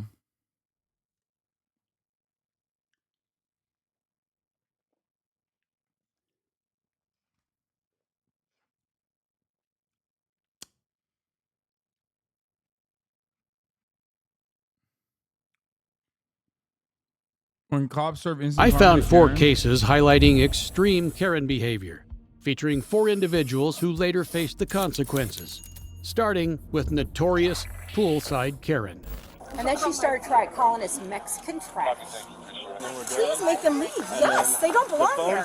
This is Blair Featherman, a 49-year-old woman who on July 2nd, 2023, was recorded assaulting and hurling racist remarks at a Spanish family at her neighborhood pool in Lakewood, Colorado. She stated, among other things, that the family don't belong here. We'll let you decide whether she means the Alta Green Mountain apartments or the country as a whole.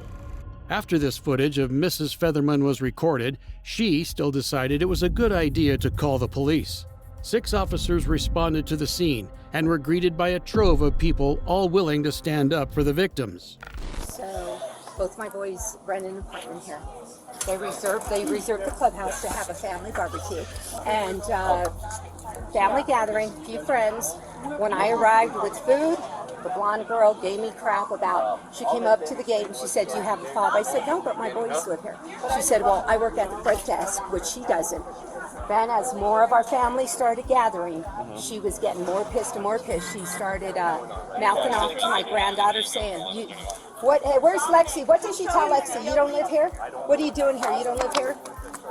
We're just getting very, very nasty. Okay. My son, who lives here, tried to go over and, calm the situation like, hey, we're having a family barbecue. We live here. We've got a father. My honest position, no jokes or memes, I support Gaza and I think Israel's 100% wrong, but I have absolutely nothing against Jews because Zionism and Judaism aren't the same thing. Damn, man. That's a sick position that totally is different than everyone else's here. Yeah, no shit, chatter. That's my position. And everyone else's position in here as well. That's why they're making fun of you, just so you know. Damn, dude. What's the meme? It's like breaking news, fork found in kitchen.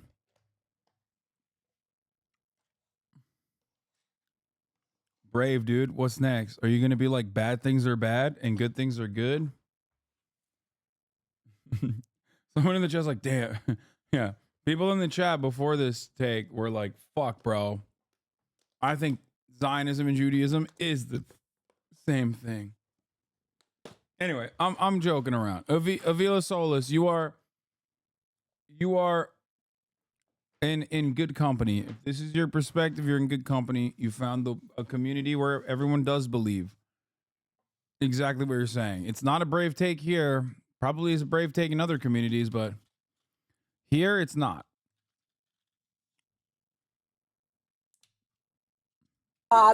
And her brother went down on him, attacked him. He fell on the rocks. I'm sorry, can you? The family then shows the officers this footage. Whilst they were the first to see it, this embarrassing clip would soon end up gracing the eyes of millions. Yeah, it's true. You have a fob, 2 people. You have a Mexican party in the pool. Trash. Oh yeah, you can't do that. We have a Mexican party in the pool. Entire people along here. I'm so sorry. Oh, you guys are such good. Go back down to Denver. I live here.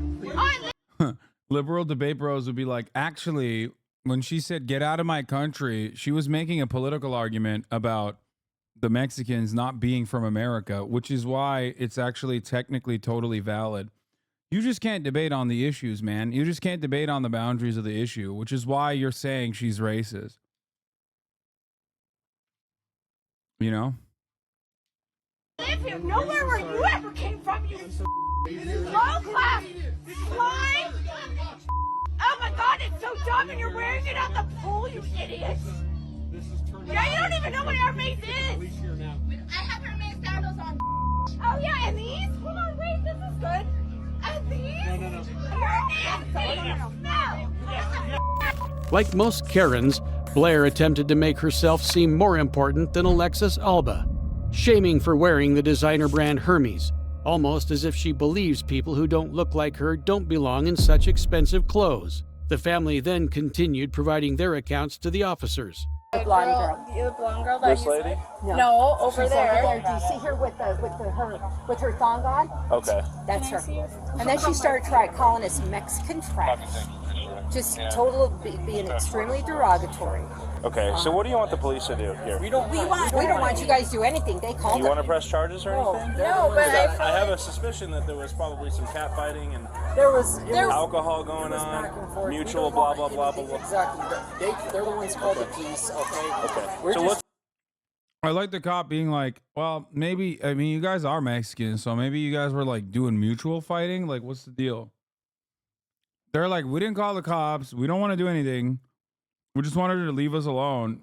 And the cop's like, well, maybe you guys deserve it. You are Mexican after all. trying to go on with our Still evening. going, That's it. still. We just got upset because we thought they were racial profiling. They us, were. you know, And she said, and "Oh, that's go why back what home." pissed us off. Yeah. Go They back were. home. And And you know what? We're not Mexican. We're Spaniard, man. There's more separate ways with I mean, let's cops involved. There is. No, We're and it good with pisses me that. off because we're brown and attractive people. You know, was a little bit of jealousy going on. That's kind of crazy because, like, that's wild that she said we're brown. I mean, yeah, there's white Mexicans out there. I feel like she's one of them. Like, that's crazy.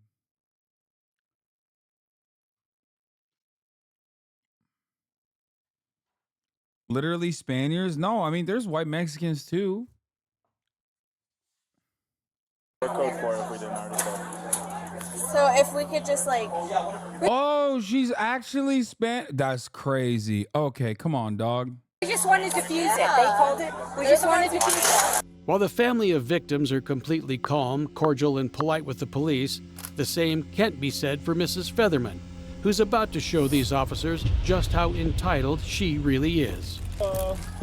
Can we chat? Sure. What's going on? Well, so basically this pool lately has had a lot of pool hoppers. Okay. Yeah. So, and I like to enjoy my pool. I have two girls that don't even come to the pool anymore because of all the pool hoppers. Okay. They don't even enjoy it because we know who is here in the town. Okay. So apparently, She's like, my little girls can't enjoy the pool when there's Mexicans abound. It's like, you don't understand, officer. I can't enjoy the pool if there's Mexicans here, okay? And that's why they got to go. apparently I think they had a birthday party or something. But I asked, so here's all I did. I was right here, and see the Louis Vuitton guy? He's the one who started it all. That motherfucker. I said to him, I said, do you have a fob? Because that's what everyone's saying. It's not just me. Other people are living there asking for people with Was fobs. he with the big group over there? Right, but I said you're only allowed to have 2 people. Meanwhile, the whole pool is filled with a fucking party. These You're trying to say if Whole Foods filled with Mexicans. people don't have a fob. You're only allowed to have 2 guests, not 20. Sure. So we're over Talking about a fob, chat, like a not fresh off the boat, but a key fob. here, mind you. This whole A key fresh off the boat. crew over here comes over, bum rushes me. I had 2 girls fucking trying to kill me. So I tried to defend myself, but my phone is gone. And I recorded everything, and they probably have my phone. Who has your phone? We don't know. Someone took my phone because I recorded the whole thing. What kind of phone was it? It was an iPhone, the smaller one, not the big one. 7 or 10? Shoot, I don't know. Okay. How much did it cost you? I don't even know. I don't know. Okay, the cop is writing this right now to see if he can like hit him with a grand larceny, which is very odd. Like he's literally, I know this video is slanted in the way that like Karens get their comeuppance, but straight up what this cop is doing currently is still absolutely on the Karen side. I'm just saying, I put it on record and I was recording the whole thing and they took my phone. Featherman paints herself as the victim of an assault by 2 women, as well as the theft of her cell phone. However, as more and more officers respond to the scene and begin interviewing more witnesses, a very different story to her own keeps being corroborated over and over. I think it started, I hate to say this, I think she's racist. She's saying I don't belong here, I don't live here. But I just want to let it be known, like, I want to press charges because she did put her hands on her. And she just keeps going on saying that we're dirty Mexicans, that we don't belong here, we need to go back to where we came from, we're trash. She started all of that, and so she started making racist remarks to this entire group over here. I'm not even a part of them. Like, she started making racist remarks. So two of them went over there and they're like, what's the deal? She swung on the girl who has like the pink bikini over there. She swung on her, so then she started fighting her. Yes, but it was the entire time I was even telling her, like, I'm like here swimming with my kids, and it's like, hey, can you guys just chill out? She's like, great fucking parenting, take your kids out the pool. I'm like, well, maybe you guys should stop fighting. Like, They say every story has 2 sides, but it seems more like this one has a dozen sides saying the same thing and one lying. But in any investigation, someone has to take down everyone's account. Here, one very patient officer has been doing just that with Blair and her friends. Because I've got a female with pretty good injuries that is blaming you as well. It's kind of this thing. Well, maybe she attacked me. I Maybe you defended did, myself. maybe you did. What do you mean, maybe? Okay, so here, I'm gonna tell you. Damn, this guy's yak, bro. Right now, so when you run move after from her. one area to come to the other area, that's an aggressive act. Well, I get it. Yeah, like, you know how these Mexicans are? They got the proclivity, okay, to move from one area to another where they don't belong. Classic. They jumped over the border to come over to this pool. They're not allowed to be in this pool. They're invading the pool. Is it not, I get it. my man? I mean, depending on the circumstances. Okay, but more than one person, absolutely. When you're dealing with one person and Bro, this is so funny. I grew up in Lakewood, and this is peak Lakewood Karen behavior. This is fucking hilarious because, like, my man is literally making, like, an American immigration argument right here.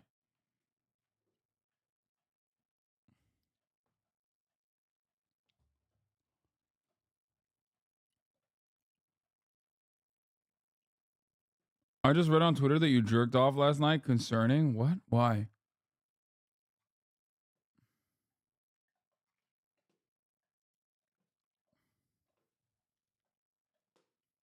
eight people come over, that's an aggressive act. Can I explain one thing? So, and No, he's literally saying it's an act of aggression to have 8 Mexicans come into the pool, which is pretty funny because, like, this is literally American immigration policy. Like, this is, what do you think Trump says when he's like, oh, they're invading our country? That's what they're saying.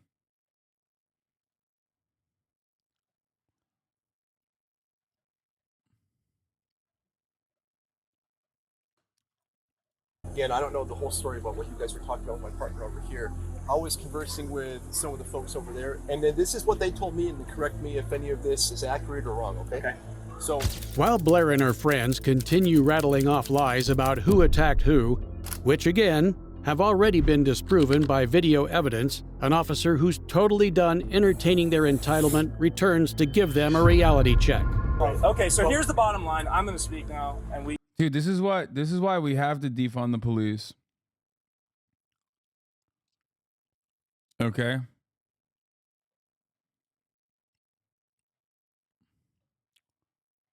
They're woke.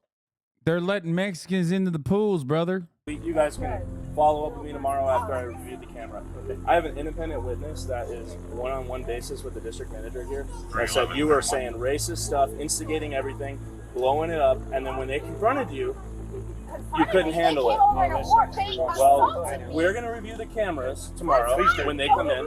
I'm going to talk to Wyatt, okay? Damn, he is not happy. And I'll see what happened, okay? We've got them identified. I will look at the cameras. If it's one side or the other, we'll handle it appropriately. That's all, okay? It's not personal. We just can't verify anything today. And this guy who called the district manager, we can't make him leave today. That's where we're at. Not willing to tolerate any more interruptions, the brief shift into a tougher one from this officer gives a much-needed wake-up call to Blair and her male cronies. Sadly, it doesn't work, as they all keep trying to play victim while a dozen unrelated people all corroborate her culpability.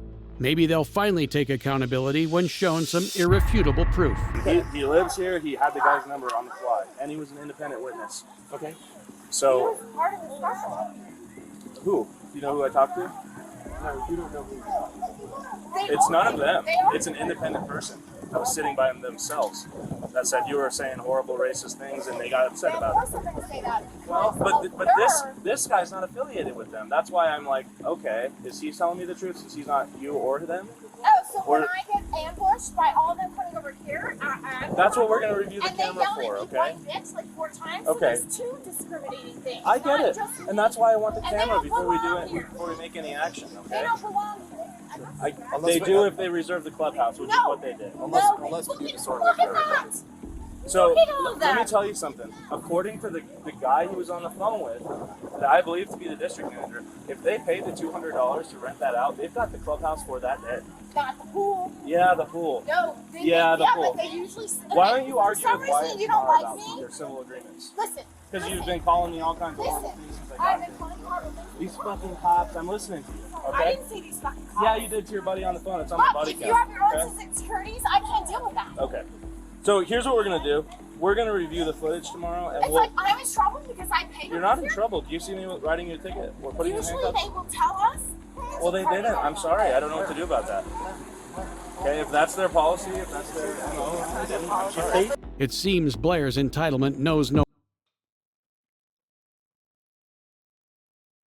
Listen, when she meant they don't belong here, maybe she meant like yeah, there's no way to make that seem normal or good, I don't think.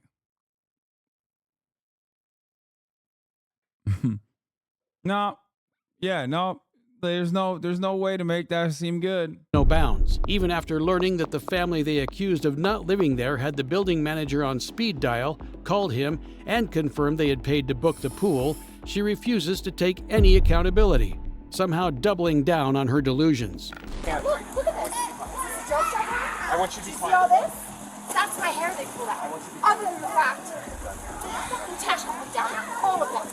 Okay. She's upset. Okay, I know. All of that. What we're trying to say at this point, we're going to review camera footage and follow up building management. I get it. Yeah. And then we're going to go from there. Right. And if this guy needs a fat fine because he's lied about renting the place out or X, Y, and Z, or if someone assaulted her, we'll deal with that. And I'm going to tell you, if they did rent it out and it's legit, then they're legit. But it's still, you have an assault. You have an assault going on. Right. What is salt, bro? Like, their entire premise behind it being assault was literally that there's 8 of them. Like, this guy was trying to tell the cop that, like, the fact that 8 people actually were in the vicinity implies assault. Okay? That's it. He was like, come on, you got to admit, right? 8 of them at the same time? That seems like assault, right? I mean, come on. In America, I believe you can say whatever you want to a point. So there's a point. Yeah, this guy is like, oh God, I love this guy. He's such a Republican. One, he first said, you know, officer, it is technically assault when there's like 8 Mexicans around, right? Like when they're coming in from an area where they're not supposed to. You can see that as aggressive. You can see that as assault, right? So that's one. That's like weird as hell to just say.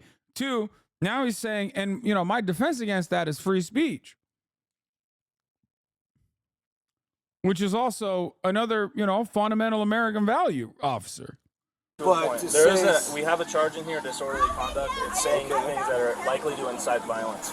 In Colorado, disorderly conduct can range from Class 1 to 3 misdemeanors. The officer is referring to a Class 1 offense involving public disturbances or offensive utterances. However, charges here seem unlikely. This officer is just showing an impeccable example of trying to de-escalate a situation. Blair and her group eventually leave the pool. Totally. He de-escalating the situation just means always like agreeing unconditionally with the racist white people. Believing they're right, but they'd soon be in for a major reality check. Well, and I'm here tomorrow and Tuesday. I think they stole my flip-flops too. You probably have never had nice flip-flops in your life. Cody. So we're in a. He continues to be racist. Of course, once video of Blair was posted on social media, she went viral, being called the poolside Karen. Despite the fact that no charges were filed, the public backlash was enough for Blair to think it was a good idea to go on a media tour in a paper-thin attempt at making herself look like the victim. They swarmed over like a swarm of bees. It was... Oh my God. I don't even remember this, but that's so funny. She went on Inside Edition. Bro, America, don't ever tell me liberal media is not a racist, white supremacist ass institution. Get the fuck out of here, bro. You think this is a story? Like, you think this is a fucking story? Like, her whole... They're like, all right, let's hear from you. Let's hear your side. Were the Mexicans menacing? It's like, come on, man. Come on, bro. These motherfuckers won't hear out the Palestinians that are getting absolutely destroyed every fucking day. Okay? But they'll ask like a random racist lady at a poolside, like, all right, well, let's hear your side of the story. What is your truth, madam? Very fast. I was literally curled up in the ball, just like this, trying to do as much as I could to get them from getting in close to me, because I had 4 women on top of me. Thankfully, most people can see right through her act. Now, while Blair Featherman's only real punishment was being branded as a Karen for the rest of her life, some Karen's entitlement knows no bounds. Like this mind-blowing case of a... The cop didn't even serve instant karma to the Karen at all in this situation. Just like I forgot to serve instant top of the hour ad breaks at the top of the hour, and I'm serving it to you 17 minutes after the fact. Because at the top of the hour, there's a 3-minute ad break. If you no longer want to see those ads, all you need to do is subscribe for $5 or free with Twitch Prime.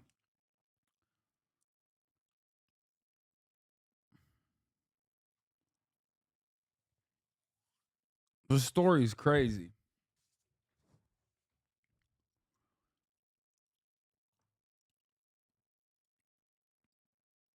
Here's the 3-minute ad break now.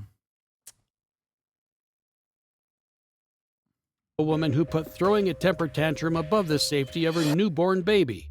In February 2023, officers responded to a 911 call that was too outrageous for anyone to believe. On the school, all these pedestrians out here. Yeah. She's hauling ass around me. All extra little ass are not supposed to ride. I do it all the time. Yeah. Start taking pictures. And when she grabbed Ace's hand, and pull Ace toward her and start fighting, grab him by her wrist and start fighting to get the palm off of Ace. Did she ever throw any punches or anything? Yep, one, but it landed right here on Ace. It hit her on her shoulder. Officer Gabriel Fisher responded to the scene at the Grand Central bus station in St. Petersburg, Florida. It turned out that as unbelievable as it sounded, the 911 call had been correct. As witnesses corroborated to Officer Fisher, a woman with an infant strapped to her chest had been rapidly riding a scooter and assaulted an elderly female security guard. Hey man, what's going on? Nothing, I missed my bus. Okay. So why are we out here? Why? Because I missed my bus. Why am What I kind here? of question? I want to address something here in between all of this. Apparently, there's some new drama. Really quickly, it's a Reactgate drama that I must get ahead of and must address. Guys, my editor, Daily Dose of the Internet, one of my editors, who also has his own channel, Daily Dose of HasanAbi, decided to put a joke in one of my videos on the Pakistan-Iran situation. It's a 37-minute, Daily Dose of HasanAbi, not Daily Dose of the Internet. One of my editors. And apparently the joke is that when I got up, instead of cutting directly to the video, which is what you're supposed to do in a situation like that, and just make the video full screen, he chose to put me here. I'll just show you the video, which, by the way, very, very devastating. You're not allowed to make a joke. You can't on Iran. Is demanding answers amid an escalating spat with Pakistan. Overnight, Pakistan launched retaliatory strikes on targets in southeastern Iran, just across their shared border. What? Pakistan claims it took out a number of militants, but Iran says... No, wait, hold on. Fuck you. Chat.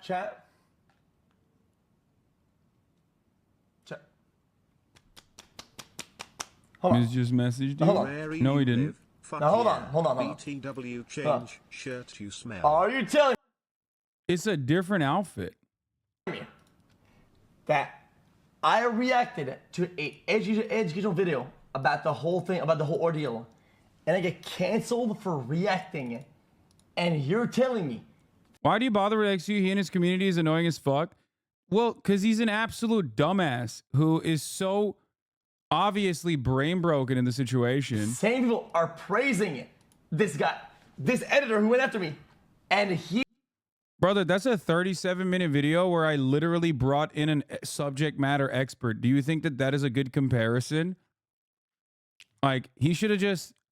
He called it a D-fans linked this shit to him. I know. I didn't even know this was a thing. But it turns out, yeah, Daily Dose of HasanAbi, one of my editors, reached out to me and was like, hey, sorry about this. You know, guess they don't get that as a joke to put AI Hasan in the corner. That was part of the important, in my opinion. That was part that, like, that part of the video was important in my opinion. So the viewer knows what's up. In case you don't want that in the future, let me know, or you know, will let me know, I guess. To which I responded with, you should have just posted the superimposed clip instead, like full screen the vid. It's not a big deal. It's standard in this circumstance to put the superimposed full screen clip, which is what he should have done. Okay. Instead, he says it was a joke to be like AI Hasan react or whatever. Do not worry, I've executed the editor for his crimes. It's not Ostenox. It is Daily Dose of HasanAbi. Daily Dose of HasanAbi struggle session has been scheduled for about 5 p.m. on Hoscourt. I hope you can attend. The revisionist assassination attempt on your character will not be taken lying down. Yes. Oh my God, that guy is so dumb. I don't understand how he made it sometimes. I know. It's not about that. He's beefing with Ostenox or an editor, HasanAbi, not you, but still stupid drama. Yes. Do not worry. I've given the editor multiple lashings. Fear not. Once the struggle session is over, the editor will receive multiple lashings. And never again will the editor post this sort of meme, I guess. That's what the editor told me. And will instead do what you should do regardless, which is full screen the video. Go to the original video, full screen it. Who cares? If it's like contextually important, then just post the full video. It doesn't have to be me in the corner at all.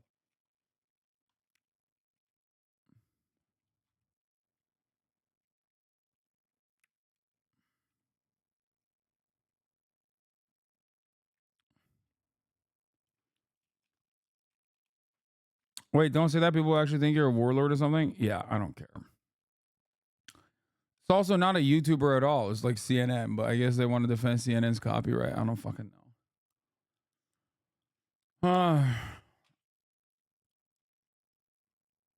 Daily Dose of HasanAbi is guilty of actually editing instead of uploading a lazy VOD rip.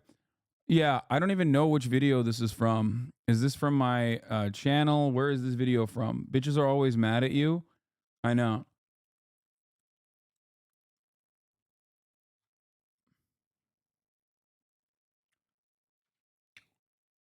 It's a 37-minute video of 3-minute clips of CNN commentary amongst yours and Arun's commentary. This is so stupid. Of course it is. But it doesn't matter.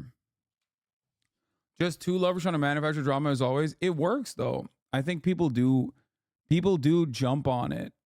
Why do I live rent free in their heads? Because everyone's numbers are down and it's not enough. Like there's a new wave of content creators on the platform that are much bigger than all of us because they just blast on TikTok and pop off. So all the old guard is panicking and getting frustrated. And it's not enough that they're like, you know, it's not enough that they get like big deals from like, you know, Kick or Steak or whatever the fuck. They also have to have like the #1 slot on the platform. So when that's not happening, you got to pull the fuck Hasan ripcord, right? But the problem is you pulled it so hard that I don't have the same juice no more. You know what I mean? Like when you panic and you say fuck Hasan every time, and you've done that for like 3 years at this point, it's not going to be as good because I no longer have the same audience because you pulled the fuck Hasan ripcord too many times and you sucked me dry. So now I don't have the juicy cow titties that you want to milk. You know what I mean? You got to find a new target to be like, that's a bad guy. You can't farm me for as much as, you know, you want to when there's no more farming that you can conduct here.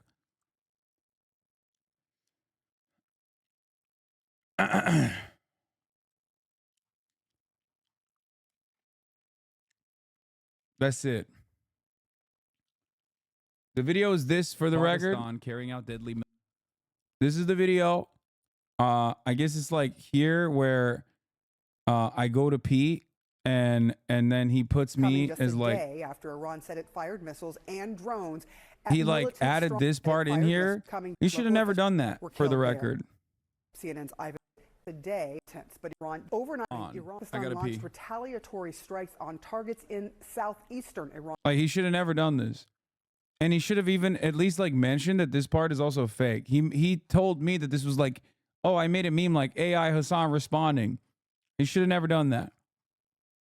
He should have directly just, instead of doing that, he should have just fucking full screened the video for the duration where I wasn't there. That's wrong that he did that. Okay? Because like now, going forward, people will suspect that like my main channel videos have me literally not fucking sitting there and paying attention. And, you know, it's actually, didn't you use to replace your camera feed with a looping GIF? Yeah, I did that, but for like 5 seconds.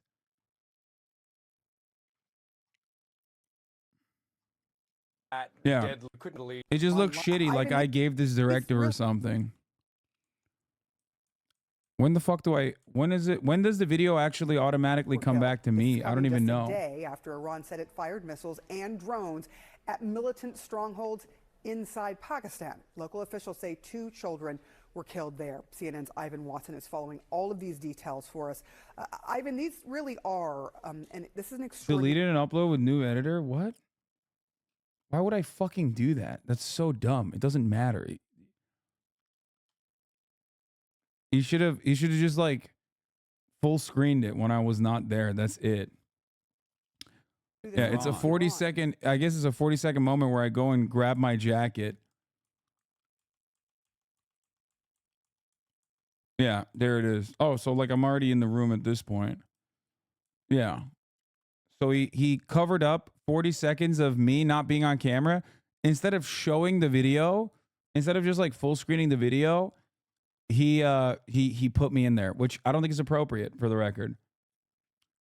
Just because people are grasping at straws doesn't change the reality that it's like still, in my opinion, not a fucking cool thing to do. Especially because it, you know, it makes me look bad. What's the point of him bringing this up? Just another Hasan bad bullshit. People are yelling at him for like being the guy who did the Yakuza game. So like he was getting shit on for by the internet for Yakuza working with him when he's not like a fan of the franchise. And Yakuza fans do get like super gatekeepy. Yes, cede to those losers pretending to be mad. No, I'm not pretending to be mad. I'm not. I'm not even mad at all. I just don't think that it was a good thing to do. Yeah, I hope he's not like, I didn't fucking know that he was doing that. I would never want him to do that.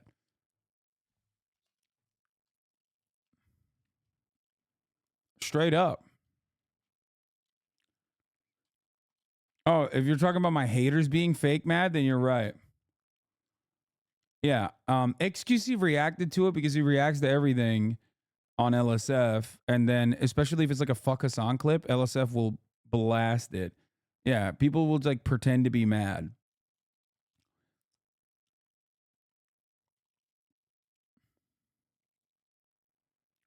No, it's not about the Yakuza drama. I was XQC often and you live rent free in his head every day. Not a day goes by without your name being mentioned in a negative way.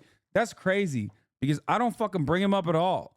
If anything, when people were yelling at him about the Yakuza shit, I said that his fucking fan base was, or the Yakuza fan base was being gatekeepy. You know what I mean?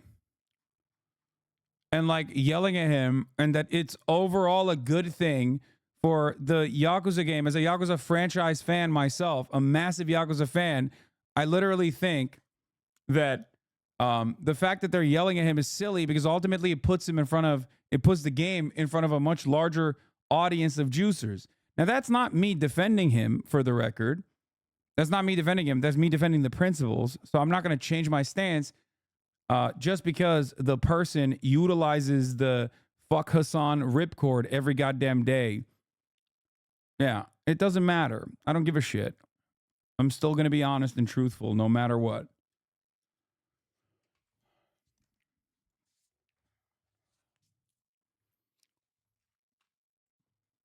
I think he was also mad that people were yelling at him because he reacted to the Israel-Palestine thing.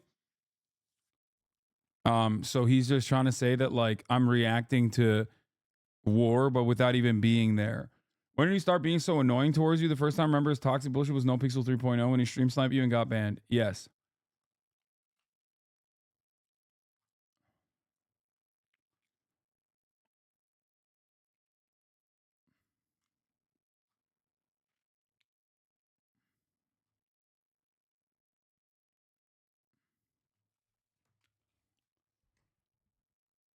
Anyway, regardless, not that none of this shit matters overall. It's like petty, dumb, nonsensical drama bullshit. You never bring them up. I randomly see the streams for like 20, 30 minutes a day and they're always talking about you. Oh.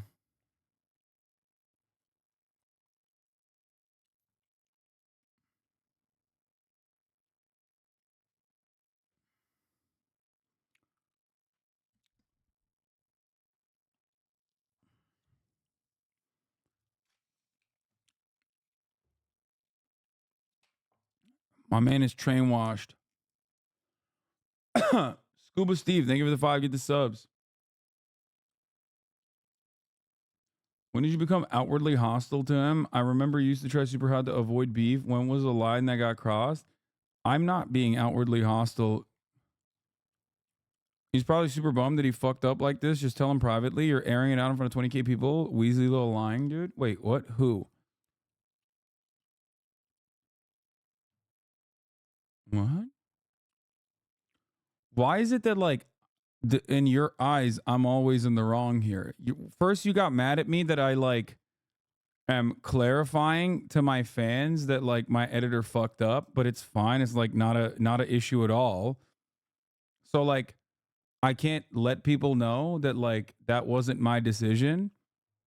Okay? And then you're like, when are you becoming outwardly hostile to XQC? Like, what's happening here? Is there a position where I'm correct here or what? No, he's not saying XQC's super bummed. He's saying my editor is probably super bummed and fucked up, which he did, but who gives a shit? I'm the chillest person on the fucking planet. I don't care. I simply told him to full screen it next time. And that's it. Like, there's no reason to ever do that. I would never want that. But as far as like being outwardly hostile, I don't even think I'm like overtly outwardly hostile to XQC at all. You're just personally, I think, you know, extending the drama, whether willingly or unwillingly, without recognizing it. When I said we lashed the fucking editor, that's a joke. That's not serious, obviously.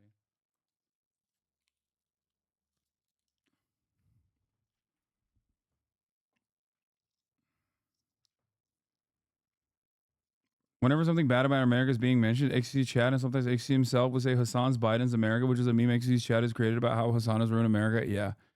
Who cares?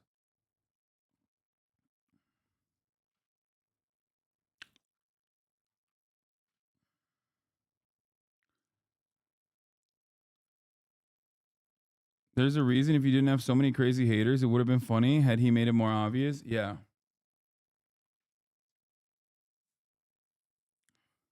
I think it's because you called him a fucking dumbass like 5 minutes ago. Because he is a fucking dumbass. He is. What do you mean? What do you want me to fucking lie and be like, no, he's brilliant for looking at a fucking obvious, like, looking at an obvious fucking clip that clearly is like not me. It jumps, right? And it's posted there. Like, what do you think? It's like to dupe people? Damn, you guys caught it.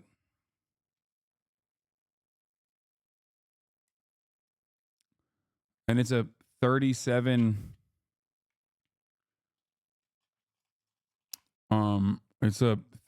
minute video where I'm like interviewing someone with expertise, pulling data, talking back and forth about it for 37 fucking minutes. And this dumb fuck is like thinking that it's identical to him because I walked away from the screen for 20 seconds. Okay. He thinks like this is the same. Really? This is the same as being like Israel, like responding to an Israel-Gaza point. He's admitted on your pod that he likes the drama. He does this because he says you can tank it. I remember when you had him on. Yeah.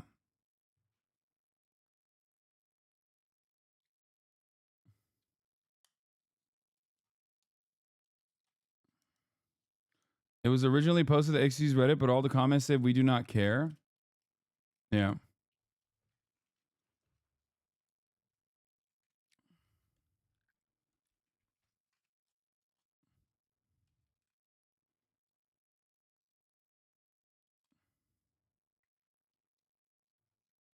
Yeah, if it was intended to dupe people, I don't think he would have posted the part of me saying I'm getting up to pee. You know what I mean? It's also, like I said, a 37-minute and 40-second video.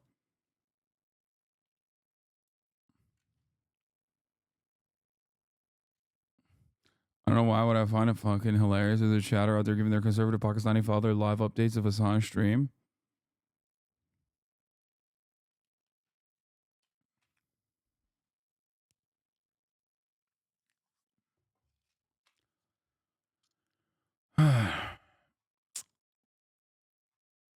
I think the Hasan bad train has unfortunately left the building.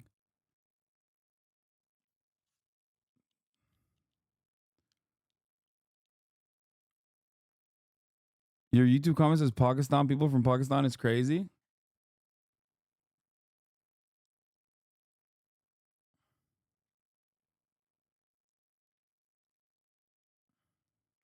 The XQ subreddit was shitting on Destiny frogs on that thread. Yeah, but now they'll probably, now that I called XQ a dumbass, they'll come back. They'll come back and talk about this as like the most serious, most sincere issue. All right, let's get to this fucking Karen situation. You're approaching me, sir. Okay, well, here's the long and short of it, okay? Lose the attitude with me. I didn't cause any problems. Am I under arrest? What at first looks like an unassuming young mother and child is in fact the suspect, Destiny Froese. Just as the witnesses described, her infant child is, in fact, strapped to her chest.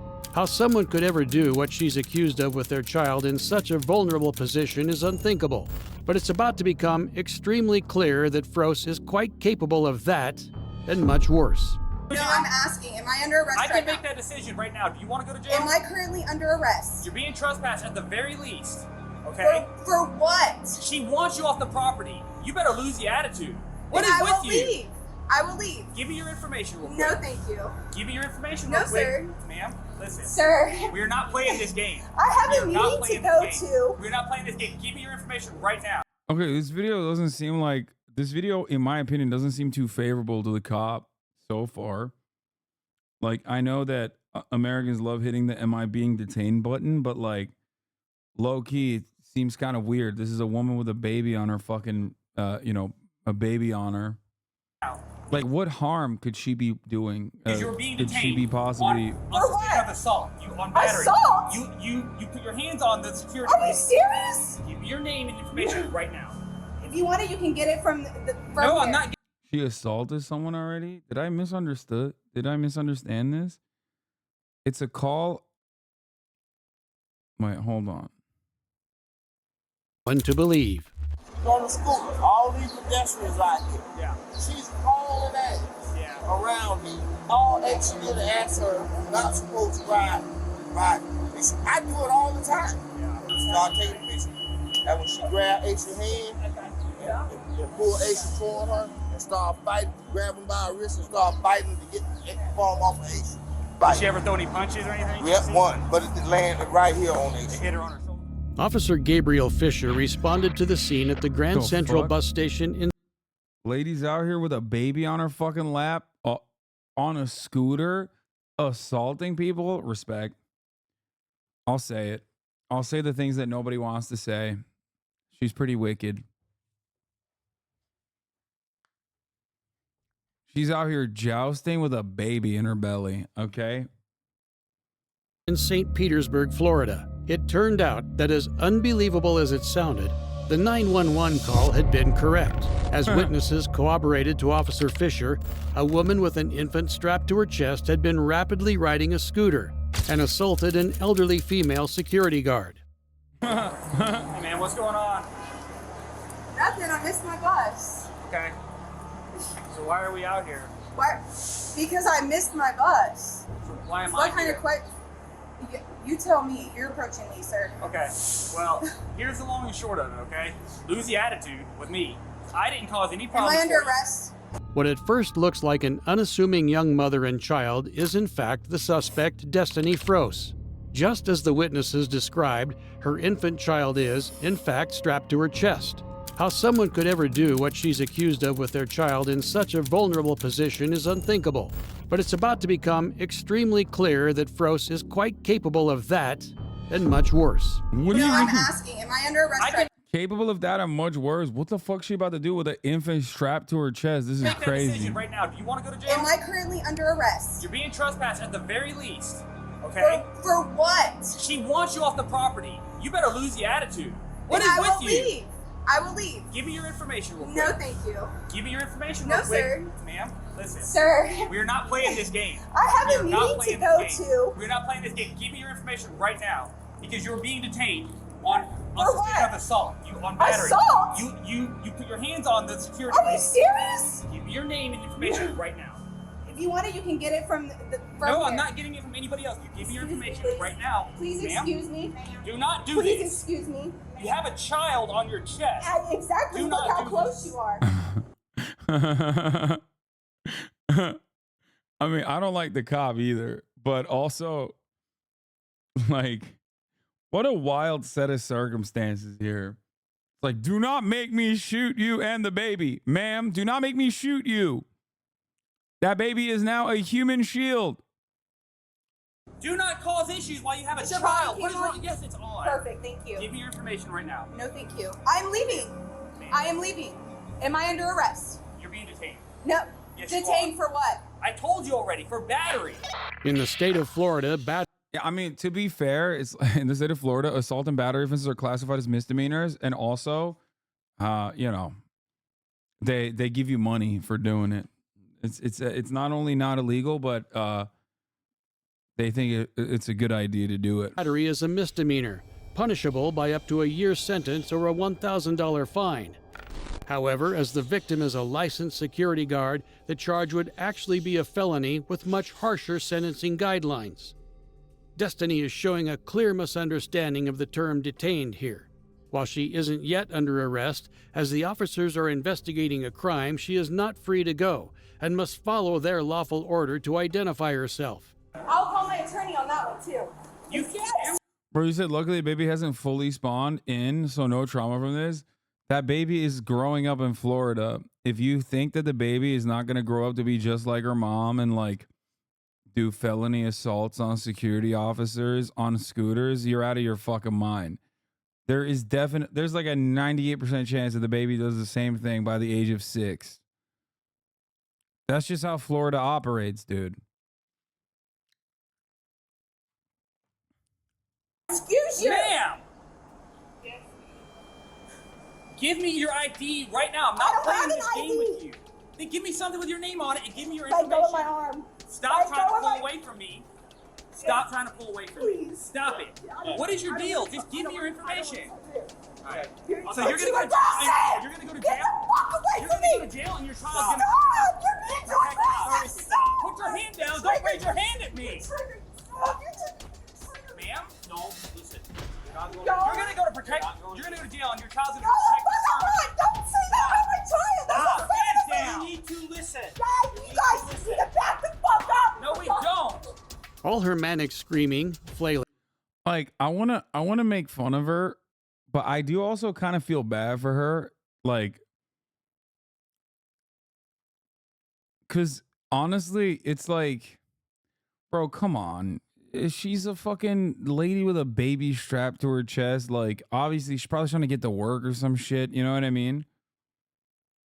Like, she's clearly not having a good time.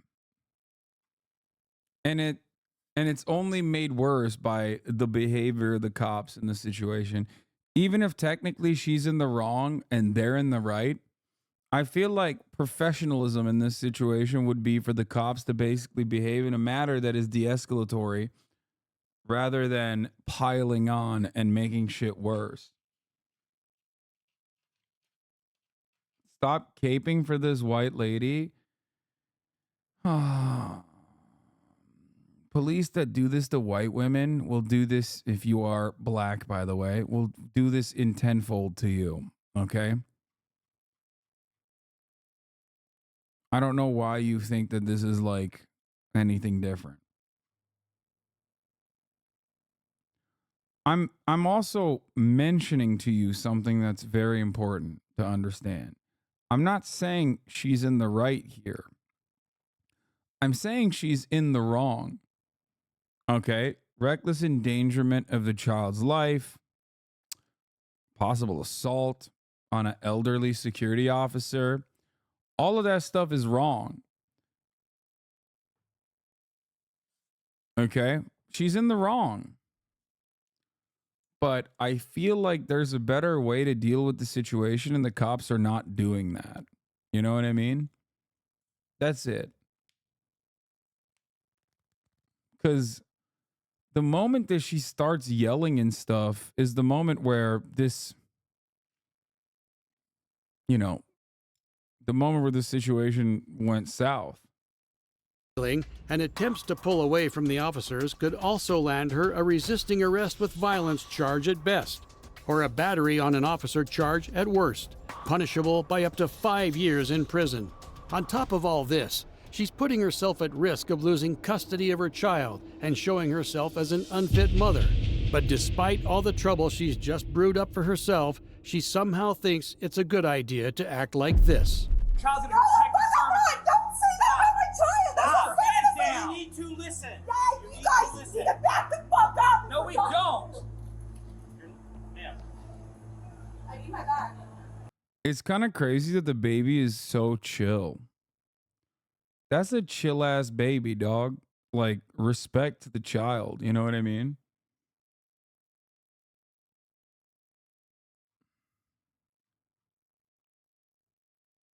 Like, low key.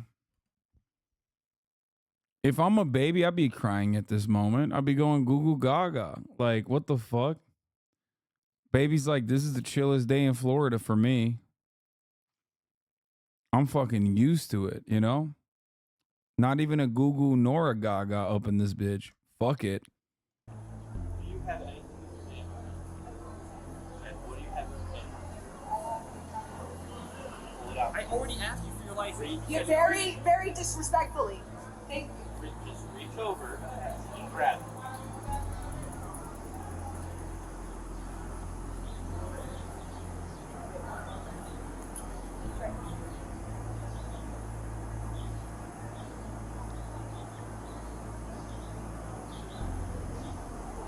You live here in St. Peter now? I do.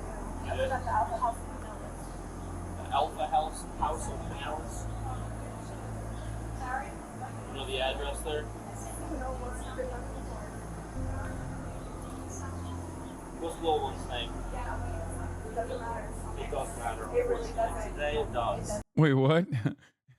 What do you mean? What do you like? What is the baby a fucking? Is the baby an eyewitness? Like, what's happening? Cops like, no, it does matter because I'm arresting the baby too. Accessory to a crime, bitch. Yeah, that's right. The baby is a suspected accomplice. It does. It does, ma'am. Listen. Ma'am, listen. There's allegations that you put your hands on someone, okay? So because the child's present, when that happened, I need the little one's information. The Alpha House, a homeless facility. Oh God. Oh my God. It's for homeless mothers. Jesus Christ, dude.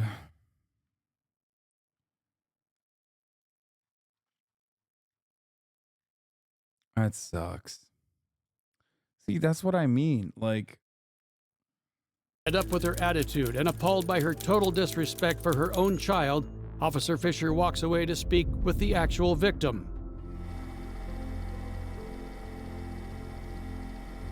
it's like, yeah, watch this fucking dumbass Karen get owned, guys.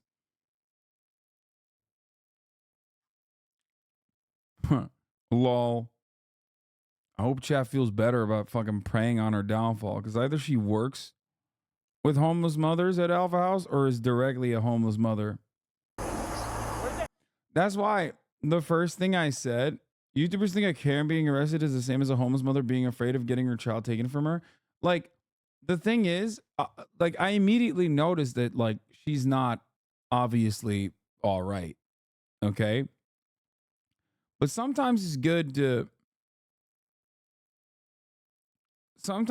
like try to better understand people's circumstances, right? Like, she has a fucking baby on her chest. Clearly, like, she has to take the baby everywhere she goes. You know what I mean? Clearly, she's already, like, not in a good situation. This doesn't mean it's appropriate for her to, like, assault elderly security officers and shit. That's a whole different can of worms, obviously. She shouldn't even have to be a security officer, let's be real. But it's just like, anyway. That guy that witness, what you saw, where'd he go? Did he already leave? All of a sudden, people have all the compassion when the lady is white. I still pray for her downfall because she attacked an older security officer of color. No, I disagree with this take. But so what? She can't hit people? You're so fucking stupid, dude. I can't tell if you're, again, like, if these women were black, no one would care about her or the baby. Yeah, famously. Famously, that is the case. First of all, I can't tell if you're LARPing as a black person, if you're actually a black person. But here's the thing. If you are actually a black person, you should understand very easily that an officer that treats a white woman like that with a child is going to fucking kill a black woman with a child, okay? So, you know, shutting out empathy in that situation is not necessarily a benefit. I'm a black woman. Okay, then you know that. Then what the fuck do you mean? This is like when dumbasses come in here and they're like, like, the cops don't give a shit. The cops don't give a shit when, like, people don't care that more white people are getting killed by cops than black people. Like, this is a common racist take, right? People say this shit all the time, which is not even true. Like, when white people get shot by the police, you know who's there? Black Lives Matter is there to protest. Why are they there to protest? Because Black Lives Matter understands that cops that kill white people are just as easily, if not much easier, going to kill black people. Homeless or not, she's still being an asshole. If I lost my legs or something, that wouldn't give me permission to suddenly be racist. Honestly, the cop and the lady are unlikable. I know. I never said that she's actually correct. Okay? I said that she did the wrong thing. Why is this so profoundly hard for many to comprehend? Okay? the lady, the white lady with the child, very clearly did a wrong thing. But sometimes, even if you're doing the wrong thing, cops should rise above that. They're the ones who have the power to take your freedom away. They're the ones in that circumstance to be able to literally take your child away from you. Okay? So cops should deal with issues with a tremendous more empathy, with a tremendous amount of empathy, given the power dynamic that they have in every circumstance. Okay? That is my perspective. So while she's in the wrong, the white lady with the child, the homeless white woman with the child is obviously in the wrong. The cops should be working to de-escalate. Okay? They should be leading with empathy. That's it. And anybody that looks at her circumstances and goes, nah, fuck that, she's a bitch, all this shit is ridiculous. Okay? Is ridiculous.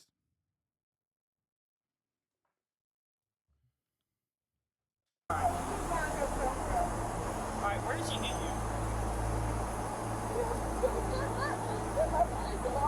She hit you in the face? With both hands? Yeah.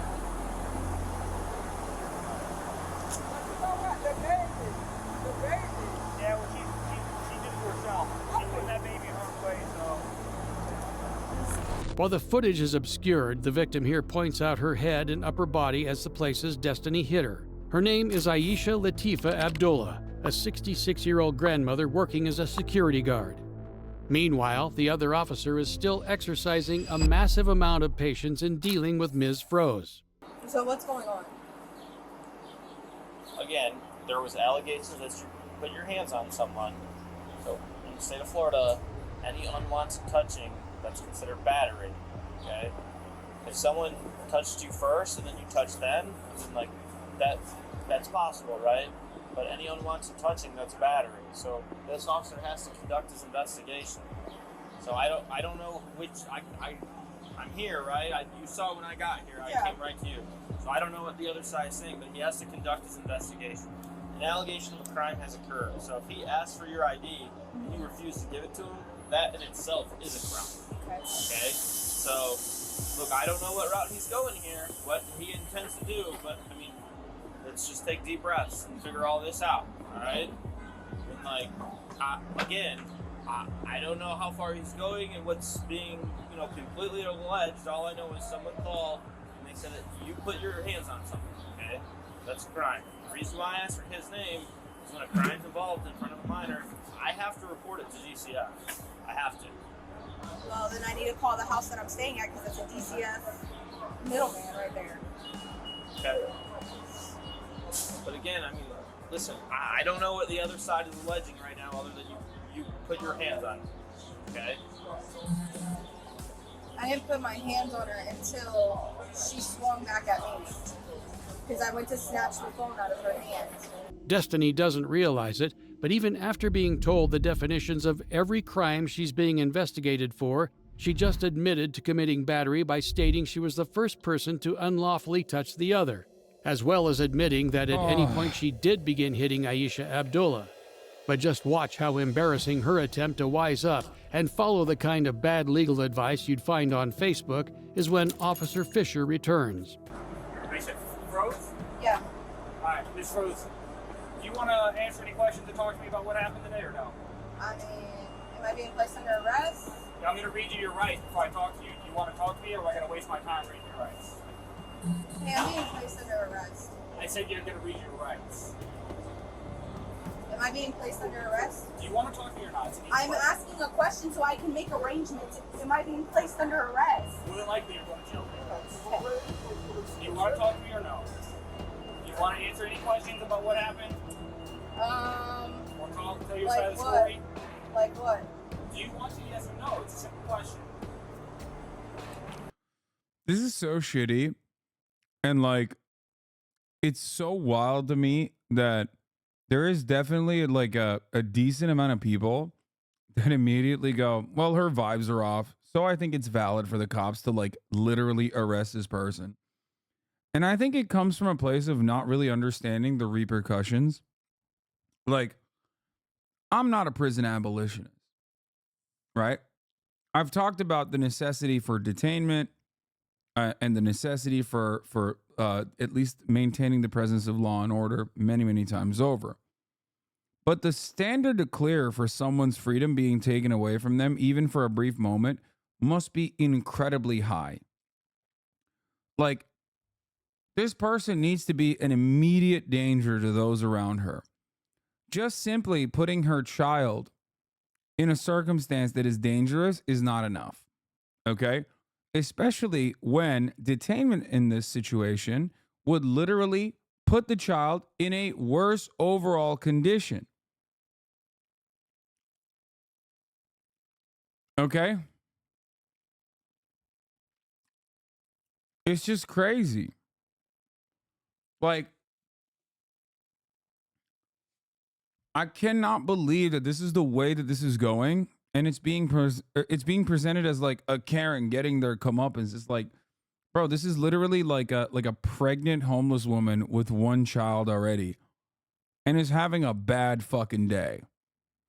Okay, but having a bad fucking day and trying to like snatch the phone out of an elderly security guard's hands, and then having a little bit of a scuffle should not lead. Like, something that you can just like, if you put both of them together, okay, de-escalated the situation appropriately, and if you sat both of those people down together and had them talk it out about their own circumstances, they could deal with that. You know what I mean? They could easily deal with that situation. It's like breaking up a fight in a fucking playground. The consequences of that should not be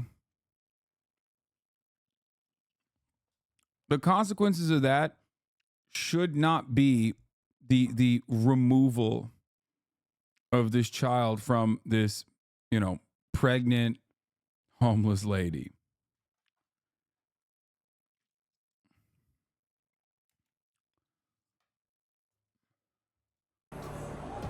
Ma'am, he's asking you if you want to answer questions. And I need to make sure my son does not go into any of y'all's hands. Ma'am, let's worry about this side of it first, and then obviously I'm not going to rip a child out of a mom's arms. It's not how this works. Hey. Yeah, like I think the reason why she thinks that, she attacked a 66-year-old woman, dude. She could have seriously hurt her and her child. Okay, but she didn't.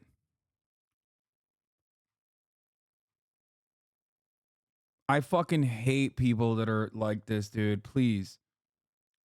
But she didn't. Do you think it's just?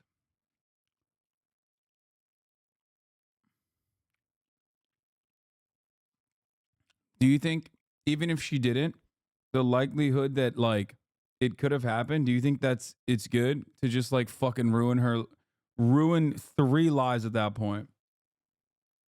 You know what I mean? She didn't. Americans have to reevaluate the way they look at crime and punishment.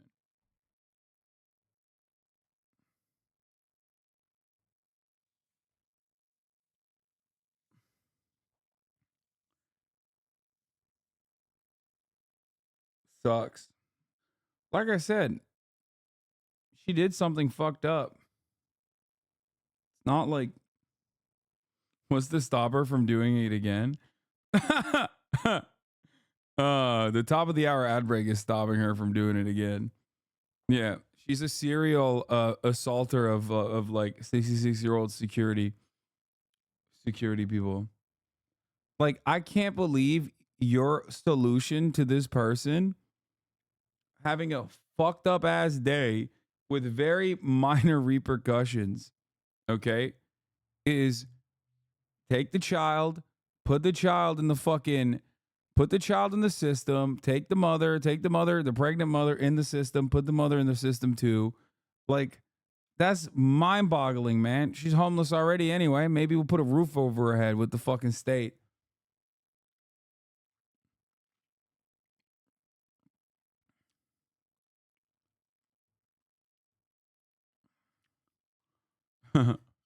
Americans are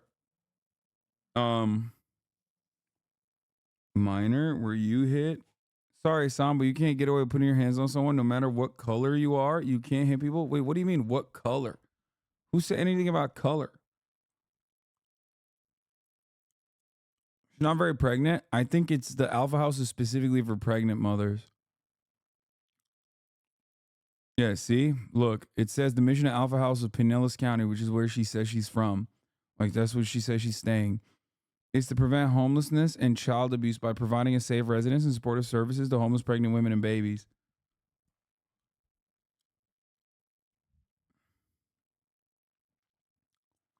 You think the baby is better off with a mentally unstable mother? Yes. Dude, really think that this woman isn't putting that child in danger every single day? I think that that woman being with her child is better than the state taking the child, and I don't think many of you comprehend what you are saying. In order for this to work, some of you, I think, are jumping to the conclusion that, like, she gravely injured someone. Okay?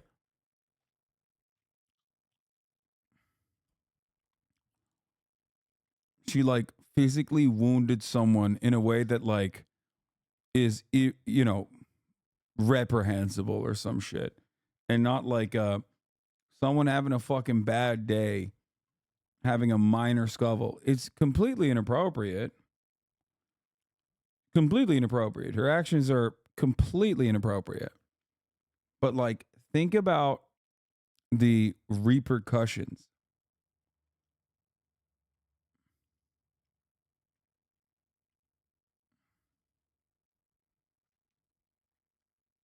Destiny continues ignoring the officer, calling a family member to come pick up her child, whose safety she's suddenly very concerned with. Now, where was that concern when she was assaulting a grandmother? Is that dad or a friend? That's his aunt. His aunt? Yeah. Okay. Social worker, Jesus Christ, some of the chatters are horrifying. Taking away a child should always be the last resort. The fact that so few are asking, can we get her into mental health services and steady food and housing is sad. Exactly. That was my point. I love how quickly a bunch of you turn into little fascists, though. Like, holy shit. Americans, when you talk to them about foreign policy, or Americans, when you talk to them about, like, non-punitive approaches to criminal justice, literally turn into little Adolf Hitlers like that. Like, it's just not even a question. There's like, let me put my Adolf Hitler hat on immediately. It's not new. I've duked it out with chatters on this issue so many times. And like I said, I'm not an abolitionist, okay?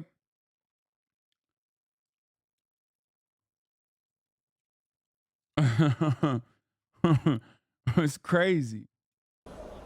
So I guess I'm not going. I'm missing my work meeting too. Like, she literally is annoying.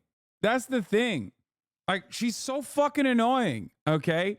Everybody understands that.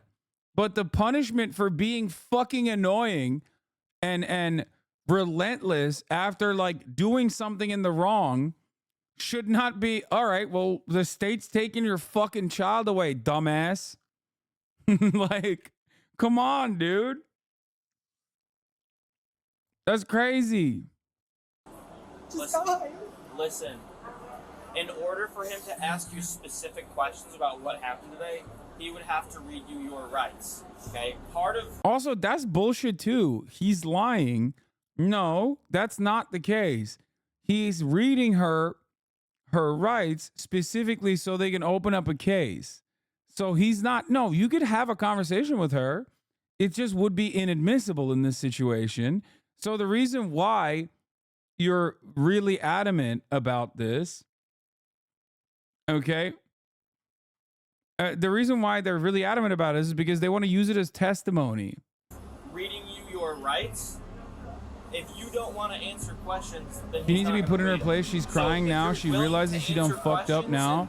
Yeah, see, like, yeah, there you go. That's not like, bro, you're not like a good person. I'm gonna be honest. You think you are because you like follow the rules or whatever, but that's not like good guy opinion right there. That's bad guy opinion. You got to fix that, like, quick. Because like you're not even talking about like a solution to the problem. You said put in her place. Putting her in her place in this circumstance is like fucking ruining the kid's life too. and tell your side of the story, he's going to read it to you and then ask questions. But if you don't want to talk, he's not going to take the time and read it to you. Okay. That's what his question is. No, not talking. He can only help you. Yeah, not talking. All right, that's fine. While Destiny is undoubtedly a Karen and in the wrong here, it's incredibly important to remember that police are allowed to lie to you in pursuit of a confession. That's exactly what Officer Fisher did. Talking to the police can lead someone to confessing without even realizing it. If a person believes they've done This is okay. This is awesome. The guy's just like, the police demonstrating their restraint by not executing this fucking lady immediately shows that they are valiant and brave. no wrong, it's best to state you're involving your Fifth Amendment rights. Comply with lawful orders, but remain completely silent until you have an attorney present. After a 30-minute wait, the child's Aunt Leah arrives to pick him up. We'll let him, he'll let him know.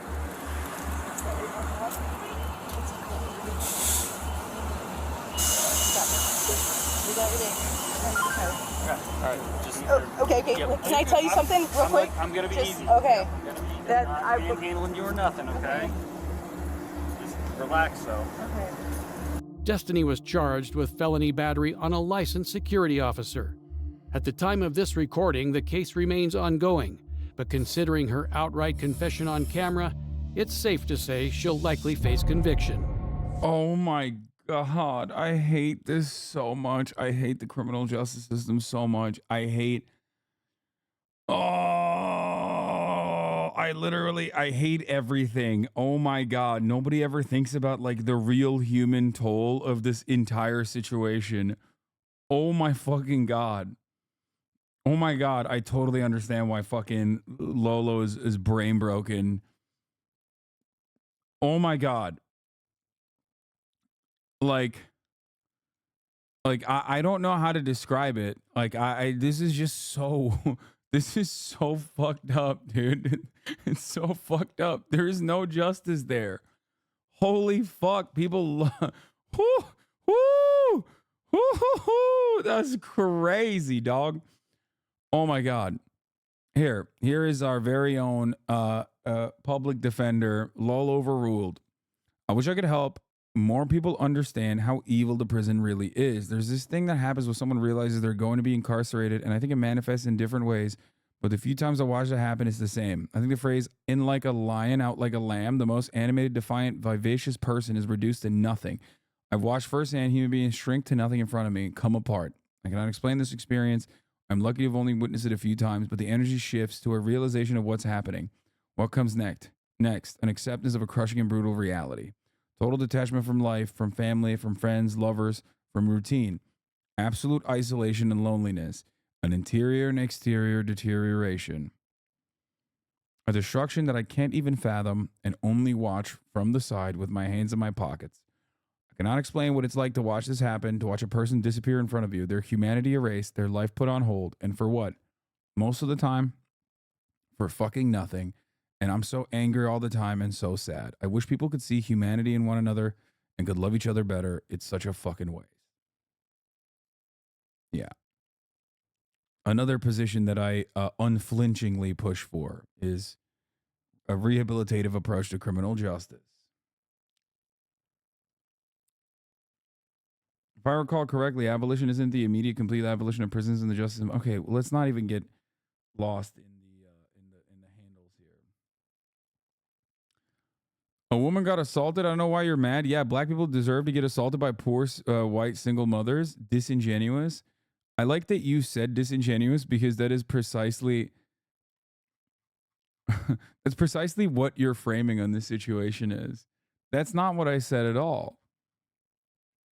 I said that the punishment in this circumstance for a minor scuffle is like just ruining this person's life permanently.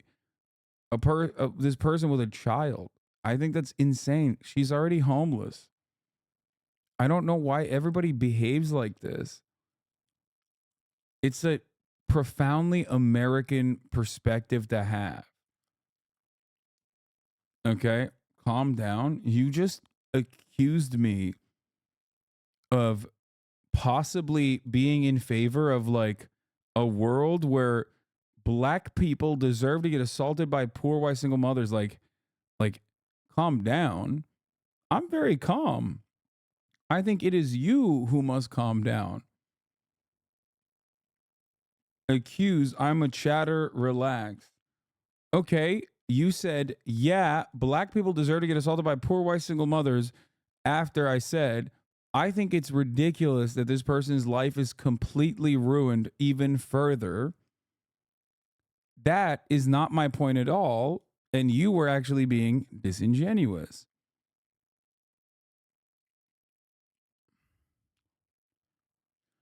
I don't agree with the rehabilitative approach, and I worked in legal aid public defense. It just doesn't work. People don't change unless they want to. Rehabilitation doesn't work as someone who worked in the carceral system. Shit, man. Never mind. Okay, you're right. All matter of like, all matter of evidence showcasing that a rehabilitative approach to justice is significantly better at lowering recidivism by like, 60%, 80% in comparison to like the Norwegian structure versus the American one. Throw it aside, because this guy worked in legal aid and public defense and realized that the American criminal justice system doesn't do a good job of rehabilitating people. Yeah, that's the point, man. That's what we're talking about. Okay? The carceral state that we have currently is not good. It's not good at all. It doesn't work to actually rehabilitate people at all.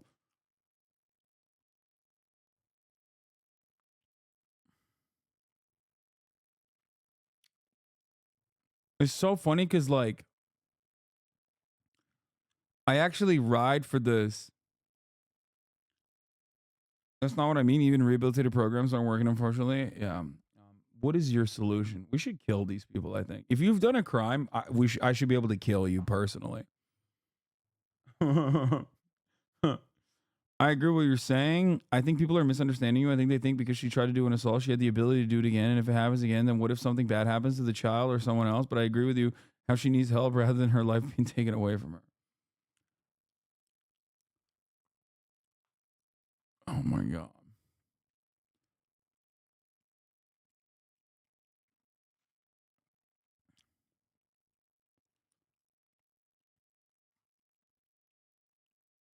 I think legitimately a lot of people would be on board with just like killing people that have done crimes in America. Well, I mean, we do have the death penalty here, so I guess that's right.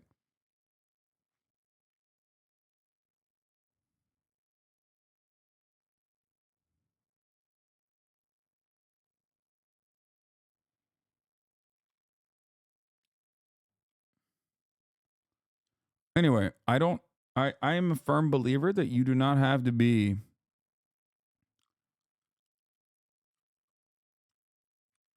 this kind of stuff happens all the time in China. I've seen it firsthand where the cops will just surround her and berate her for like 4 hours straight until she's bored out of her mind. Then they let her go and tell her neighbors to keep an eye on her. Lol. I don't know if that's the best solution either. Dude, you're completely ignoring the insane level of child endangerment. That's the disingenuous part. I'm not making a disingenuous argument at all. Okay? I don't know why you're saying I don't know why you're saying I'm ignoring it. I said that. I'm saying it's a much larger child endangerment that is basically permanent when you send her to the gulag. That's it, which is correct. Like a baby without a mother is in permanent endangerment. That's it.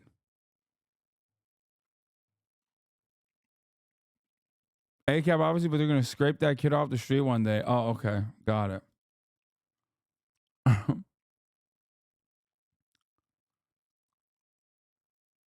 I think, like, if your goal is harm reduction, I think everyone should understand how severe incarceration is. Okay? And if your goal is harm reduction, like, there's no world in which taking a mother away from their child in that situation is participating in harm reduction. Yeah.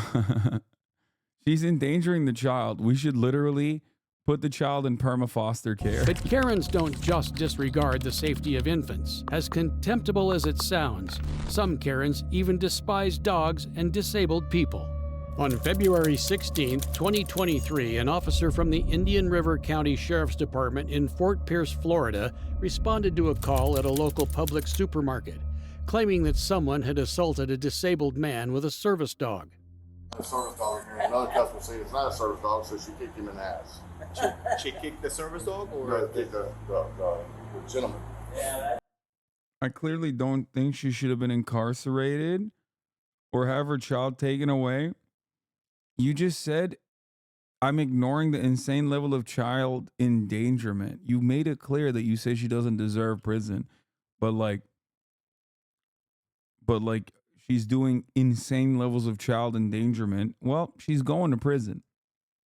If you think the prison is the worst thing that can happen to a child without a mother, then you should be against that, right? I think that's the point that I'm making here. HasanAbi is the most shit than I see ever. That's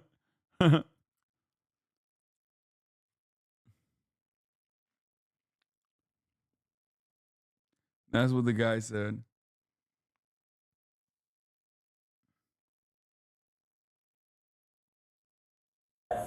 That's what he said. I don't know. Oh, you didn't see it? No. I think what's pissing off most black members of this community is the small amount that's left is the fact of your fucking attitude. No one here is saying she should have had her child taken away, but she did hit a 66-year-old lady. Black members in my community. What? The small amount that's left. You know what, dude? You're right. As a white supremacist, let me make it very clear. As a white supremacist, I want white people to never go to prison, okay? I only want black people to go to prison. Please forget every single thing I've said for the past 10 years of my life, okay? And assume that it's the exact opposite. I've made it very clear that a police unit that treats a white woman like that are going to be far, far worse to a black woman, okay? If you can't comprehend that, I don't know what to tell you. You can't as a black person this shit, okay? What do you mean? How many black people have respected cops and got killed? I'm losing my mind. I'm losing my fucking mind. Oh my God. Dude, this is pure liberalism, okay? Black, white, doesn't matter. You are trying to spear dick your own personal, like, grievance into this situation. And, like, we're on the same side, okay? We're on the same side on this issue. I don't think you understand that, though. You're like, no, let me fucking get my licks in. It's fire when the cops behave like this to white people is not going to be a sustainable position for you, okay? That's crazy. That is a crazy take to have as a black person. What the fuck are you talking about? Oh my God. She's also like she's a white homeless lady. Like, what are we talking about? That's it. She's literally in the fucking bottom of the white standard here. Okay, she's literally at the bottom. There's no lower you can be. The only position in the eyes of a cop that's worse than a white homeless person is a black homeless person. That's it.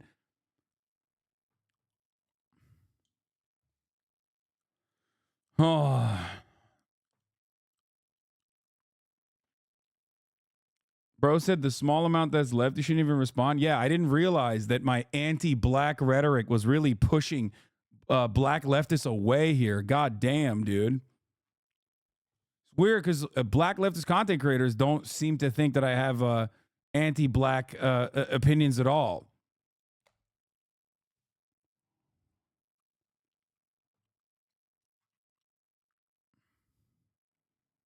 Like, what kind of fucking cynical, nonsensical approach is this? Like, it's weird as fuck.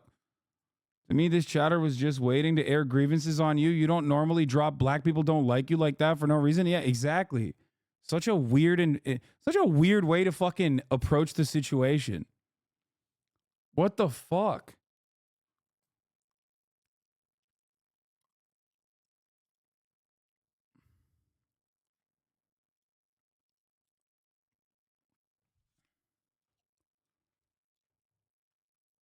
That's crazy to me. What is happening here?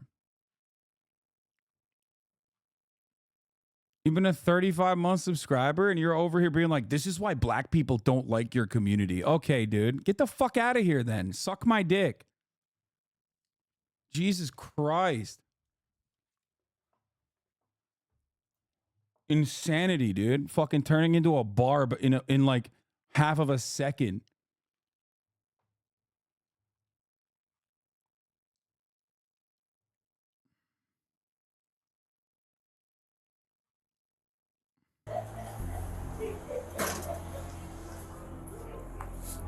How you doing now? Babysitter. It's the gentleman right there with the blue shirt was all.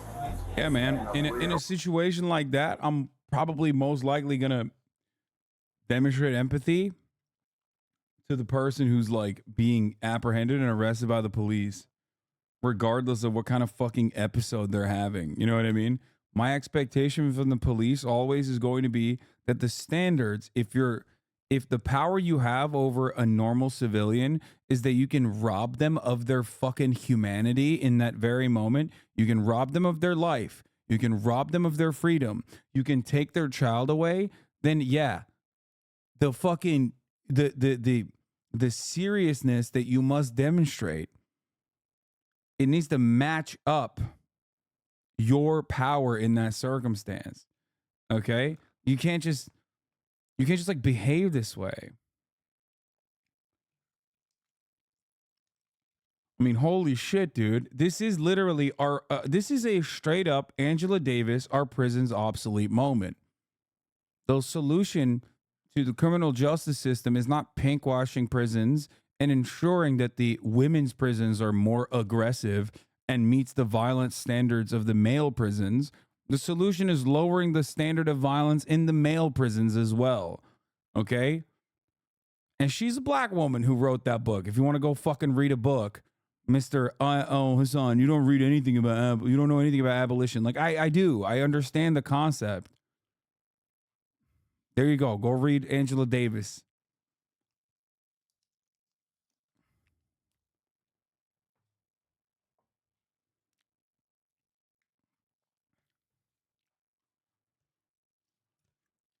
Oh.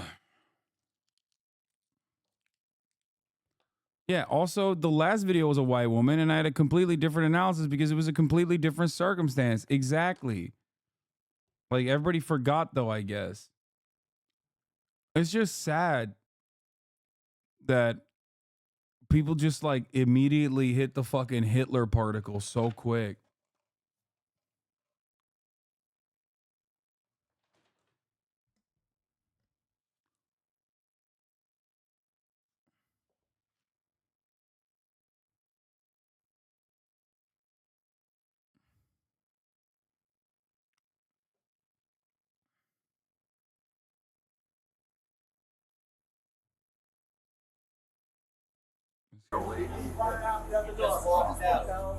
What's wrong? You gotta run quick.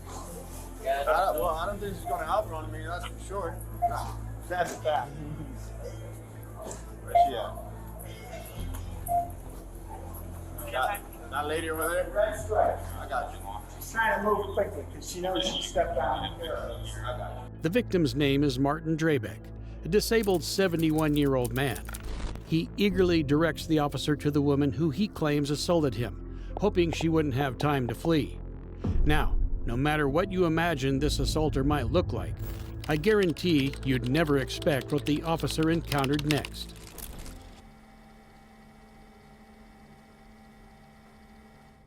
Oh, here he is. Hi. Hello. How you doing? So the asshole really did call you, huh? Yes. Good. What's going on? Well, this fucking dog jumped on me. Afterwards, I kicked him in the ass. You kicked Okay? You kicked So who? what would you like to discuss? What's the story? What's the story? I asked the man why he had the dog in here. It's a service dog. Where's this jacket? Where's this proof? I don't have to show you. The law says I don't have to. I said, well, we'll go up to the desk then. I don't have to show them either. I said, because he's not a fucking service dog.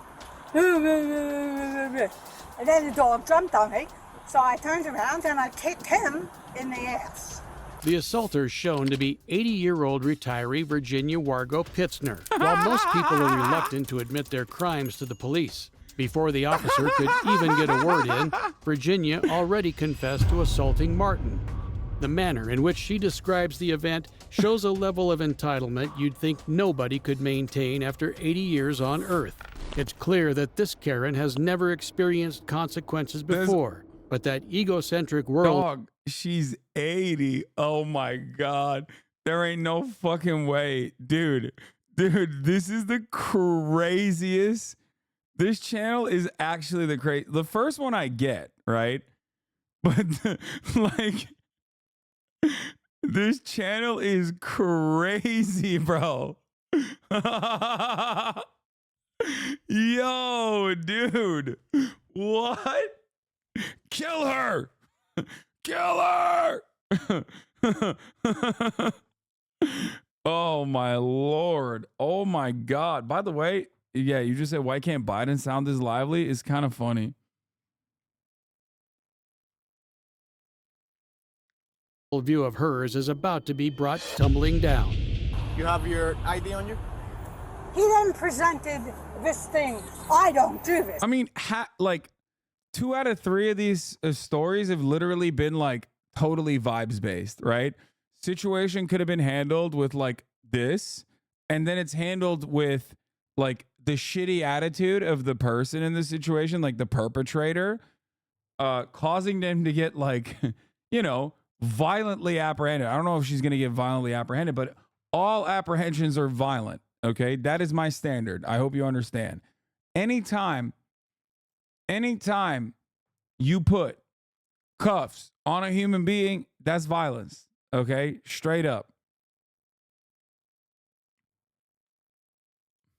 I don't sow this to people.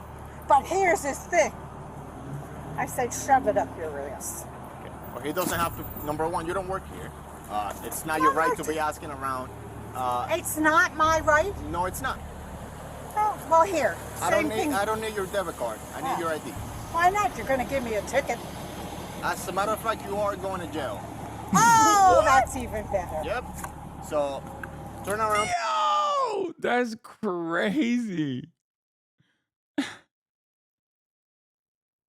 If a situation can be diffused by acting nice and remorseful to an officer, then did you really commit a crime to begin with? Well, that's where the black-white dynamic actually comes into play. Because if you were acting nice and remorseful to an officer, if you were a black person, I feel like, or a brown person, you're probably not going to get the same level of treatment. If she was doing that, though, as an 80-year-old woman, she probably would have been like, the cop probably would have been like, yeah, this has been a mistake or something. You know what I mean? She's parked in a disabled spot. Yeah, bro, she's 80. What do you mean? Excuse me? She's 80 years old. Yeah, when you're 80 years old and you survived it, you're allowed to park at disabled spots. Chatter, what the fuck?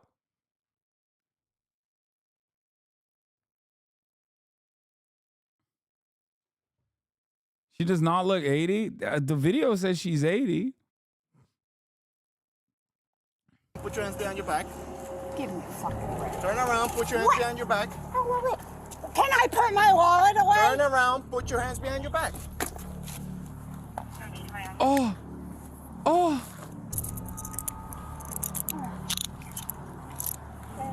Oh my God. Oh my God.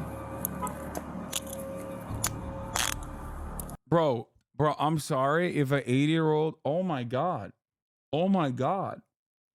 Bro, my dad's 80 and he's not disabled. Does he have a placard, like a handicap lanyard or tag or whatever on their car? Because pretty sure if you're 80, you can probably get one. You know what I mean? Like, I don't think you can walk that well when you're fucking 80 years old. Unbelievable. Unbelievable?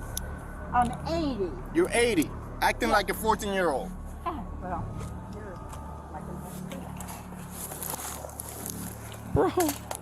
Bro, at that point, if you're not embarrassed for your profession, for your life, like the moment that you strap cuffs on a motherfucking 80-year-old in the parking lot of a Walmart, it should be your come to Jesus moment. Like, you're quitting. You're putting your fucking badge down on the table.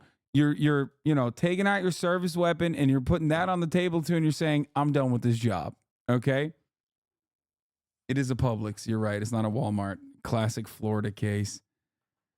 Bro, that's crazy. That's crazy. Any weapons on you? yeah, my mouth.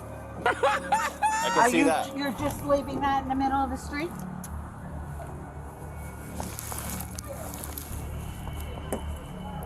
This is the biggest joke I've ever Go seen. for 1 to 10. What? You want me to put this in your car? What do you want me to do with this? If I tell you, you'll give me another second. No, I want to take it with me.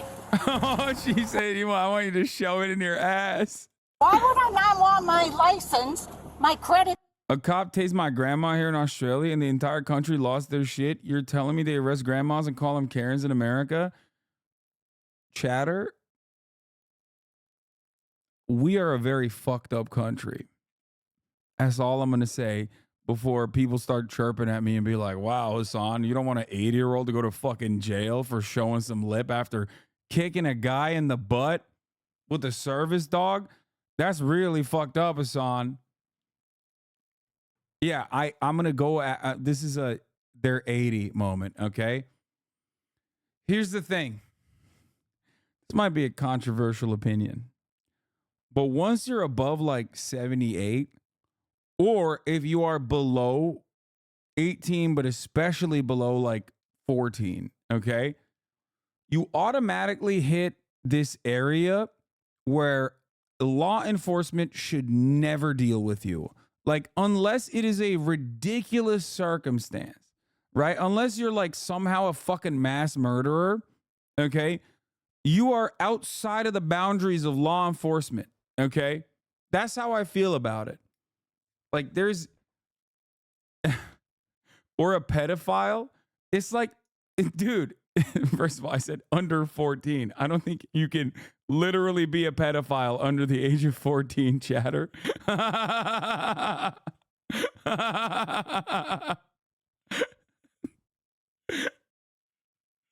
But yeah, look.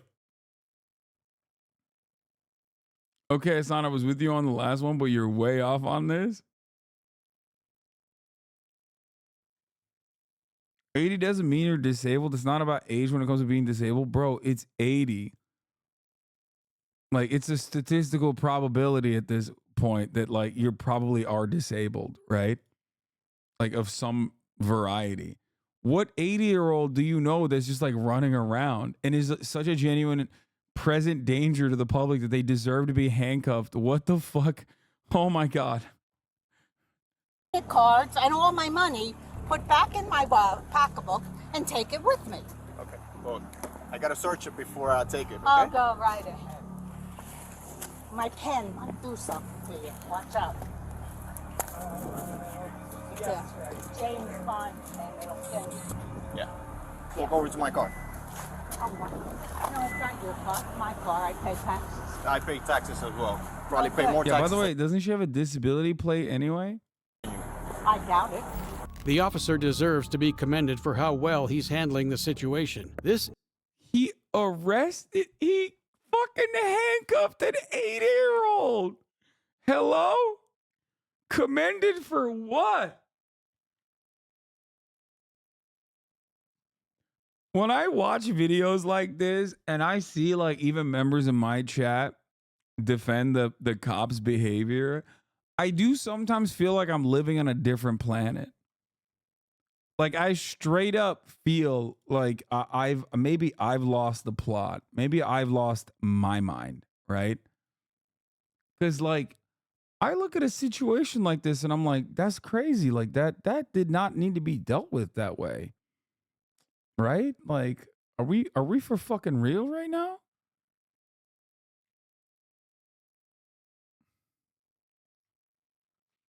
Commended for not what? She beat a disabled elderly man? Bro, she's the disabled elderly woman. What are we talking about?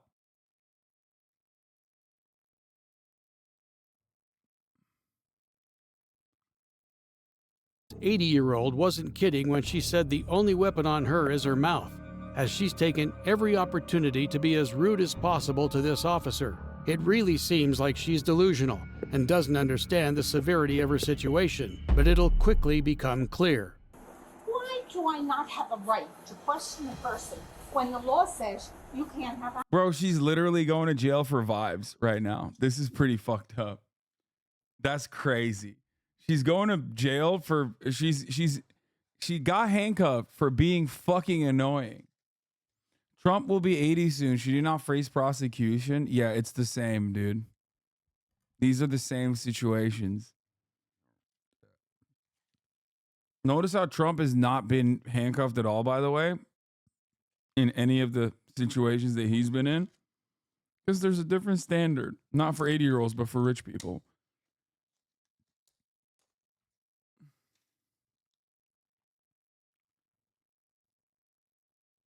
No, you're right. The police should not get paid millions for hunting grandma. Animals in supermarkets and... British cops aren't good by any means, but watching your lot is like watching brown shirts.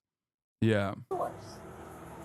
Service animals are exempt, and you're not allowed to. I asked him if it was a service dog. Why? Because you're not allowed to. It's protected. There's people with disabilities.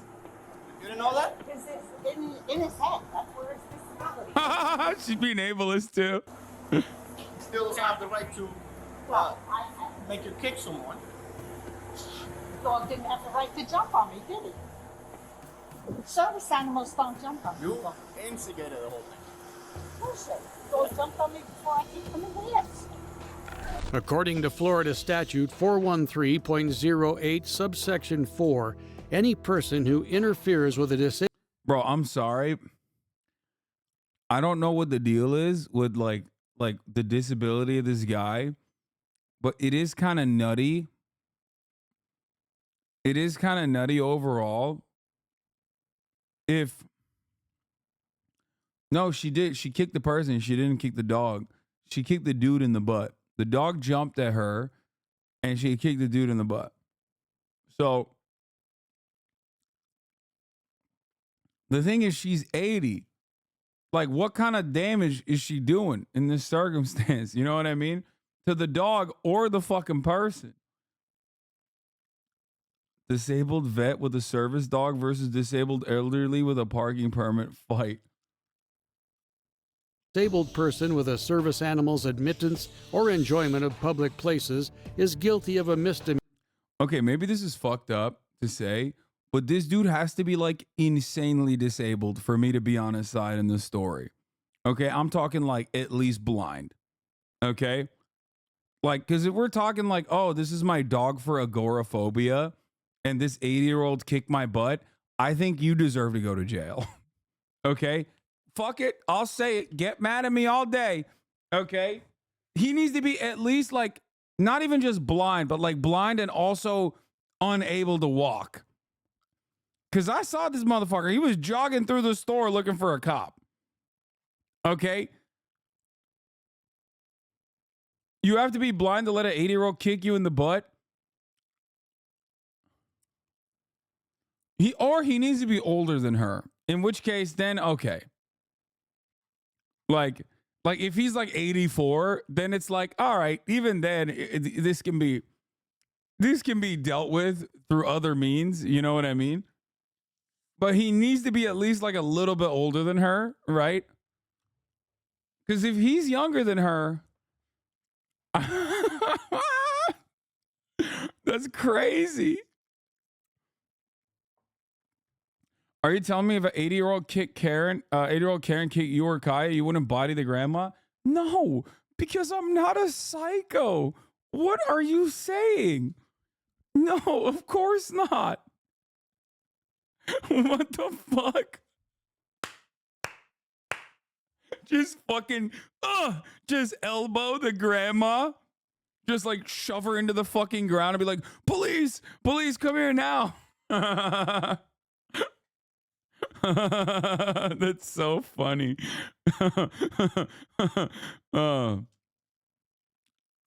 Also, the fact that the dog jumped on her is also a little bit suspicious. We're not even going to get into that.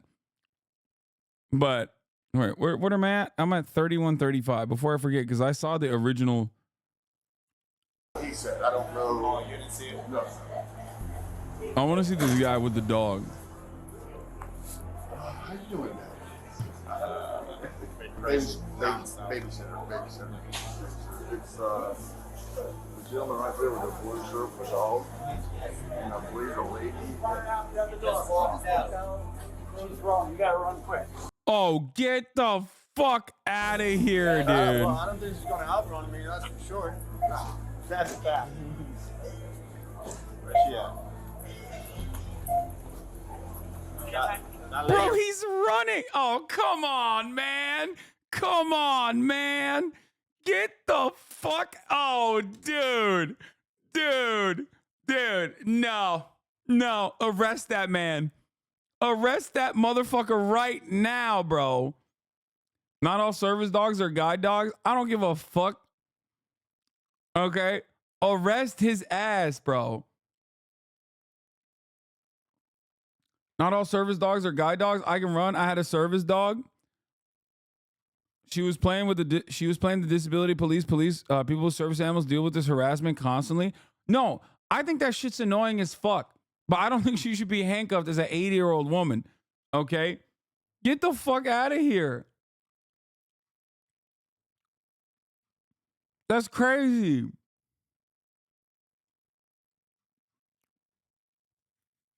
How now you would body the bald grandpa? No, I'm arresting the guy. I'm like, sir, what's happening here? I got you, Mom. She's trying to move quickly because she knows she stepped out. The victim's name is Martin Drabeck, a disabled 71-year-old man. That dude's so eager to have an 80-year-old woman arrested, he's running to her. Yeah, I mean, he could have like what do you call it? He could have like a seizure, right? Don't they have that? Like, don't they have dogs for seizures and some shit? I don't fucking know. There's a whole bunch of disabilities. Some of them are invisible, right? But like, do you see what I'm saying? As far as being kicked is what I'm talking about. Like, because the crime here is not that she was fucking annoying to the dude with the service dog. The crime here is that an 80-year-old woman kicked a dude in the butt and it's like, and is facing an assault charge, right? Like, if I see a dude running in front of me after being kicked in the butt, I'm gonna be like, all right, dog, you got kicked by an 80-year-old. Fucking let's talk this out. You know what I mean? Bro, I don't understand when I have the same opinions on this with you and my friends and they try to make me feel like I'm weird. I don't get it.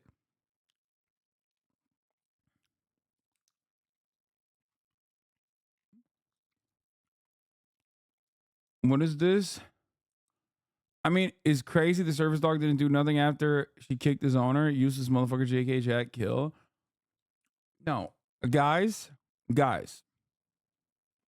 It is definitely very annoying to like have random old ass, annoying ass fucking 80-year-old women or whoever the fuck police your service dogs. Okay. And yes, I understand some disabilities are invisible. But this, okay, whatever his invisible disability is not like a physical impairment that rendered him incapable of walking for an extended period of time so that like an assault charge could be placed upon an 80-year-old woman. That's crazy.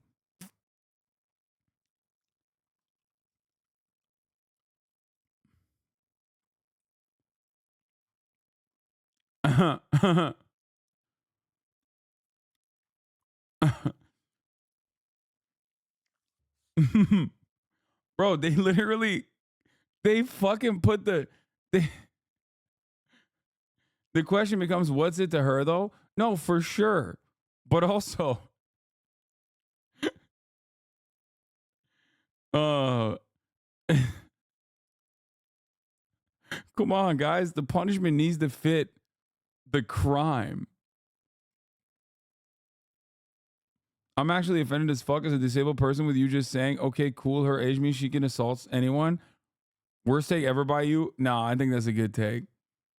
Like, I think, I'm sorry. I think if it's an 80-year-old grandma, like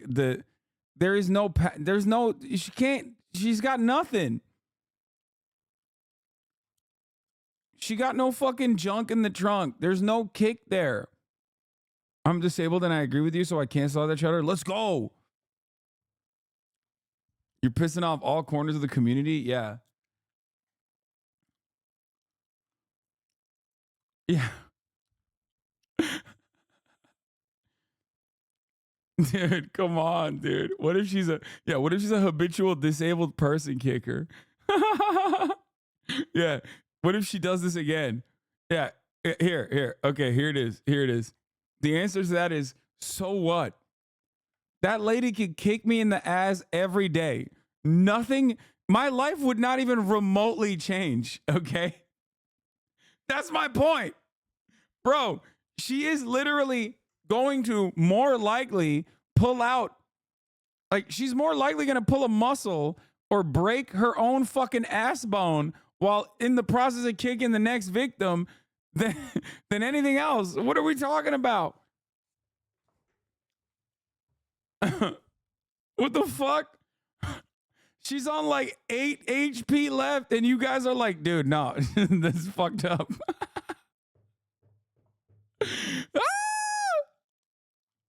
This is so guilty funny. of a misdemeanor, punishable by 30 hours of community service with an organization that helps disabled people. Virginia's incessant public outburst would likely constitute a violation of this law. Where's your dog? I expected you to show up with a dog. What? What? I'm disappointed. She hates dogs too, like that's clear. You know, this hurts. You seem really defensive on this one, Lamau. Yeah, dude. What? Bro, she's someone's grandmother. She's 80 years old. She's 80 years old, man.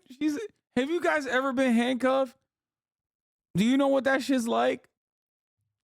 Like, it's not fun, okay? Your body is not supposed to contort that way. It is literally a painful process, okay? That shit hurts so bad. That's crazy. Yes, I have been handcuffed and not just during sex, okay? Like, that is a horrible position to put someone in. Not supposed to be comfortable. Well, it's not supposed to hurt either that I got marks. Virginia's mouth ended up only being a weapon used against herself.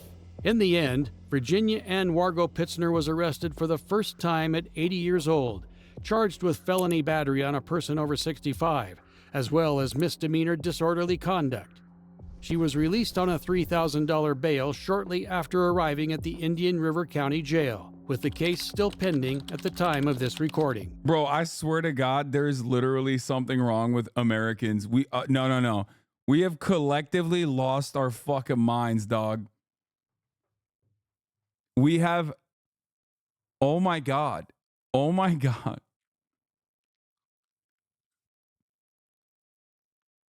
Oh my God. She has no priors. There's something so wrong with people. That's crazy. But Virginia's legendary sass seems laughable in the face of one of the most vitriolic, disrespectful Karens I've ever encountered. On the 1st of July 2022, at the JetBlue terminal in Fort Lauderdale International Airport, a worker CNAs and nurses get physically assaulted every day, but I don't see these people advocating for them to beat the shit out of their grannies that they dropped off at the nursing home. Old people are just assholes. Unfortunately, we can't just put them all in concentration camps. Yeah, what the fuck? Yeah, 80 years. 80 years, nothing on her record. She obviously, yeah, as the chatter said, she was a ticking time bomb, okay? She was any moment now. I agree with you on everything, except that you care too much about old people. Yes, because they're like largely a defenseless population beyond like the geriatric pieces of shit that run this country, okay? Yeah, I do. I do care about like not throwing an 80-year-old in jail. Nah, she finally got caught at 80.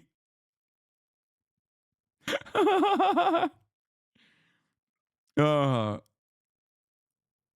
you think there should be no repercussions, or the current repercussions is completely fucked and over, which I agree with? I think for her kicking that dude's ass, a mediator needs to look at the situation and earnestly deal with both sides of the situation. Maybe bring them together and be like, come on, guys, apologize, please. Like, this is ridiculous. Let's apologize and let's move on. It's like half of the shit that we just watched, you could deal with like kindergartners, okay?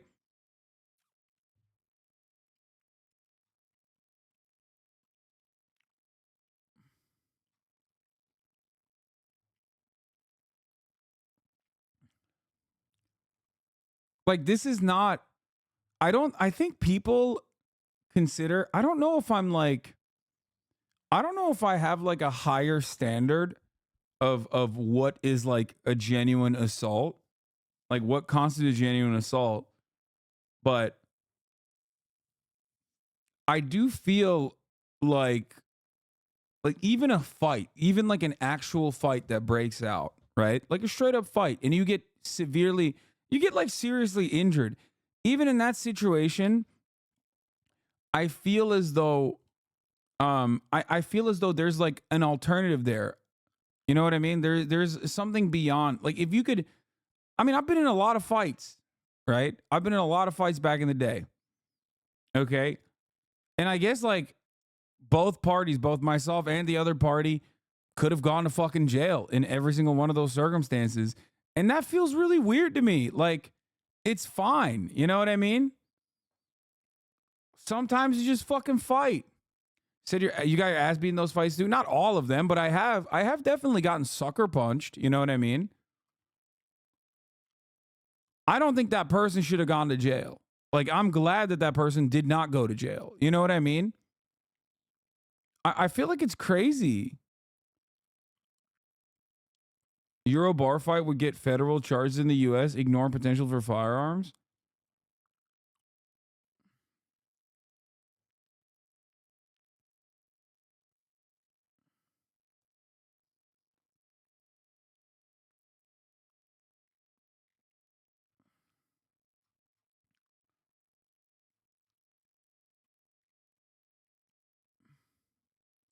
No lie.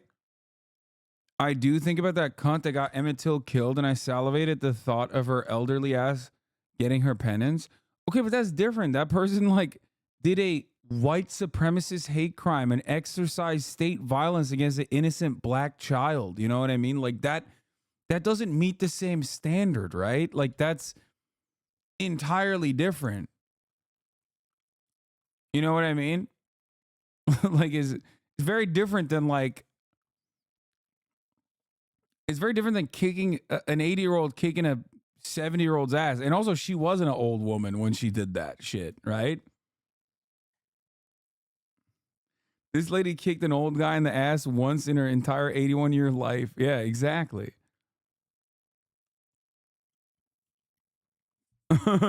It's just kind of funny to think like,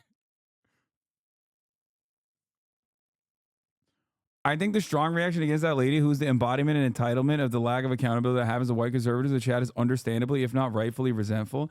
I mean, guys, I talked about this on January 6th. The behavior of all of those fucking hogs actually like met the legal standard of like genuine legal repercussions, like that makes sense, right? Why? Because you are doing something that is like totally ridiculous, where, you know, harm has been done to others, right? So in that situation, like that, like I'm not saying there's no instance where like white entitlement does not deserve some kind of criminal repercussion, right?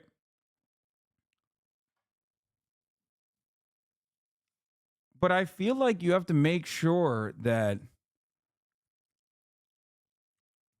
what? Oh my God. What? A mediator would not have been able to protect him if she went at him again? She could have killed him if she had just a few more seconds? No, this is a top of the hour ad break debate. No, no shot. I assume. I hope for the sake of this chatter's brain that they were just trying to debate me at the top of the hour with a 3-minute ad break debate. And that's why they said some incredibly unhinged shit. And how do you know this lady didn't do something similar? Fits the profile. So she should at least be detained until they find out what's going on. No, this person 100% is not serious. I don't believe it. No. Bro.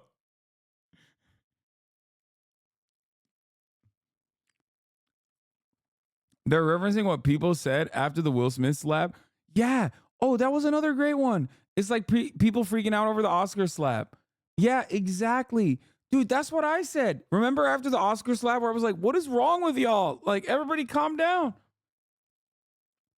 You know what I mean? Like, I feel like Americans have like a very weird standard where they're like, if they see any real world violence, even for a brief moment, they immediately hit the cops need to come in here and deal with this right now.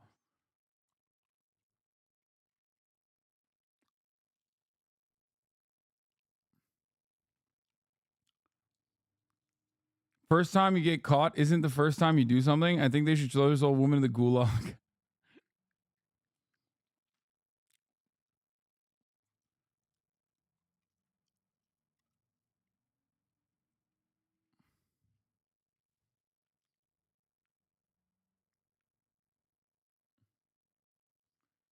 Honestly, why didn't the cops just call one of her kids? Yeah. Yeah, it was wild. Like, yo, the Oscar slap made me realize white people really don't experience shit. I genuinely was so confused that people were just so immediately authoritarian after like the Will Smith slap. Yeah, this was the best take.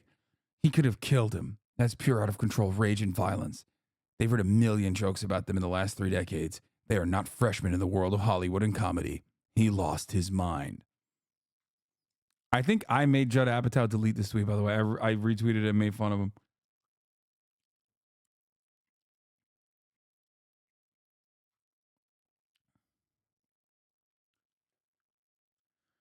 No, Judd Apatow was not joking.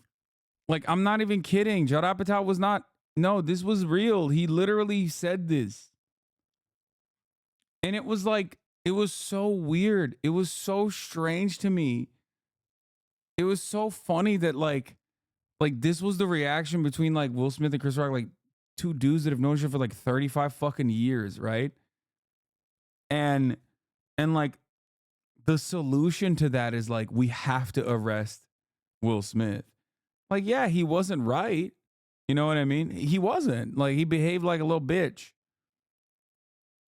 But like, why is it that so many people see like even a fraction of violence that, in my opinion, does not require so much worse violence? Because that's the way I treat it. Okay. The way I treat it is this: police coming in and arresting you is insanely violent. There is no non-violent way of dealing with that, right? Like, that's real violence. That's like actual fucking violence, right? So that needs to be a really fucking high standard. And I don't think Americans treat police arresting people as a violent situation at all. They have no way of comprehending that, like, that is literal violence, not like some dude getting up and slapping another dude.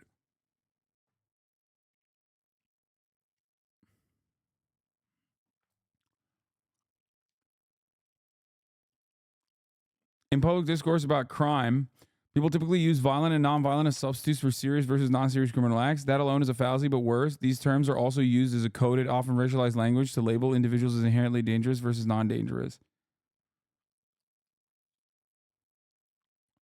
Violence is only to be leveraged by the state. Any civilian violence must be put in its place. State has a monopoly on violence and people expect it. Yeah, but that's like kind of fashy. You know what I mean? As leftists is hard, but we are charged to put our gut reaction aside to advocate against these systems. So not advocating for more cop violence against people who are annoying. Yeah, like...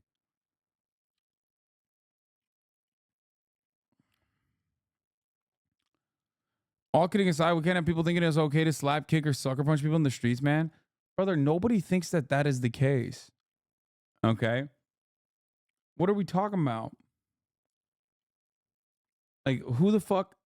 You think that 80-year-old abolition argument coming? No, I'm not a fucking abolitionist. And also, come on, Cinemarxism. You know I've advocated for these exact same position. I'm quite literally repeating a position I had on the Will Smith situation years ago. So, like, obviously, this is not new, okay?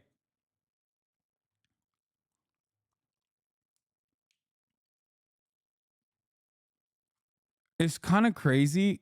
Like I said, I just don't think that Americans think that cops are violent.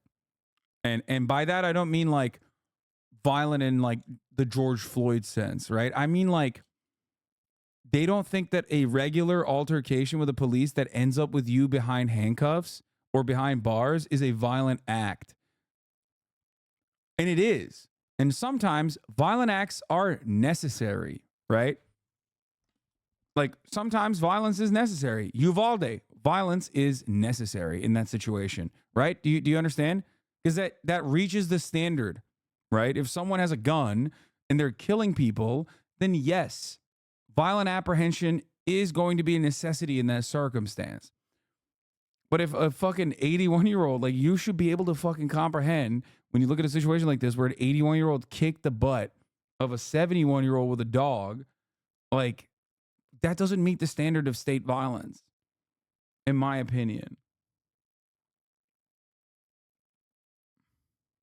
Reported a relatively regular occurrence to an on-site police officer. Someone had left their luggage unattended, but nobody had any idea. In the face of one of the most vitriolic, disrespectful Karens I've ever encountered. On the 1st of July 2022, at the JetBlue terminal in Fort Lauderdale International Airport, a worker reported a relatively regular occurrence to an on-site police officer. Someone had left their luggage unattended. Yes, let's let HasanAbi determine all the rules and laws of society. I mean, that is kind of what I do, for the record. Like, that is what I'm doing here. I'm doing commentary on criminal justice. And I do think that it would be better overall if you did let me determine all the rules and laws of society. But nobody had any idea just how far out of hand this seemingly simple situation would end up. Maybe like 10 minutes. Yeah, also the charge of assaulting someone over 65 sounds like the law was written for someone under 65, not applicable to just two old people fighting. Exactly. They hit the 80-year-old woman with a sentence modifier that is supposed to be only a sentence modifier when someone is younger, okay? Like more physically fit, like elderly abuse. It's not when a 70-year-old dukes it out with an 80-year-old, okay? And the 80-year-old gets hit with that. That's crazy. And then that's when she called. Okay. After. 10 minutes ago, and then no one around it. So it might have been there for longer. Yeah. Wisconsin does this disgusting thing where they charge minors with felony battery of a child for getting into fights in schools. Welcome to the criminal justice system. That's fucking insane.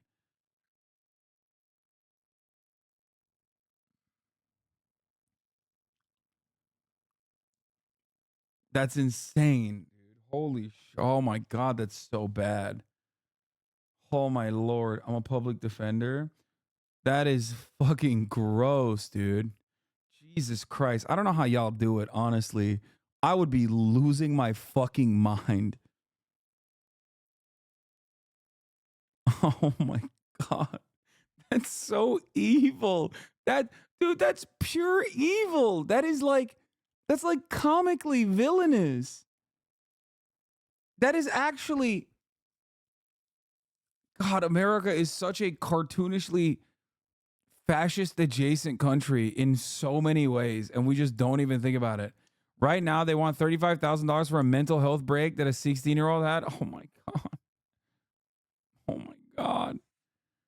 Oh, it's so bad. Not even the most cartoonishly evil thing America and its allies do. I know, that's the other thing.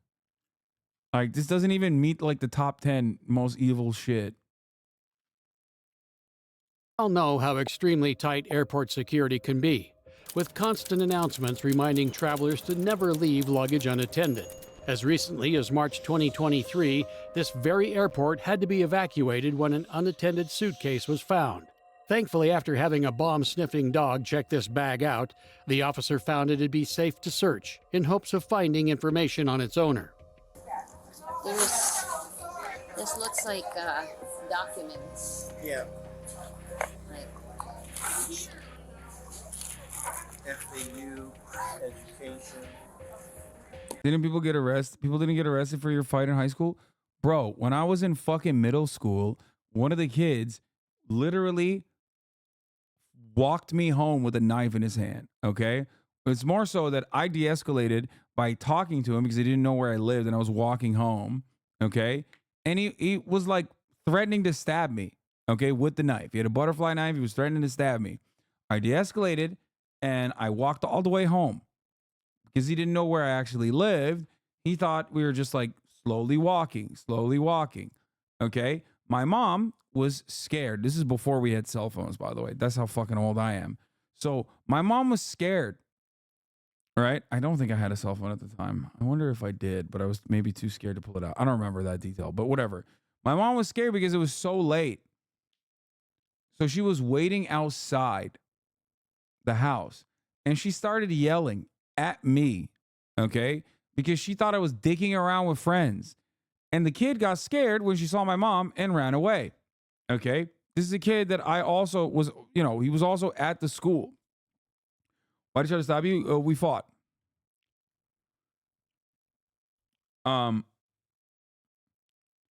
And this wasn't high school. This was in like, I think 5th grade or 6th grade or something. So like the next day I went to school and obviously like the principal had caught wind of the situation.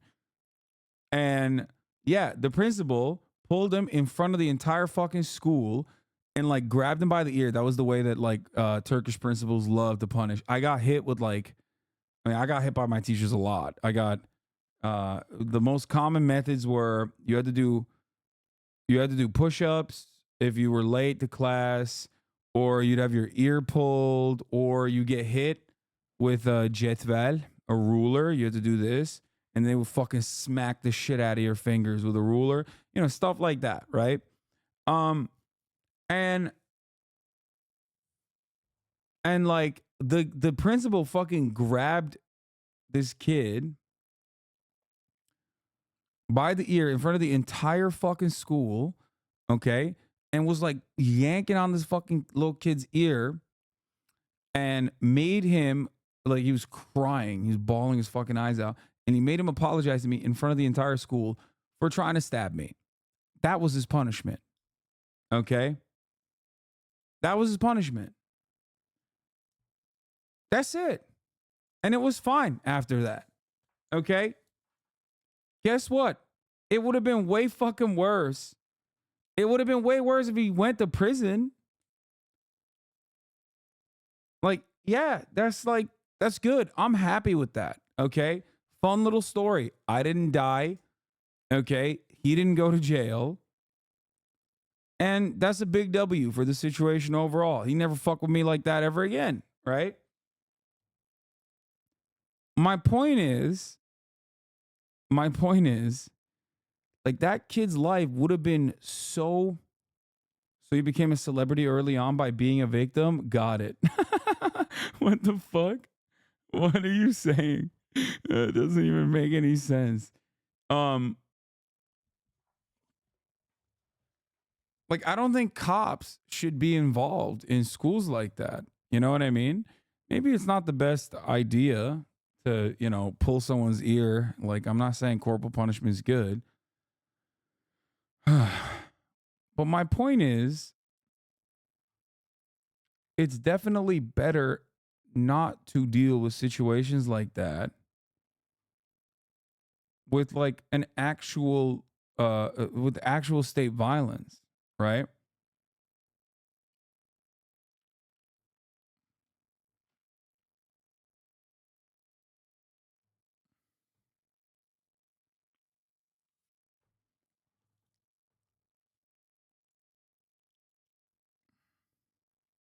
Anyway.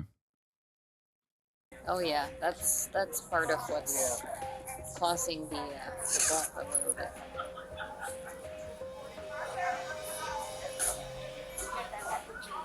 Lisa Michelle Landy. After searching its contents, the officer discovered that the bag belonged to a woman named Lisa Michelle Landy. With that name, JetBlue employees were able to find her information in the system and discover she was traveling. But it quickly came to light that her abandoning of her bag wasn't accidental, but rather extremely devious. May I take a picture and put this on it as well? And Sure, send it to the yeah. gate agent?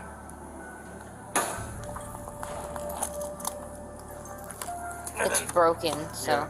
Let me show you the weight.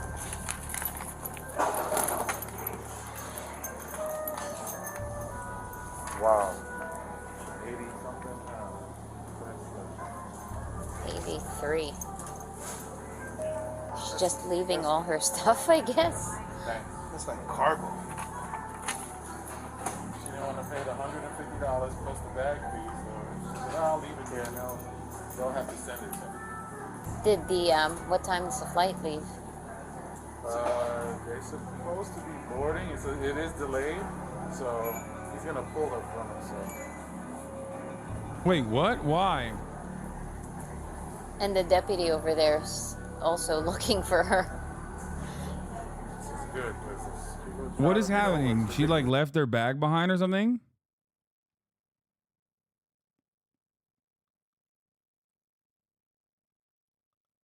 She had a bag that was too heavy, so she just left it behind? That's crazy.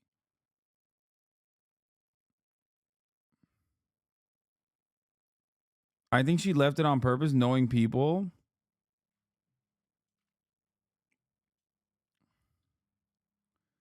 Leaves her bag behind, then claims they lost their bag, gets to travel for free. Gets it to travel for free. She didn't want to have to pay the $150 bag fee, so she left it and said they'd have to send it to her. Oh. So you'd have to send it to them if we locate the name and everything. I mean, I think that's devious, but like in a good way. So they that's how they kind of jump over the Yep. 150. Yep. Terrible. Yeah, terrible. She should be fucking killed. Lisa had left her 83-pound bag to avoid paying a $150 fee, which is the $150 the employee and officer keep referring to. By leaving it unattended in the airport, a passenger can avoid the fee while the airline is forced to send it to the passenger's address at the airline's expense. Thankfully, the officer eventually receives an update that'll completely ruin this Karen's master plan. Oh, jeez. And now, you got to be even more concerned when you're driving because you don't know the person that's on the road. Ooh. Oh, yeah.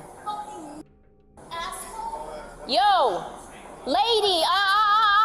We don't speak that here. What are you saying? Are you fucking kidding me? In the airport? She's like, wow. You cursed? In the airport? No, she said fucking asshole. Shut up. She didn't say the N-word, dude. Chill. Public? You said the N-word? Wait, what? Oh, she did? Wait, what? Yo! What? What? Yo! Yo!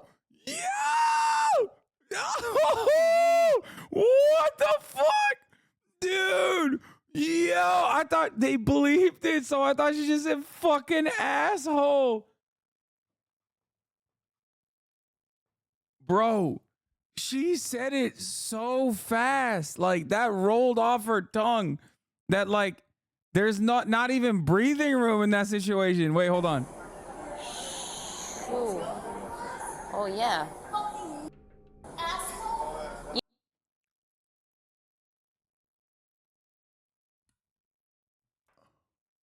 Bro, I did not. Am I crazy? She dropped that like a 14-year-old in a COD lobby, okay? That rolled off the tongue. I know they censored it, but there wasn't even like breathing room between. You know what I mean? Like the sensory of the N-word was not long enough for me to suspect that there was a word that was censored. Like there was no gap. It was smooth. It was loaded up in the chamber. Which is wild. It's just wild across the board on your own. Okay? Just like dropping that in there. Just dropping that in general is wild. Dropping that towards a black person in the vicinity of other black people and a cop, like every part of this is just like, that's insane. Yo, lady, we don't speak. I thought it was really funny because like I didn't realize she said that, so I was like, what? So like she said fucking asshole. What's the problem? Like, what do you mean? Like, don't desecrate the Fort Lauderdale airport. You know what I mean? It's like, no, she was right. That was valid. That was valid. Her reaction actually is maybe a little bit lighter than I suspected. That here. What are you saying? Are you fucking kidding me? In the airport? In public? You said the N-word? Are you serious? You're yelling that shit here. No. Go. No, you're gonna go. No, you're gonna take your big ass fucking cancer. Get that fucking 83-pound suitcase. Excuse you, that's your shit. But in that last moment when Lisa shoved the officer, she went from free to go to committing battery on an officer. Wait. Oh my God. I didn't even realize she's calling the black cop. I assume, like, is the cop black? Did she say the N-word to a black cop? Oh my God.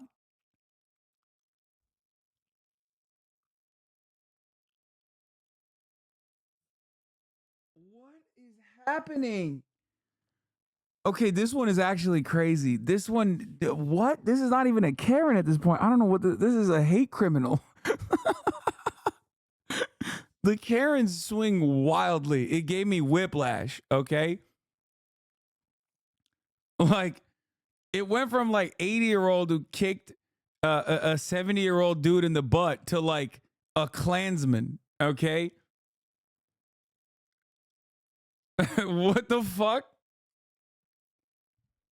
How do we, like, the severity of the situation, the severity of the circumstances swing wildly. The airport worker is black. Okay, so she's calling the black airport worker the N-word.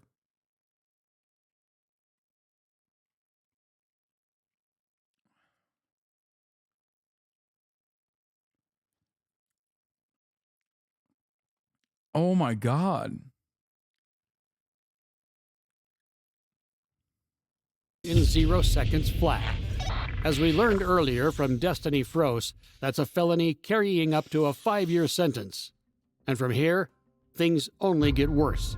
Go get it.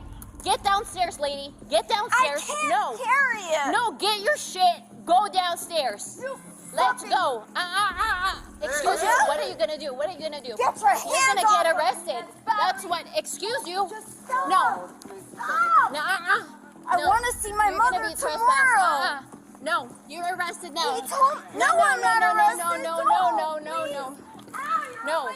Get. No. Put your hands behind your back. Put your hands behind your back. Put your hands behind your back. Excuse you. Put your hands behind your back. Please Stop. I You to need my to stop. Mother. You're too young, so you don't No, understand. I'm not. What is You're acting like a freaking lunatic. Late 80s, dying of cancer. Nobody cares right now because you're acting like a lunatic. No, I still don't think the cops are right. I mean, it's funny, but fuck it. Yeah, I'll say it. Get mad at me, okay? No, it's still fucked up. Jesus Christ, dude. She said my mother's dying of cancer. If her mom is actually dying, she's probably just really drunk. Yeah, still. At an airport, you're shouting racist, derogatory terms in the middle of an airport. My mom is dying of cancer. No. 3 Alpha 32. Can you have another unit come over here? I need, I'm gonna need transport for a 105. I just need to. Lisa can add resisting arrest with violence to the offenses she's committed during her completely unnecessary tantrum. Another felony that can carry up to... You crazy? Throw that racist bitch in jail? Law? Nah. Is 100% chill with people getting police time for slurs? Yeah, I mean, screaming the fucking the N-word is definitely of a little bit of alone time. You know what I mean? It's worthy of that. Oh my God. I love that people are like on the side of police. In a situation like this, like as though the cops are like arresting her for saying the N-word. No, she's not. Yeah, cops are doing DEI chat. No, she's being disorderly. She's definitely drunk. Yeah, again, it's just like nuts that, yeah, verbal hate crime, valid charges. Overall though, like, again, in every single circumstance, like de-escalation, be above it. You're a cop. You're supposed to withstand bullets, okay?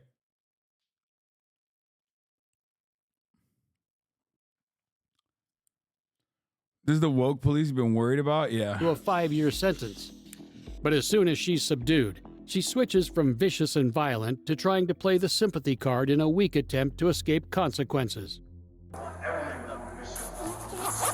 I want to do is see my mother.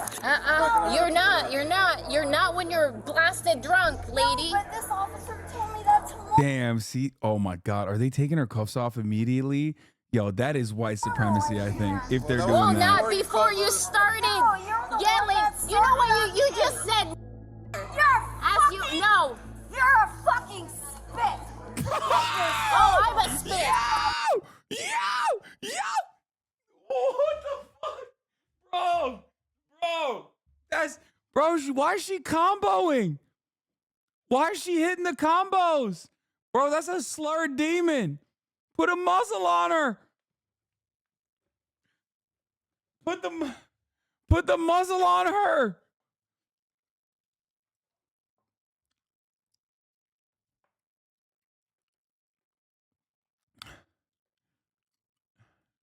Oh, I'm a spick. Okay. I'm a spick. You got the wrong culture, lady. Remember when I said hate crimes would come back? Well, Lisa just narrowly avoided committing one through her own stupidity and ignorance. Had the officer actually been Hispanic, she would have racked up another charge. Wait, what? Wait, I'm sorry. What? That's how that works?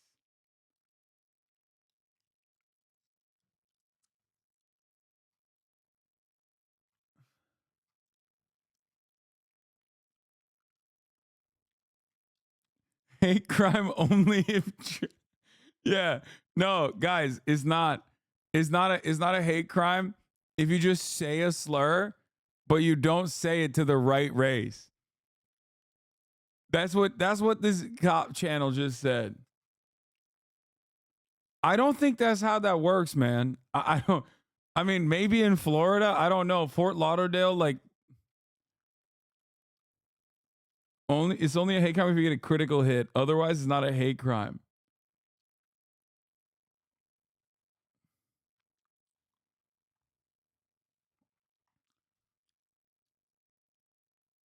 Doing racial signs to prove the victim wasn't the right race to qualify for the hate crime? Yeah. This changes the racism meta, I think.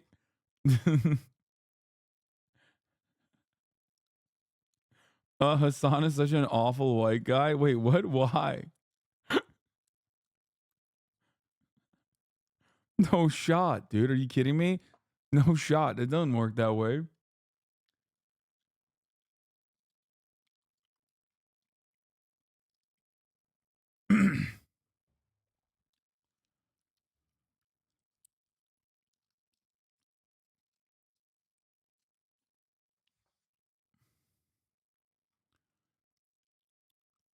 Law tip: alter choice of slurs for different minorities, but also be careful not to say the right slur. Like if you find out that like accidentally they're like half Mexican or something, you're fucking cooked. Or maybe if someone is half white, half Mexican and you use that slur against them, then technically it's still a hate crime, but it's half of a hate crime. So your sentence gets reduced by half. Is that how that works? How the fuck? What is this? I'm a fucking spick, okay? Get my hands out of here and hate Dean. So what is she, Italian? Like what's happening here? Why does she not get charged with anything? I can't even put her in my car. Because guess what? Oh, you have a cannon? You have a dog? Yeah. There's such a thing as guns in South Florida, Dean. What are you trying to say?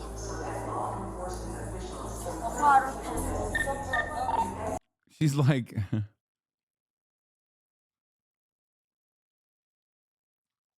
what is happening? She hit the video game, dude. She hit the video game defense. That's crazy. Yo, and it worked. Yo, what is going on? Florida is a lawless land, okay? They need to shut down Florida and investigate. I take it back. Everything is happening down there. Everything that's happening down there is just wrong, okay? That's all I can say about it. Is just wrong. The hate crime thing killed me. I swear to God, that's so dumb. It's one of the dumbest things I've ever seen. You have ID on you? No. Well, yeah, I'm gonna find your. I got her. Just tell them we're at door 323. 323. Just tell them we're at door 232. I think they took her cuffs off. All that over a $150 baggage fee. In the end, Lisa Michelle Landry got lucky. The officers only charged her with one of the many felonies they could have: assault on an officer. She got lucky? Bro, what? She got hit with assault because she fucking pushed her bag in the vicinity of the... She's being a public nuisance. She's being disorderly. She's harassing people. What the fuck she's got to do for y'all to see this as wrong? Dude, I don't think chatters understand. Like, wrong does not equal going to jail. I wouldn't have dropped the fucking hate crime charges. Like, that one was the more... that one was definitely the most dead to rights one. The other ones are just like racking up charges. Dude, God, the criminal justice system is so weird. For the record, for those of you who don't know, chatters, okay? The way that this works is they always hit you with the book. Okay? They always hit you with the book. You can always get hit with like resisting arrest, even if you're not. You can always get assaulting an officer, even if you're not, as you saw in this situation. Because she 100% did do a verbal hate crime, but she definitely did not assault an officer, right? That was a weak ass fucking upcharge.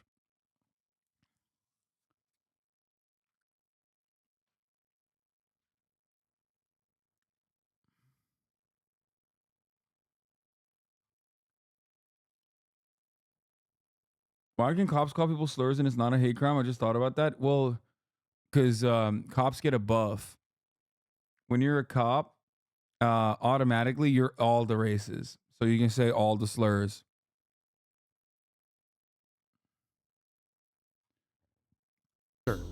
Lisa was also charged with misdemeanor disorderly intoxication, which is punishable by up to a year in jail.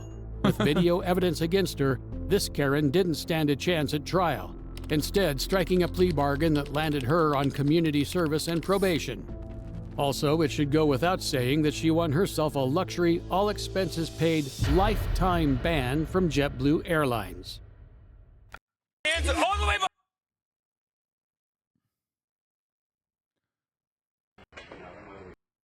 How do you deal with a kid that's like this and the parents aren't around and he's acting a fool with you? The replies to this are so funny. They're all acting like they just saw a video of John Wick killing a dozen assassins. Amazing technique displayed against the 8-year-old who's bit the teacher's aide.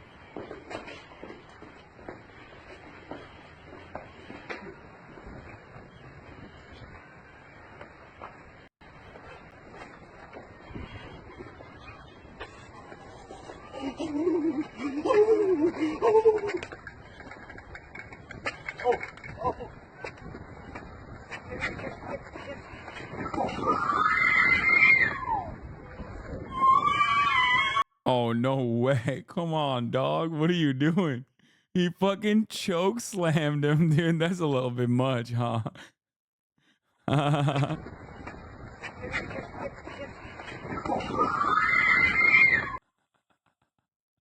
That's crazy. Dude, there's something wrong. There's something wrong with everybody on Twitter, okay? Arrest people on Twitter just for the sake of society.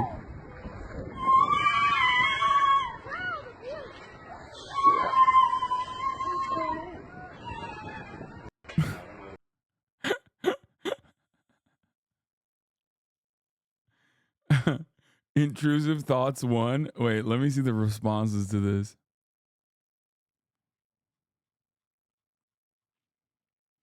I don't know the situation, but if you really have to bite the teacher-style kid freaking out on everyone, it displays a high degree of honor and chivalry to dispatch an adult who is roughly his size. Yeah, that's what you got to do. Exactly. That's fair. More details. Dude was more restrained than I would have been.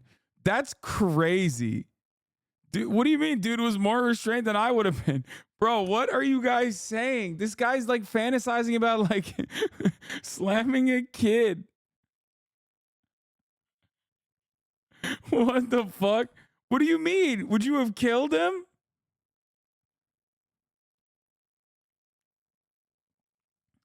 I would have fucking killed that kid, dude. I guess this is a story from 2018. He didn't get the kid. As a former cop, I'd be required to arrest the kid for assault. And for one moment, imagine if this wasn't recorded. That dude would be trying to convince a cop what actually happened. Kid learned a valuable lesson that day. I learned this lesson too when I was young, lol. Respect your elders. They know a thing or two. Similar to that, I'd reckon. Wow, that looked like it felt so good. I hope that feeling gets him through that assault trial and inevitable incarceration.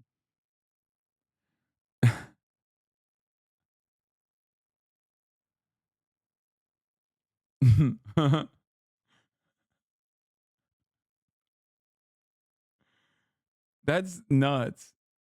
That kid versus 80-year-old in a cage match. Who got the kid, dude? The kid's gonna kick her ass. Nah, that is part of the job. Kids with special needs and behavioral problems. Sometimes the kids have meltdowns. It's the Reddit-esque weirdos in places like Justice Served and public freakouts that have migrated over to Twitter. Freaks. Yeah. What is this? Do you want this? Oh, it's 3 minutes long.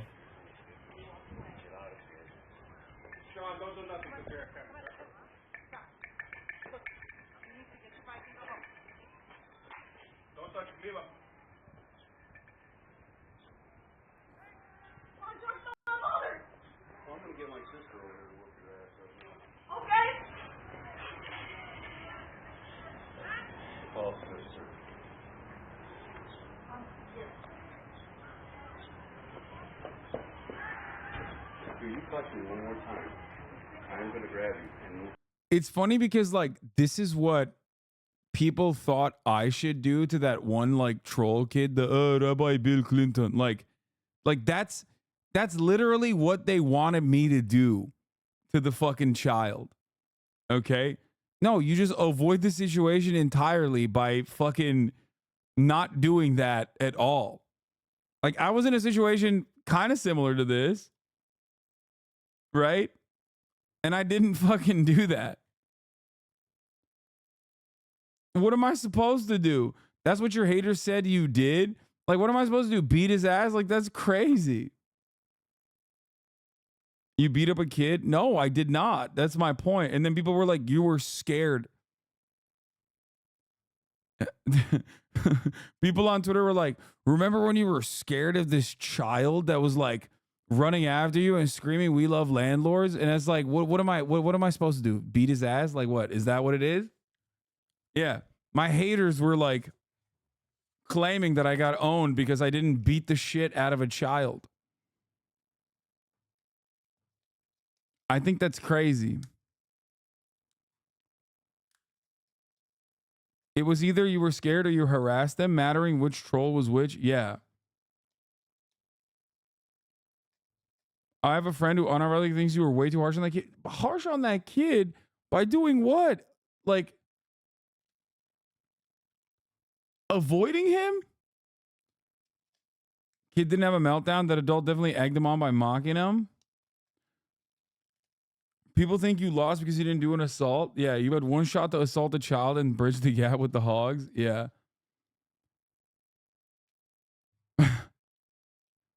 They also said you assaulted him when you told him to leave. Damned if you do, damned if you don't. Yeah, I mean, they were fucking, yeah, those guys are, these are adults that are like fans of a 14-year-old, okay? What am I supposed to do? Like, if you're a fan, if you're an unironic fan of a 14-year-old, then as a whole ass adult, like, you know, you got brain issues.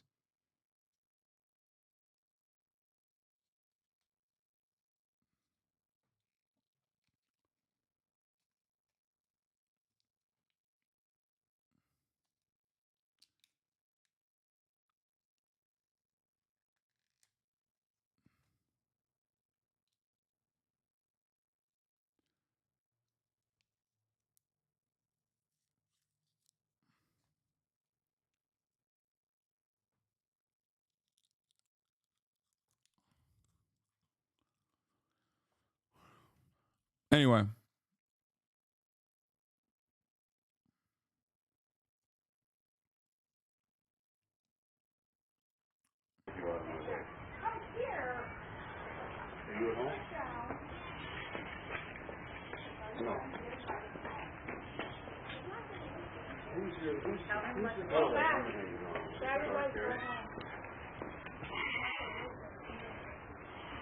Yeah. What's the little brother's name? Yeah, you better call his mom. You better call her before you come get it.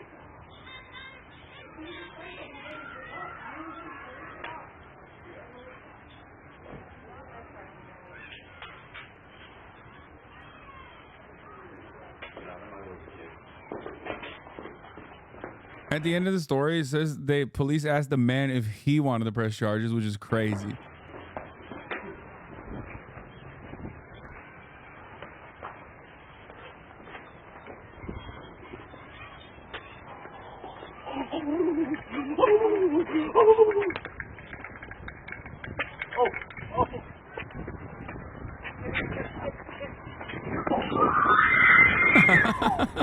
I mean, it's still funny. It's like fucked up. What he did is fucked up, but it's still pretty funny. Like, especially his Especially the kid's reaction is so funny. Like, what?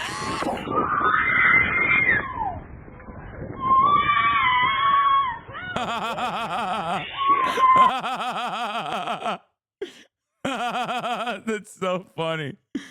Oh, he went crazy. They are messing with cars. He was. And I called him, and they start cussing, telling him NSFW and all this, that, and the other. And then, so I told Sean, because Sean runs it.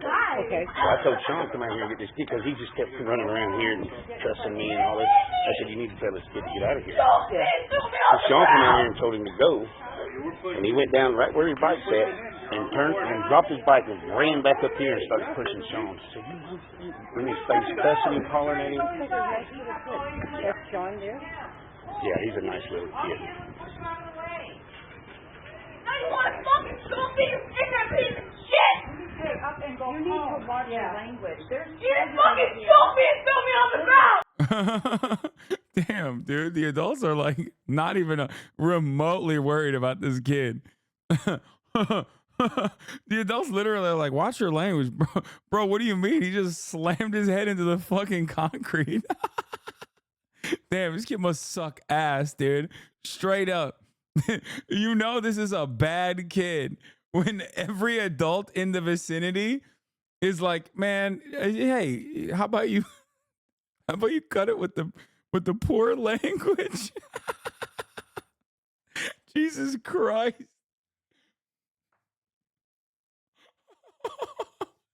Talk about bad vibes on a child, dude. They just, oh my God. Average kick watcher? Yeah. Listen, you all saw what happened. You're a big shit! I saw the light shine, right? I was standing there and I taped everything. Alright? This is not gonna... Fuck you and your fucking people with fucking child abuse! You fucking trying to choke me! He's a fucking child abuse. That's sick. Even the guy at the window is like trying to watch, trying to see what the hell's going on.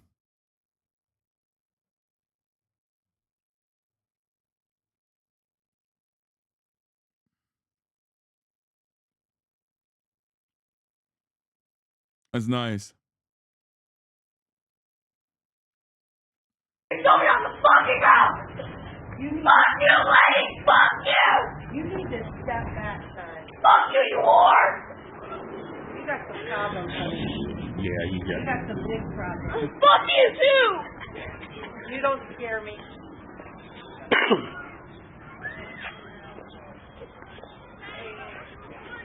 Go home and tell your mama you need some hugs. Oh my God. Dude, that's crazy that every adult.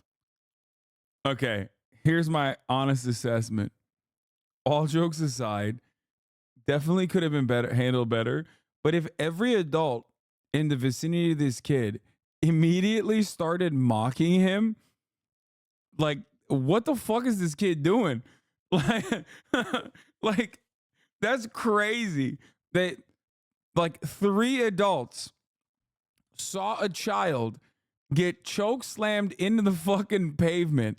Not one person walked up and were like, let me help you out.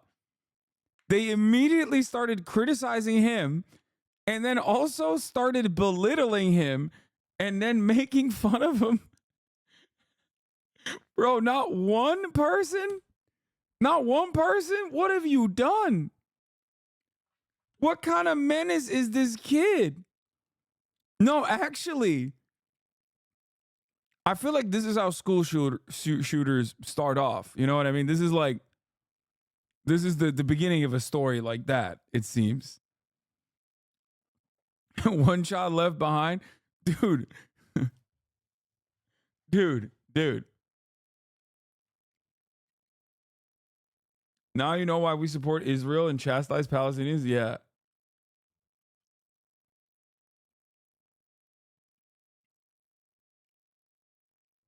When it's an 80-year-old white woman, it ain't cool. Now there's a white child, you're cool with it. I'm cool with it too. I mean, I still think it's like wild. Like, this is definitely, he called a kid at school a slur, but got away with it because it wasn't the correct slur, but that corresponded with the race of the other child.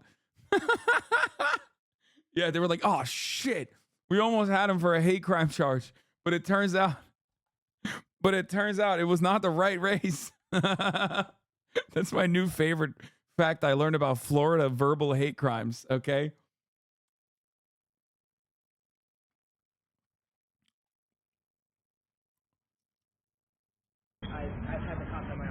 He's still walking. Because of him? So you've had cops because of him at your house? You've had cops at your house because of him? All right. The only person that came to his defense is his little homie. Oh, that's kind of sad. Don't worry, little man. One day you'll get your revenge.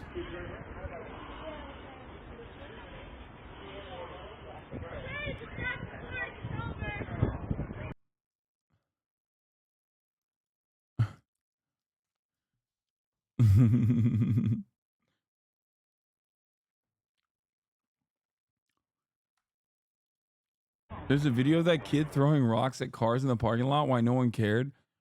Yeah, I don't know what you do in that situation, honestly. You just got to be a chiller about it, I think, overall.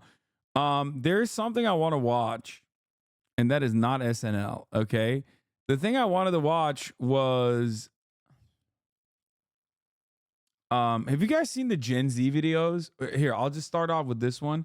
But like, I've been meaning to watch the Gen Z's looking old videos for a while now to just read the Gen Z to filth. Because I've been, you know, it's exciting. It's like exciting moments for me. Turns out like Gen Z are aging not so great. So many benefits of going barefoot outside, and we want to take advantage to each and every one of these. Of course, there's going to be people that think it's kind of crazy and look at us weird, but the benefits are totally worth it. One thing it definitely does is it grounds us. We feel connected to nature. Going barefoot can actually help you gain a greater appreciation for the natural world. And we've definitely noticed that even in the short time we've done it. This year I really wanted to start getting into yoga, and this is actually a form of foot yoga. The resistance and inconsistency nature offers integrates reflexes in the foot and forms strong arches, which is really important to us. We've both noticed that our posture has improved and our stress has reduced. I know you're probably thinking that's gross, we're gonna get sick from doing this, but barefoot walking can actually have many positive effects on your immune system. It can help reduce white blood cells and help fight off sicknesses while building a stronger immunity. It also naturally helps with copper and iron levels. We like to think of it like a cold plunge for our feet. Especially where we are in the winter, it's super cold here and there's a lot of snow, but there's plenty of places like this fireplace to warm up when we need to. We know this is definitely common in Ohio, but let us know if this is something you do too.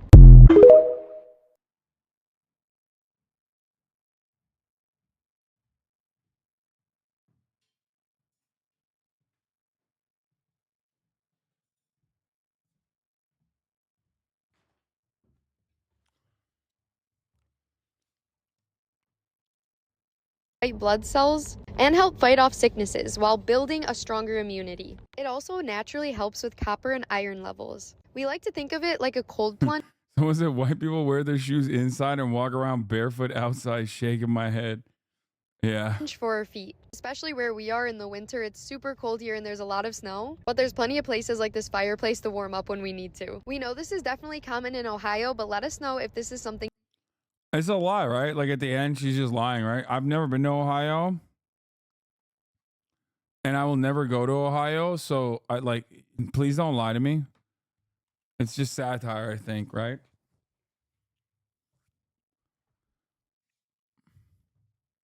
Nature, concrete, and grocery stores. Okay. Do you guys have what is this top 5 mewing? What the fuck? Do you know the Gen Z videos? Have you seen the 2 different Gen Z videos? Dear Jordan, your dad is a great. Okay, Here, this is... Apparently, Gen Z is like aging really rapidly. It is mainly because of the stress. Come here. We live in a time nowadays where millennials look way younger for their age, while Gen Z looks way older for their age. If you don't believe me, I'm Gen Z. Get closer. I am Gen Z and nobody ever believes me. When my mom and I walk out in public, people think that my mom is my younger sister.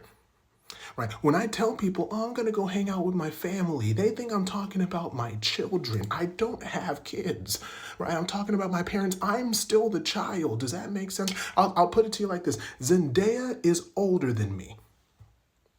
Tom Holland is older than me. That's crazy. I mean, I don't believe that. I'm going to be honest.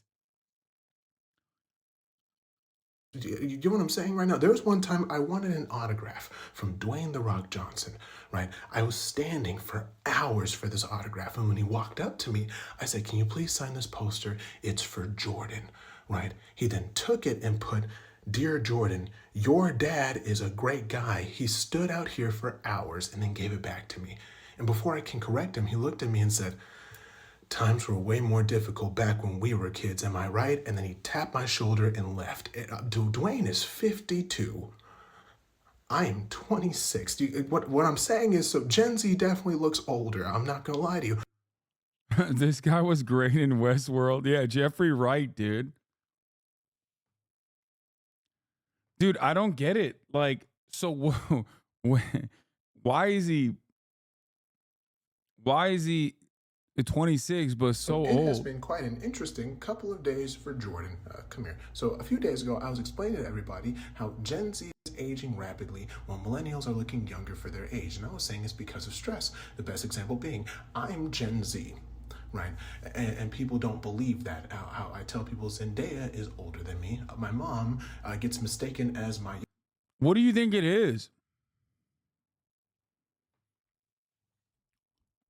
Because, like, I'm 32, and the reality is, like, I think I look 32, right?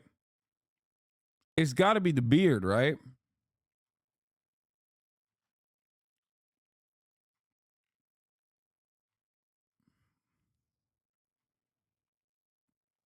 You look 50. I mean, I am 32 years old, and I think I look like I'm 32 years old. I feel like maybe it's because, like, Gen Z has just been, like, someone in the chat was saying, like, ripping jewels or something. Is that what it is? Like, because they've been ripping jewels for a long time. Is that what it is? You look anywhere from 27 to 40. Wait, what?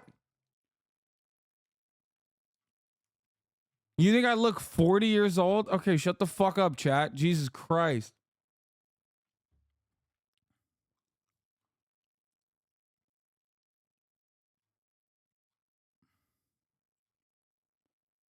I'm 21, but people have thought I'm mid to late 20s way before I was even 20. Also, I don't, and I've never smoked. You don't have to skirt around it. It's because of their excessive mewing.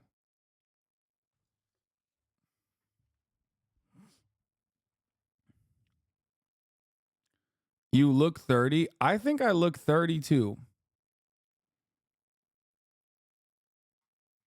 I think I look 32 years old. I'm 32 years old, and I think I look my age. If I shave the mustache, then I'll look even younger.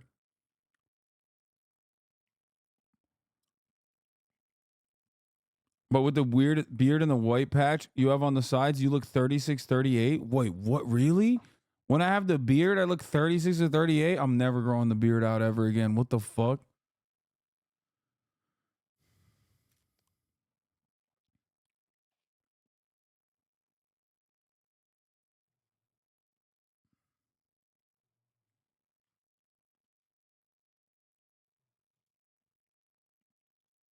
Younger sister, and Dwayne "The Rock" Johnson thought we were the same age. Dwayne's 52, but what I'm saying is After that, I didn't think much of it until a very popular page called The Shade Room was like, hey, can we share your story? And I was like, sure, not a problem. I didn't think much of it until later I saw the title of it and it was labeled, Gen Z is aging like milk.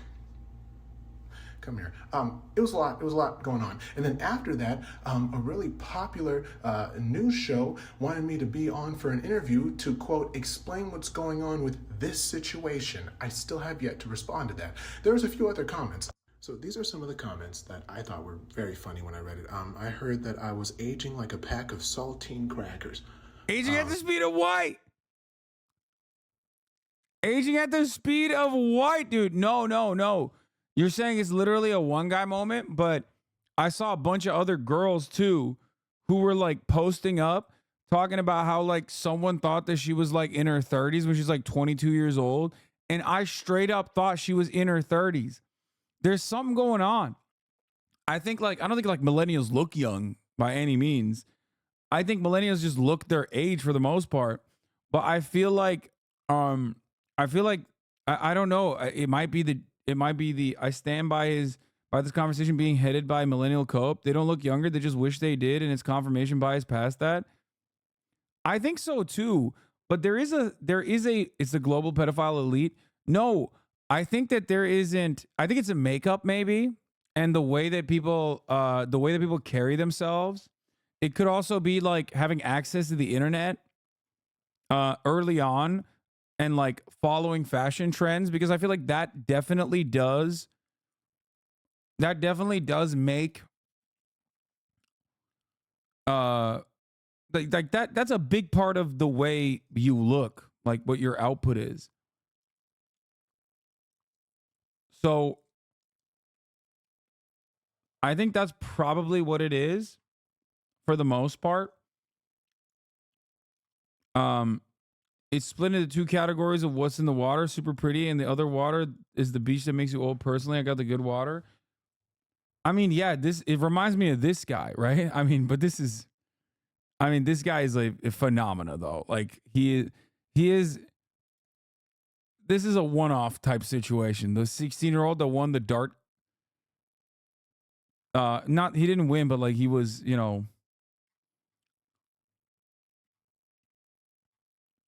he was cooking in the dart competition. He's 16, bro. This guy. 16. To achieve. Yeah, it is. But I think he might be up to it. That guy is 16. Chat, that's 16. No, not a joke. As someone who has the age check daily at work, they're supposed to be 18 and I asked for ID because they think I might be underage and the ID shows born in 91. Not kidding. Crockpot theory I think everyone looked at. Gen Z is the newest generation of preteens, teenagers at the start of the pandemic, and during the pandemic time kind of melted. So we all think Gen Z are teens, but some are now late 20s. That could be it.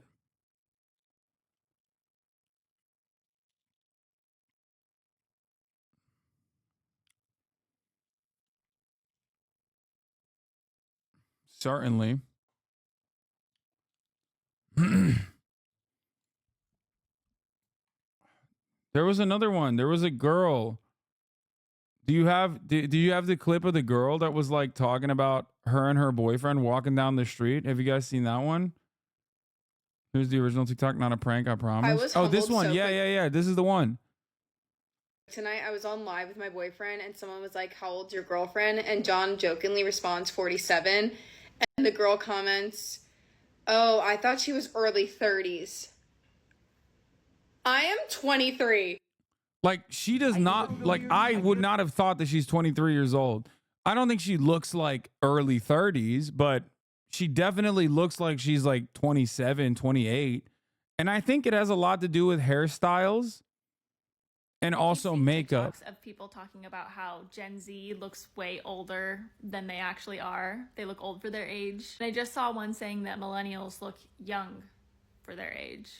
And it's funny that this is a topic of conversation now because a couple of years ago, probably like 5 years ago, I went to Target with my younger sister. She's Gen Z. She's 10. Yeah, I think it's 100%. I think it's 100% hairstyle, makeup, and clothes. I think that's a big part of it because you take like I don't know, you take a yeah, we've watched the Vsauce video before. That I mean, I pretty much agree with that entirely. Where you take anyone that, like, you take that girl that we just saw in the TikTok, right? In Chongqing, sometimes we'll pay. I was humbled. You take this girl, different hairstyle, different makeup. I mean, she can look her age.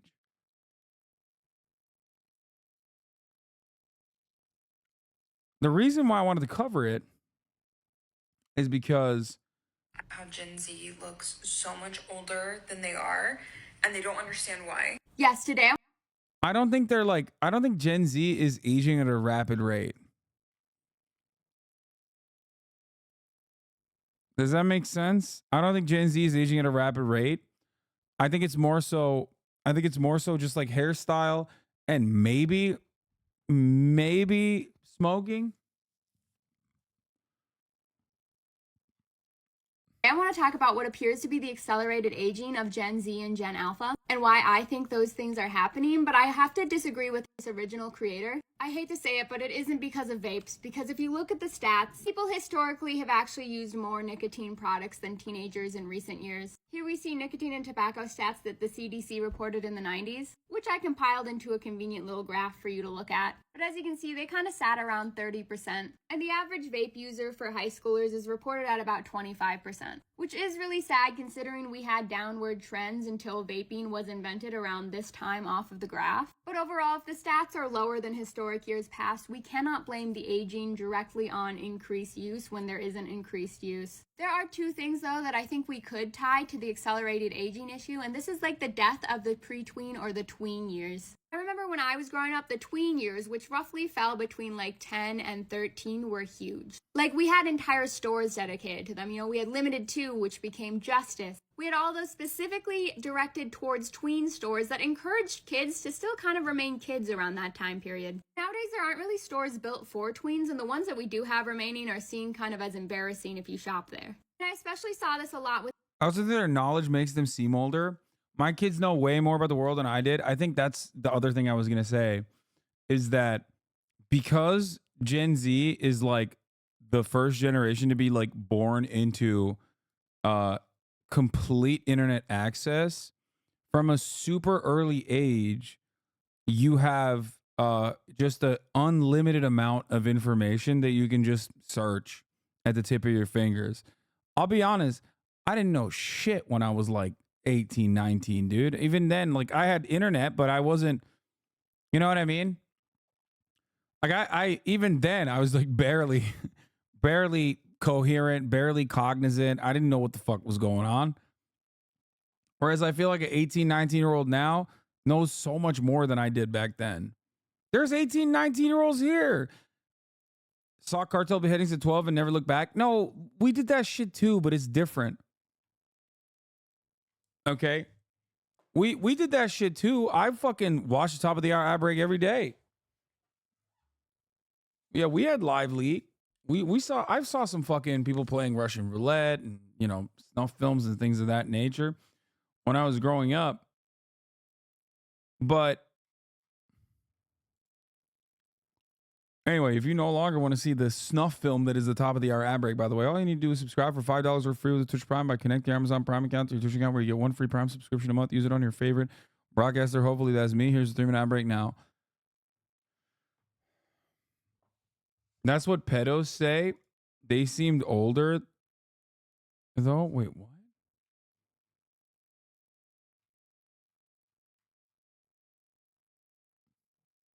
Are you okay?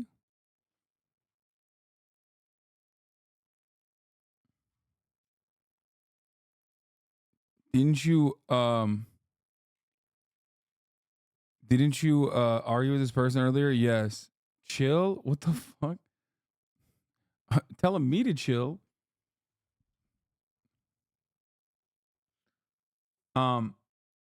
Anyway, what I was trying to say earlier is that we saw weird shit when we were younger too, But it's not about that as much as it is about like the sea of information that you can learn like so quickly.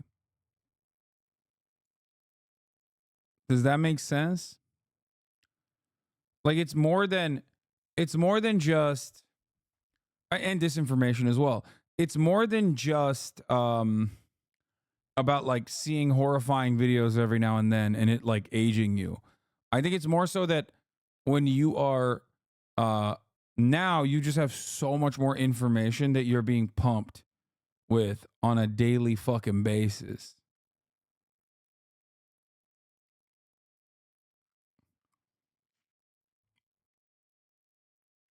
So I don't know. With the Gen Alpha kids like in my family and the ones that I nannied. Second they start approaching middle school around that like 10 to 11 age, they want Abercrombie, they want Lululemon, they want all of the adult clothes. But I think an even bigger problem on this issue is that all of a sudden society is pressuring new kinds of Botox injectables. Oh yeah, like preventative Botox.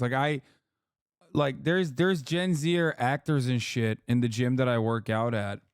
And they fucking talk about like preventative Botox. They know all the treatments and stuff. I'm like, bro, what are you talking about? Like, I don't even understand. Like, what the fuck? And all The sorts fuck of is a preventative Botox? plastic surgery on even younger people than ever before. And because a lot of these procedures are brand new, we don't have a lot of data for how they hold up over time, but I have suspicions that it's not gonna go well. And we're already starting to see this in these unedited photos of celebrities that have been coming out who have really been leaning into these surgeries. And a specific one that's become really popular in the last few years is this Buccal fat removal. I don't know if I'm saying that. Okay, I don't think fucking Gen Zers are getting their buccal fat removed. Let's be real. Come on now. I don't think that's going on. Like, they are? No. That's like old people speak. No shot, dude. That's crazy. Y'all are, no. But there is a lot of like looks maxing. What is this? Perfect video? It's 20 minutes. I want to watch that. The kids are destroying Sephora. Has anyone? Sephora 10-year-olds and the disappearing tweens. Do you say it wrong on purpose? Isn't it buccal fat?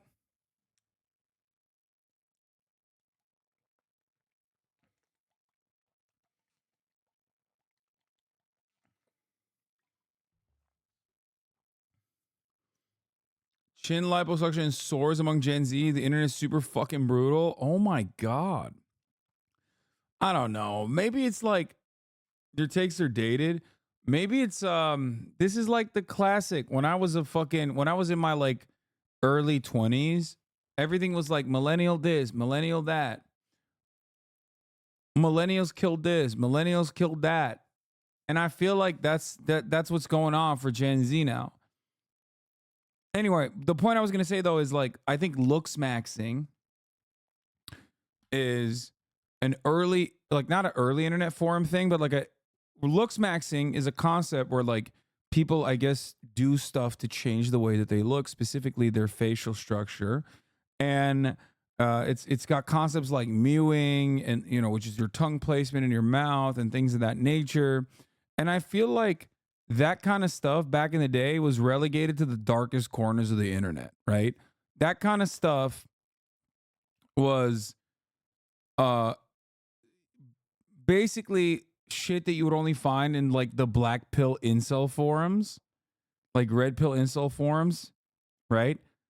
And now it is readily available and super accessible on TikTok. And I think that there are a lot of people on TikTok that promote that kind of stuff, that promote like the Patrick Bateman lifestyle and things of that nature. And I feel like a lot of people see that kind of thing online and want to mimic it. It's one, really bad brain rot, and two, that probably ages you a little bit too, I think.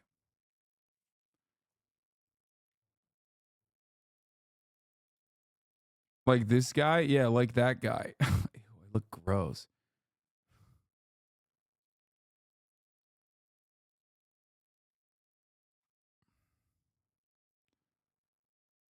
Heroin Chic is also coming back. We're doomed.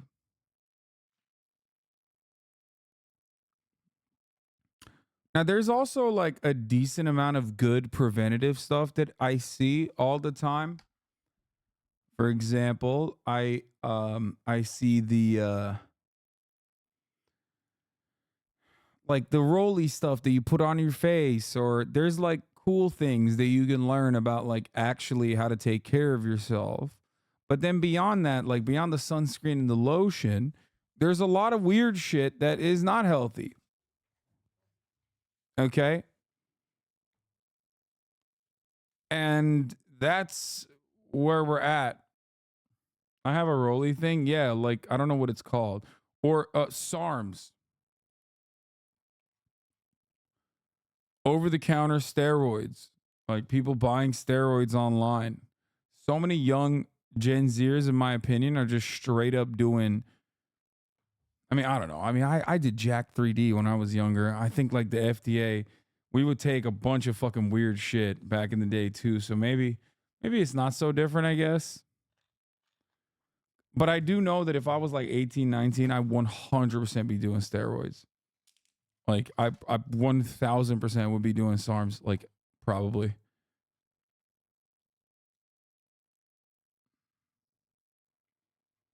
Jack 3D was straight up meth. It was the best.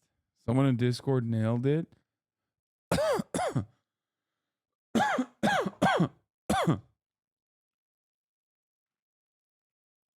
Conversely, millennials are stuck culture-wise. Experiencing culture in tandem with Gen Z in a way that hasn't really happened before. As much as Gen Z likes to make fun of millennials for like the millennial pause and for, you know, cringy Instagram boomerangs, I think we're actually kind of living identical lives. I just had a really interesting conversation with my sister about this and how generations before ours like sort of peaked in high school. Like that was the time when you really cared about pop culture, what is, you know, current, what is cool, all that kind of shit. And then right after that, you would get the job, you'd start the family, you'd buy the house, you know. Our generation was not taught that. We were taught like, no, you guys are going to be young for a little longer. You're going to go to college. And then like in your mid to late 20s, that's when you're really going to be adults. And then that didn't happen.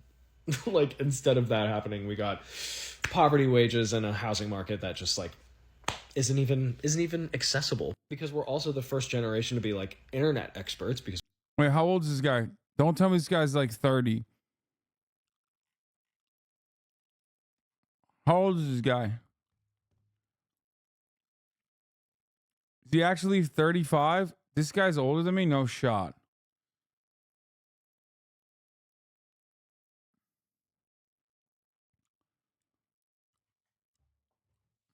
He looks younger than me. It's because we grew up with it, you know. Instead, we're like, all right, I guess we'll just go on our phones and escape from this fucking dystopia that we live in. And so because we haven't really progressed that much in life in the way that like you're supposed to, we're just kind of doing the same things that Gen Z is doing. And we're paying attention to all of the same shit that Gen Z is paying attention to. Historically, people in their 30s and 40s are supposed to be boring schlubs that don't know anything about pop culture and are like, what are the kids listening to these days, huh? And instead we're like live streaming us playing Fortnite on Twitch. Like it's just, it is a different world. Okay, bro, chill. What the fuck? Why is he coming for me like this? There's nothing wrong with that. Nothing wrong with...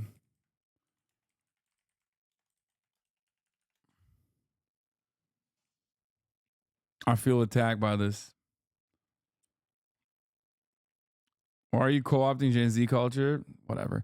Chin liposuction soars among Gen Z. Internet is super fucking brutal. To go from looking like this to that. Her jawline said snatch. My double chin has always been my biggest insecurity, so I've tried literally everything, and I'm going to tell you what not to waste your money on and what to spend your money on. I started off trying warm sculpting and cool sculpting. Both were a total waste of money and time. Don't bother, you'll be broke and disappointed. Is that millennial exclamation points? Is that a millennial ass comment? First of all, I don't give a fuck, okay? I just want to point something out, okay? I don't care. I'm old. Do you understand? I'm old. I know I'm old. Let me fucking live. Okay? My skivvy is not your prom dress? Yes.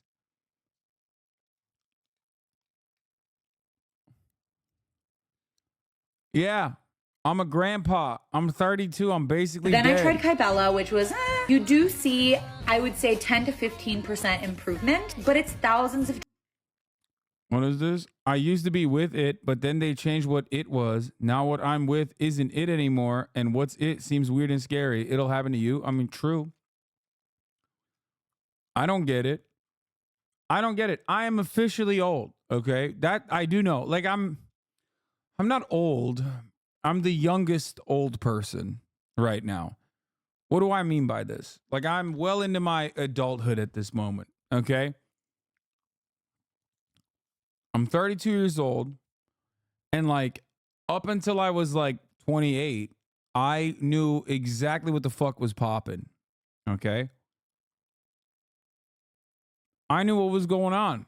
I could keep up with trends. I was aware of what was cool. And now, sometimes I catch myself thinking, like, when I see like the Andrew Tate phenomena or the Aiden Ross W community on God for real shit, I'm like, and I immediately feel like, man, these kids are fucked up. And then I stop and take a deep breath and think to myself, like, is that just the new meta? Is that just normal to them? Is that the new culture? Am I in the wrong? Okay. Am I in the wrong for feeling like these little shits are over the top reactionary for no fucking reason? Because I do feel like the generation very quickly overcorrected after the Trump era. Under the Trump era, the kids were all woke, okay? And they were too woke. Like, if you recall, I used to yell at Minecrafters all the time about, like, dialing it back. But ultimately, I was like, I feel confident. I feel happy that there's, like, a group of individuals that are, like, so over the top woke and open-minded, and that's a good thing. But if you remember, even back then, the Minecraft standum, I thought, was maybe a little too I thought maybe the Minecraft standum is a little too much in the leftist direction, I guess. A little too woke, if you will, even though I thought it was a good thing, because like when I was growing up around, you know, when I was in my early 20s, for example, it was like all Nazi shit, like straight up. Everything was Nazi shit. And yeah, I'm sure it was like performative, but I'd rather have the performative radical liberalism, instead of the performative radical fascism, right? And then what happened? Since the Trump era ended and the Brandon era came back, I feel like the generation was inundated with like a lot of the Andrew Tate style toxic misogyny, like genuine fears of the other. Like the way this is always going to be reductive, but the way I define it is like, it became like very, red pill became much more normalized. It went from people being like super woke to super anti-woke, and very quickly. And I do worry about it a little bit, and I can't tell if it's just like a trend or if people are just genuinely permanently brain broken. Bro, those rad libs became NATO stands. Yeah. That part, even that is a testament to like people becoming more reactionary though.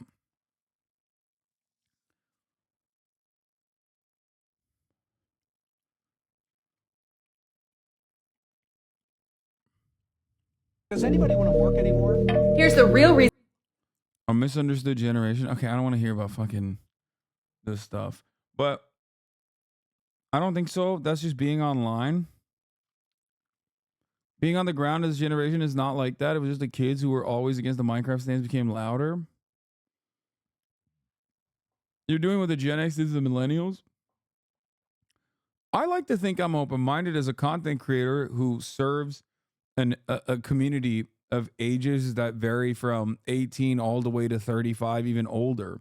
So I'm you know, I have audience members that are Gen Z and I have audience members that are millennials. So I do feel like I'm definitely more open-minded to the cultural phenomena of Gen Z. So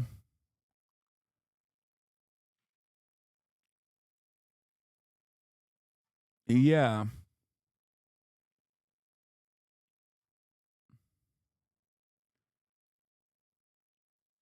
I mean, there's a lot of older people. There's like, okay, maybe even way older than 35. There's like people up to 50s now. I think you got a much older audience, less young, says Poolistan. Yeah, I don't think my audience is. The thing is, when I started this, I think my audience was much younger. A lot of them grew old.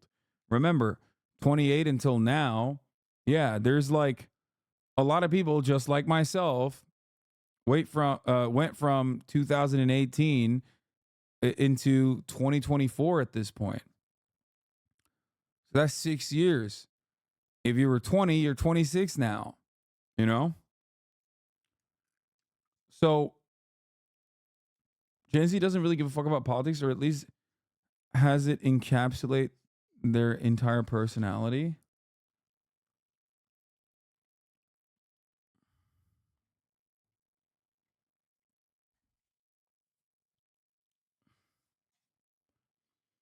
I think the actual answer is that a Zoomer spend a lot of time around millennials, especially anonymized online, in a way that they learn to act and mimic the behavior styles of older people. Maybe.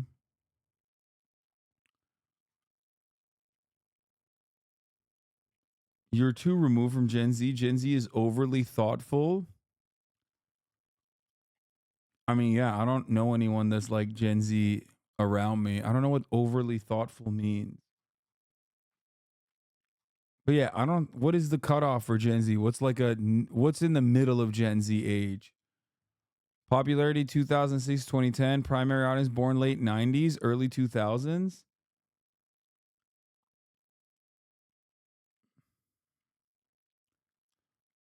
Oh yeah, Todrick is Gen Z. But Todrick is not normal.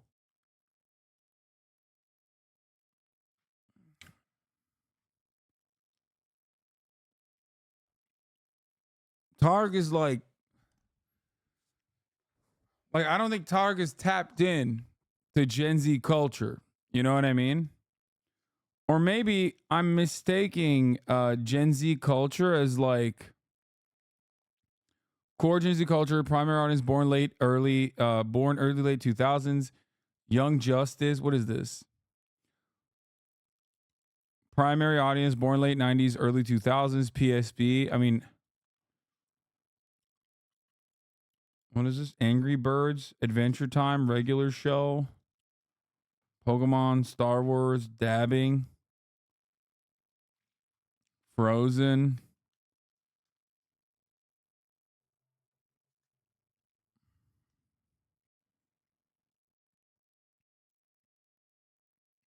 Yeah, I'm in the late millennial culture era. Born early, mid, late 90s. Like, I did not have a PlayStation 1. I didn't have any of this stuff. But I do remember The Matrix out of here. The only thing that's like age adjusted to me is The Matrix in this situation, even though I was born in 1991, and I guess Space Jam as well. But beyond that, I mean, I guess there's shared experiences here. SpongeBob for sure, Dragon Ball, Star Wars. I did have the yellow Game Boy, Samurai Jack. Didn't play RuneScape? Yeah. Well, here's the thing. I also was growing up in Turkey, but I did have this. Avatar The Last Airbender, 100%. Very important. And then you get into early Gen Z culture. Wii, PlayStation 3, Xbox, PSP still. Oof, that was the best. PSP was my shit. So maybe that's why it's like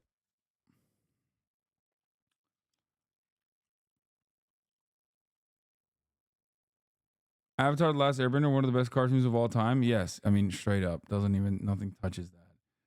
And then you get to the primary audience, born late, early. I mean, I don't know. This is like not good. Gen Z statistics on the cusp of adulthood and facing an uncertain future. What we know about the Gen Z so far.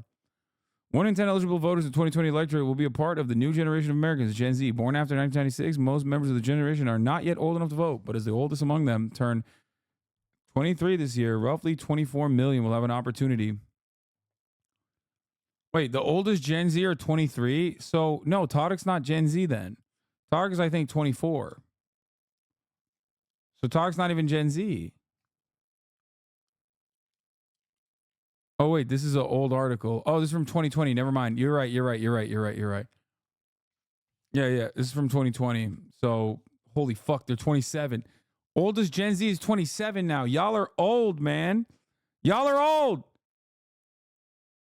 Gen Zers, you old motherfuckers. Unlike millennials who came at the age of during the Great Recession, yes, new generation is in line to inherit a strong economy with record low unemployment. That has changed now as COVID-19 has reshaped the country's social, political, and economic landscape.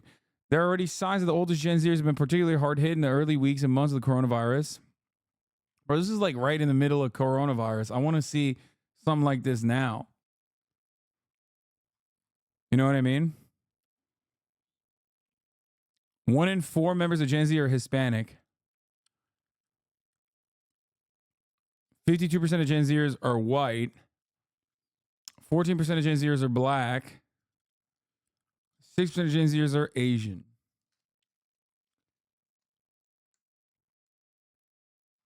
Gen Z is slightly less likely than millennials to be immigrants. 6% are born outside the U.S., but they're more likely to be children of immigrants.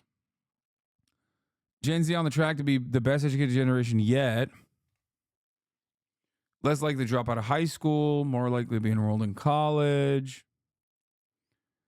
These changing educational patterns are tied to changes in immigration, especially among Hispanics. Gen Z Hispanics are less likely than millennial Hispanics to be immigrants, and previous research has shown the second generation Hispanic users are less likely to drop out of high school.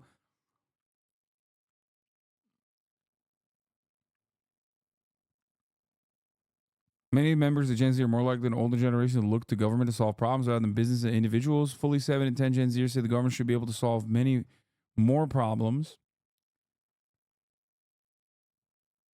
That's good.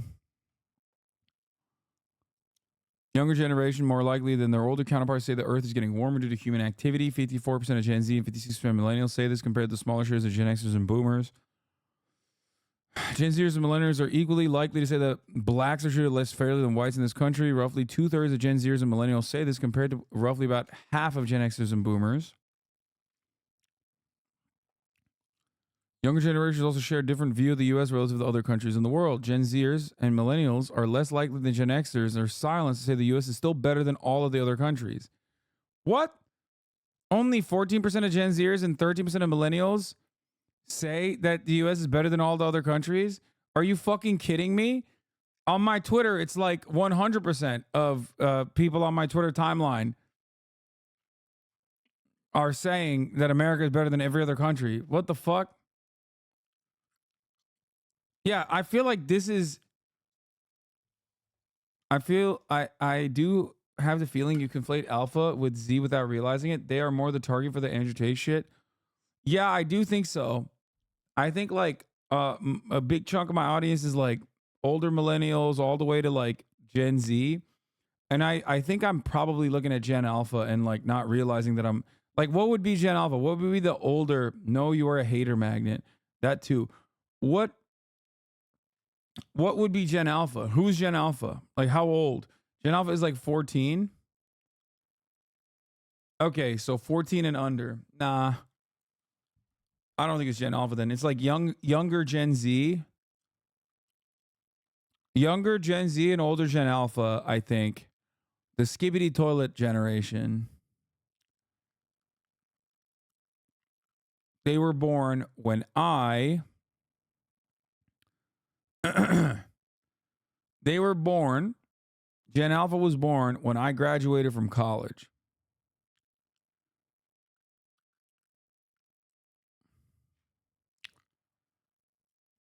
I thought the term millennials for Gen Z, Y, and X. No. Skibidi toilet generation. Yeah, I mean, this was like a thing. This was a huge poppin' thing. Millennials killed this. Millennials killed that. That was the huge thing. Napkins, formal dress codes, casual dining restaurants, large homes, traditional marriage, divorce, pricey engagement rings, dinner dates, traditional hotels, big box gyms, mayonnaise, American cheese, cans of tuna, bar soap, wine corks, motorcycles, fabric softener, doorbells, razors, breakfast cereal. Gen Z, millennials were also known as like the avocado toast generation because we were spending too much money on avocado toast. Gen Z and the transformation of American adolescence. This is from the American Enterprise Institute, man. Like, I don't know if this is going to be good.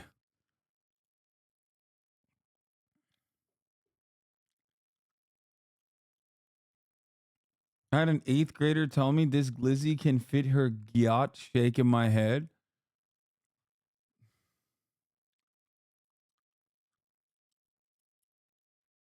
Most Gen Zers mostly use TikTok, Instagram, Snapchat. Fuck, we need Twitter for.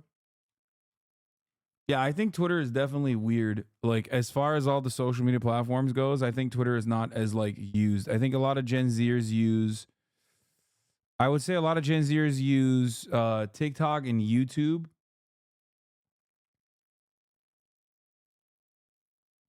I've noticed that Gen Alpha forces themselves to get into Twitch. It's like a thing, like a TV show. They will say shit like, I tried getting into XQC, it was boring and shit like that. Yeah, they're 14.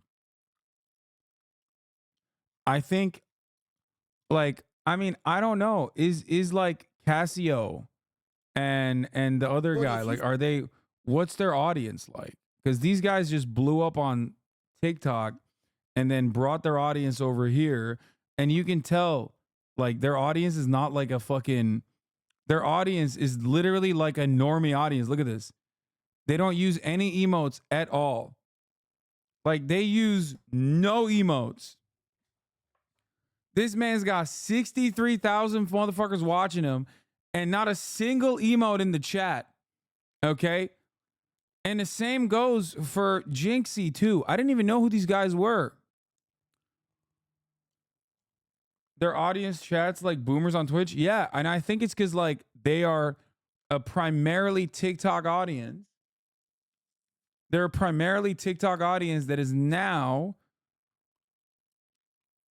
watching these guys on Twitch because he's just live on Twitch. That's it. I'm Gen Z and I know 0 people who go on X. This guy's so fucking viral on TikTok. Yeah. I did not know that that was the thing. But looking at Twitch, generationally looking at Twitch, I will say this much. I mean, look, what is this? What? Like, there's one. I saw one Twitch hype train emote being used in the chat. And then I guess like one good aim emote. So, like, no BTTV, I assume. So what I'm saying is, right now on Twitch, the biggest content creators on Twitch right now, this new wave of content creators, are all TikTok guys. Okay? Right now, they're not really live. There's no one really live right now, so it doesn't count. But if you look at who's live at like peak, like Jinxie, okay, how come they're watching a 40-year-old CaseOh? I don't know how old CaseOh is, but the biggest content creators are what? Kai Cenat, this guy, is CaseOh. Yeah, the biggest content creators are Kai Cenat, this guy, and Jinxie, All three of them pop off on TikTok. Do you think the TikTok algorithm is the biggest factor? Yes, 100%. Don't Kai's chat use emotes though? I think Kai's chat started using emotes because Kai's been on the platform for a while, and once he started really popping on the platform, he like picked up a lot of like the Twitch viewers and stuff, and then the culture, and then I would say that the culture started shaping around it. Gen Alpha are like boomers in a way. They don't know how to use emotes and really watch Twitch unless it's their fave. Yeah.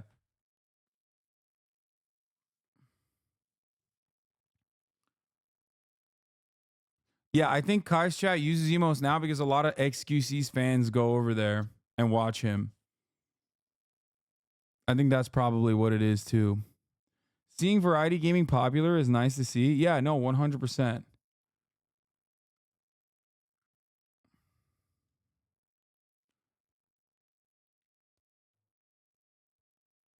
This is the content that gets CaseOh viral. Where's the phone?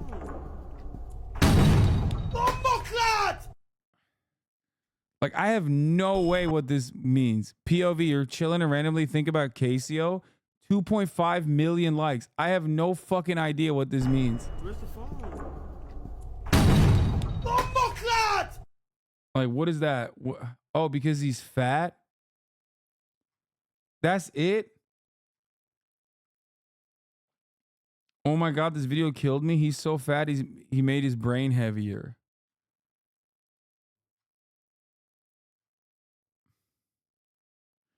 Like 90% of the jokes about CaseOh are about him being fat.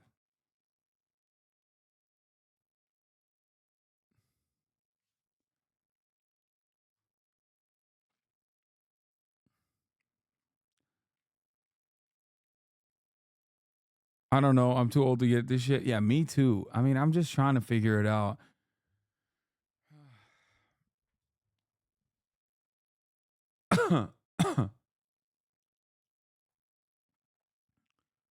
Why are we yucking yums in the new year? No. I'm not. I'm not at all. No. I'm not even remotely yucking anybody's yum here.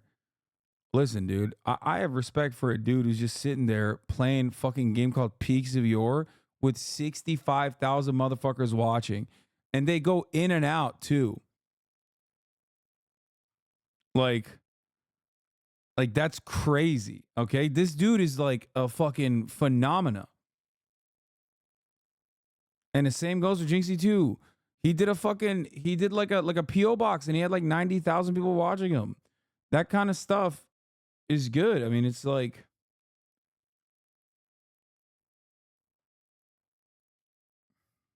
TikToks thrive on funny moments and ongoing jokes. Twitch streams love ongoing jokes and make a lot of funny moments throughout the day. They're a match made in heaven. Yeah, I think yeah, they just like blow up on who's Jinxie. Jinxie is another content creator who was like I mean, he just played Rainbow Six for years and years, just like Kai played like 2K and stuff like that. And then they just blew up on TikTok. And then they very quickly were able to like move their audience from TikTok to Twitch. But yeah, no, it's like, it's crazy. This guy's been trying to sell me billboard advertisements for like the past month, by the way. You need to advertise billboards. No algorithms controlling who see billboards. Have artists in the community create something and community vote on top submission. This guy has said this so many times, dude. Why are you not advertising? You need to get your numbers up. New Year's resolution. No algorithms. Control who sees billboards. How old are you, chatter? What are you, like 55 years old? Are you a billboard salesman? The fuck?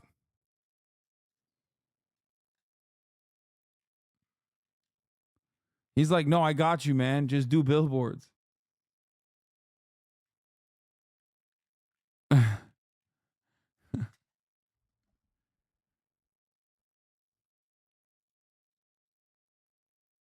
Anyway. He's Mr. Billboard. Billion Board. Have you met fans who aren't 18 plus, or do you think all your audience is like 18 plus? No, my audience is mostly 18 plus. I'm sure I've met people that are under the age of 18 at like convention and stuff. But I've never, from what my friend tells me, Jinxie is Gen Z Tyler 1, but he plays Rainbow Six instead of League. Yeah, no, exactly. And he also speaks really weird.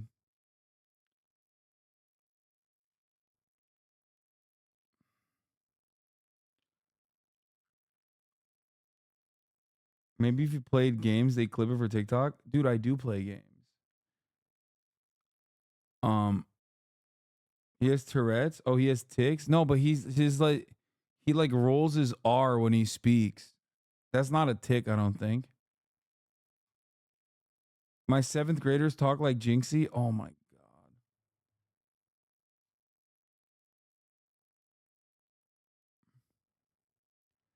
Yeah, he rolls his R's on words that have no R's. I don't get how he does it. It's like Ice Spice. You know what I mean? You know how like Ice Spice does that? He has 140,000 Twitch subs, by the way. 140,000. This kid's out of control. And he did it in like literally he came out of nowhere in like 1 year.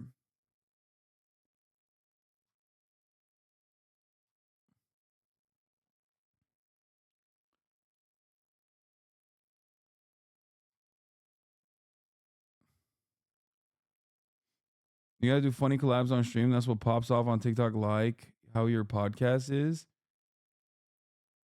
No, I just need to. I do need to do more TikTok, but I just like I get banned a lot, so it doesn't fucking. I get my shit like absolutely clapped, dude. Like I can post the most innocuous TikTok and it'll fucking get clapped. Like I just gotta do more. Every time I go. I gotta do more shit like this, I think. Just like random videos. TikTok fucking hates you. I think TikTok, the application, hates me. I think there's plenty of people who would be fans as well.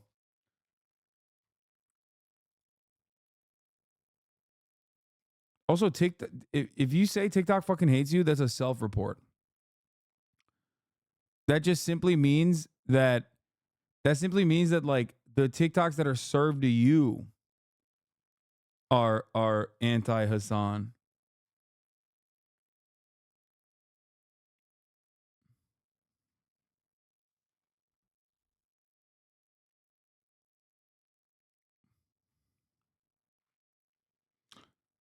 Anyway, you need to be hot and TikTok will love you. They love to thirst. Yeah.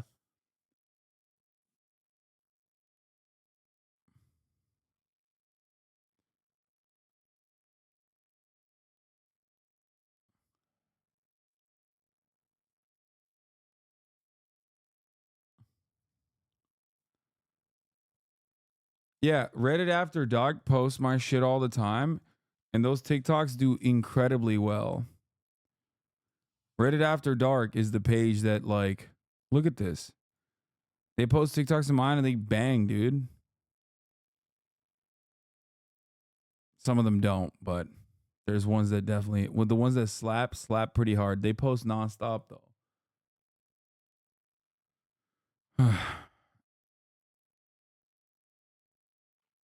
A lot of TikTok in the USA is run by former NATO and State Department motherfuckers, so they just shadow ban you? I don't think so. This gaming short did decent. What is that? Who is that?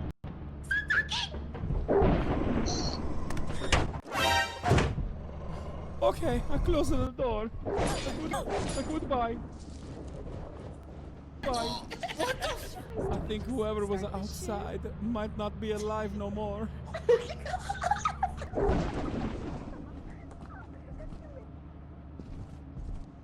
Mamma mia, I'm open. Oh God! Oh my God! Hasan, are you drunk? You walked right out and his ass got ate. This one popped off. I like Hasan. Oh, of course. I love Yeah. Hasan too. Yeah. He's intimidating though. I remember one time at a Bro, party. this is from 2022. What are we talking about? This one popped off last December. Have you played Doki Doki Literature Club? Is a dating game that'd be fun to watch you play it? Yes, of course.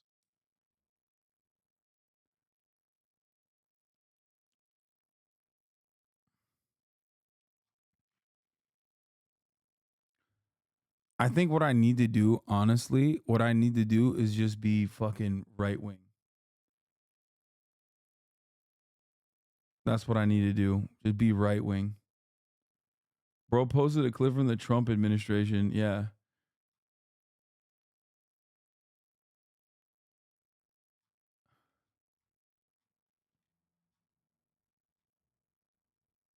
Like when we had a fucking real goat as the president. Yeah, this is fun. This is the last note I'm going to end it on. Almost 10 years ago, we watched this film thinking, this guy's batshit. Imagine if people were like that IRL. And now there are thousands of Lou Blooms on the internet chasing clout without an ounce of shame. Wild.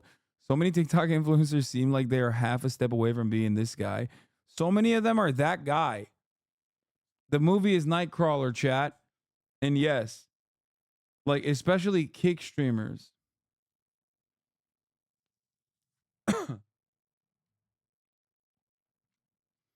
think your content is also way too different from what the new younger viewers want, like CaseOh and Jinxie pop up because you can pop in at any time and viewers either make a fat joke or see Jinxie being wild.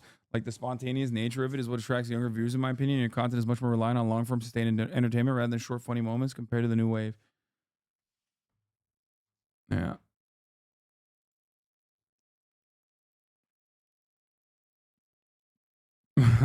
Just start posting shut up racist memes on Twitter and your account will pop off. There's a ton of them popping off right now. I report them all the time and they'll get suspended even though they're just a step away from saying the N-word.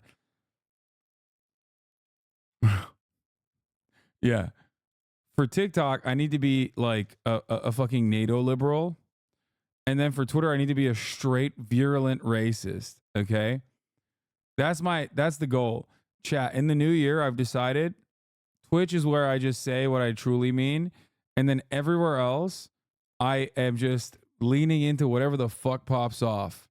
Okay. On YouTube, I'm doing like every minority taking L's. All marginalized people taking L's account.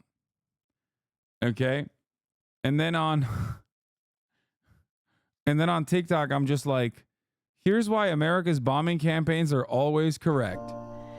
And why you mustn't talk shit about that, lest you be branded as a hater and a lover of Saddam Hussein and Osama bin Laden.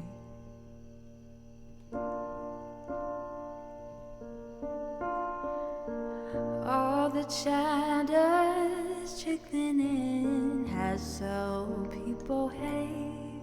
Doing a Ludwig tier list, but for minorities, yeah. Anyway, love you guys. See you tomorrow. Tomorrow is Monday. It's Newsday. Sunny Los Angeles, California, says Hasan. The starlight to the starlight to the topic just begun. All right. Bye, everybody. Peace. There he is again. Hasan is streaming. Hasan is streaming. There he is again. Hasan is streaming. Hasan is streaming. Reviewing the P.O. box, Uncle Uger's face. Sudden discord at your prop. Great names take on race. Tiny Bernie Sanders, LGBTQ F-Force. The whole left at your fingertips, on it at your door. The H3 Crowder debate, the Young Turks online show.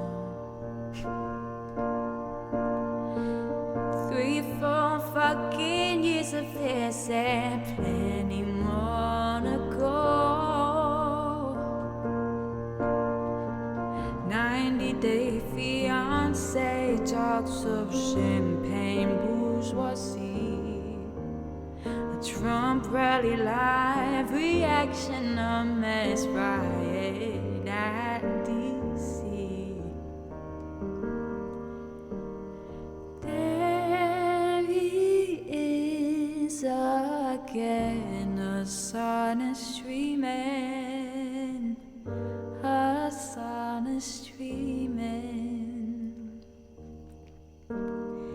There he is again, a sonicity man, a sonicity man. Reading live stream fail comments, Austin show chat vibes, and all the ways the right-wing pipeline can suck you in our life. JCS react, law frame gets broken, cover blown. A full-blown mess, pandemic, monsters streaming in your home. Total radicalization coming out to find the system you were taught to trust in was broken the whole time. All these daily streams, whether big or whether small, have helped me and so many find some meaning through it all. There he is again, a sonicity man, a sonicity man. There he is again, a sonicity man, a sonicity man. Ready, everyone? Ready, chat? This is the new and improved bridge.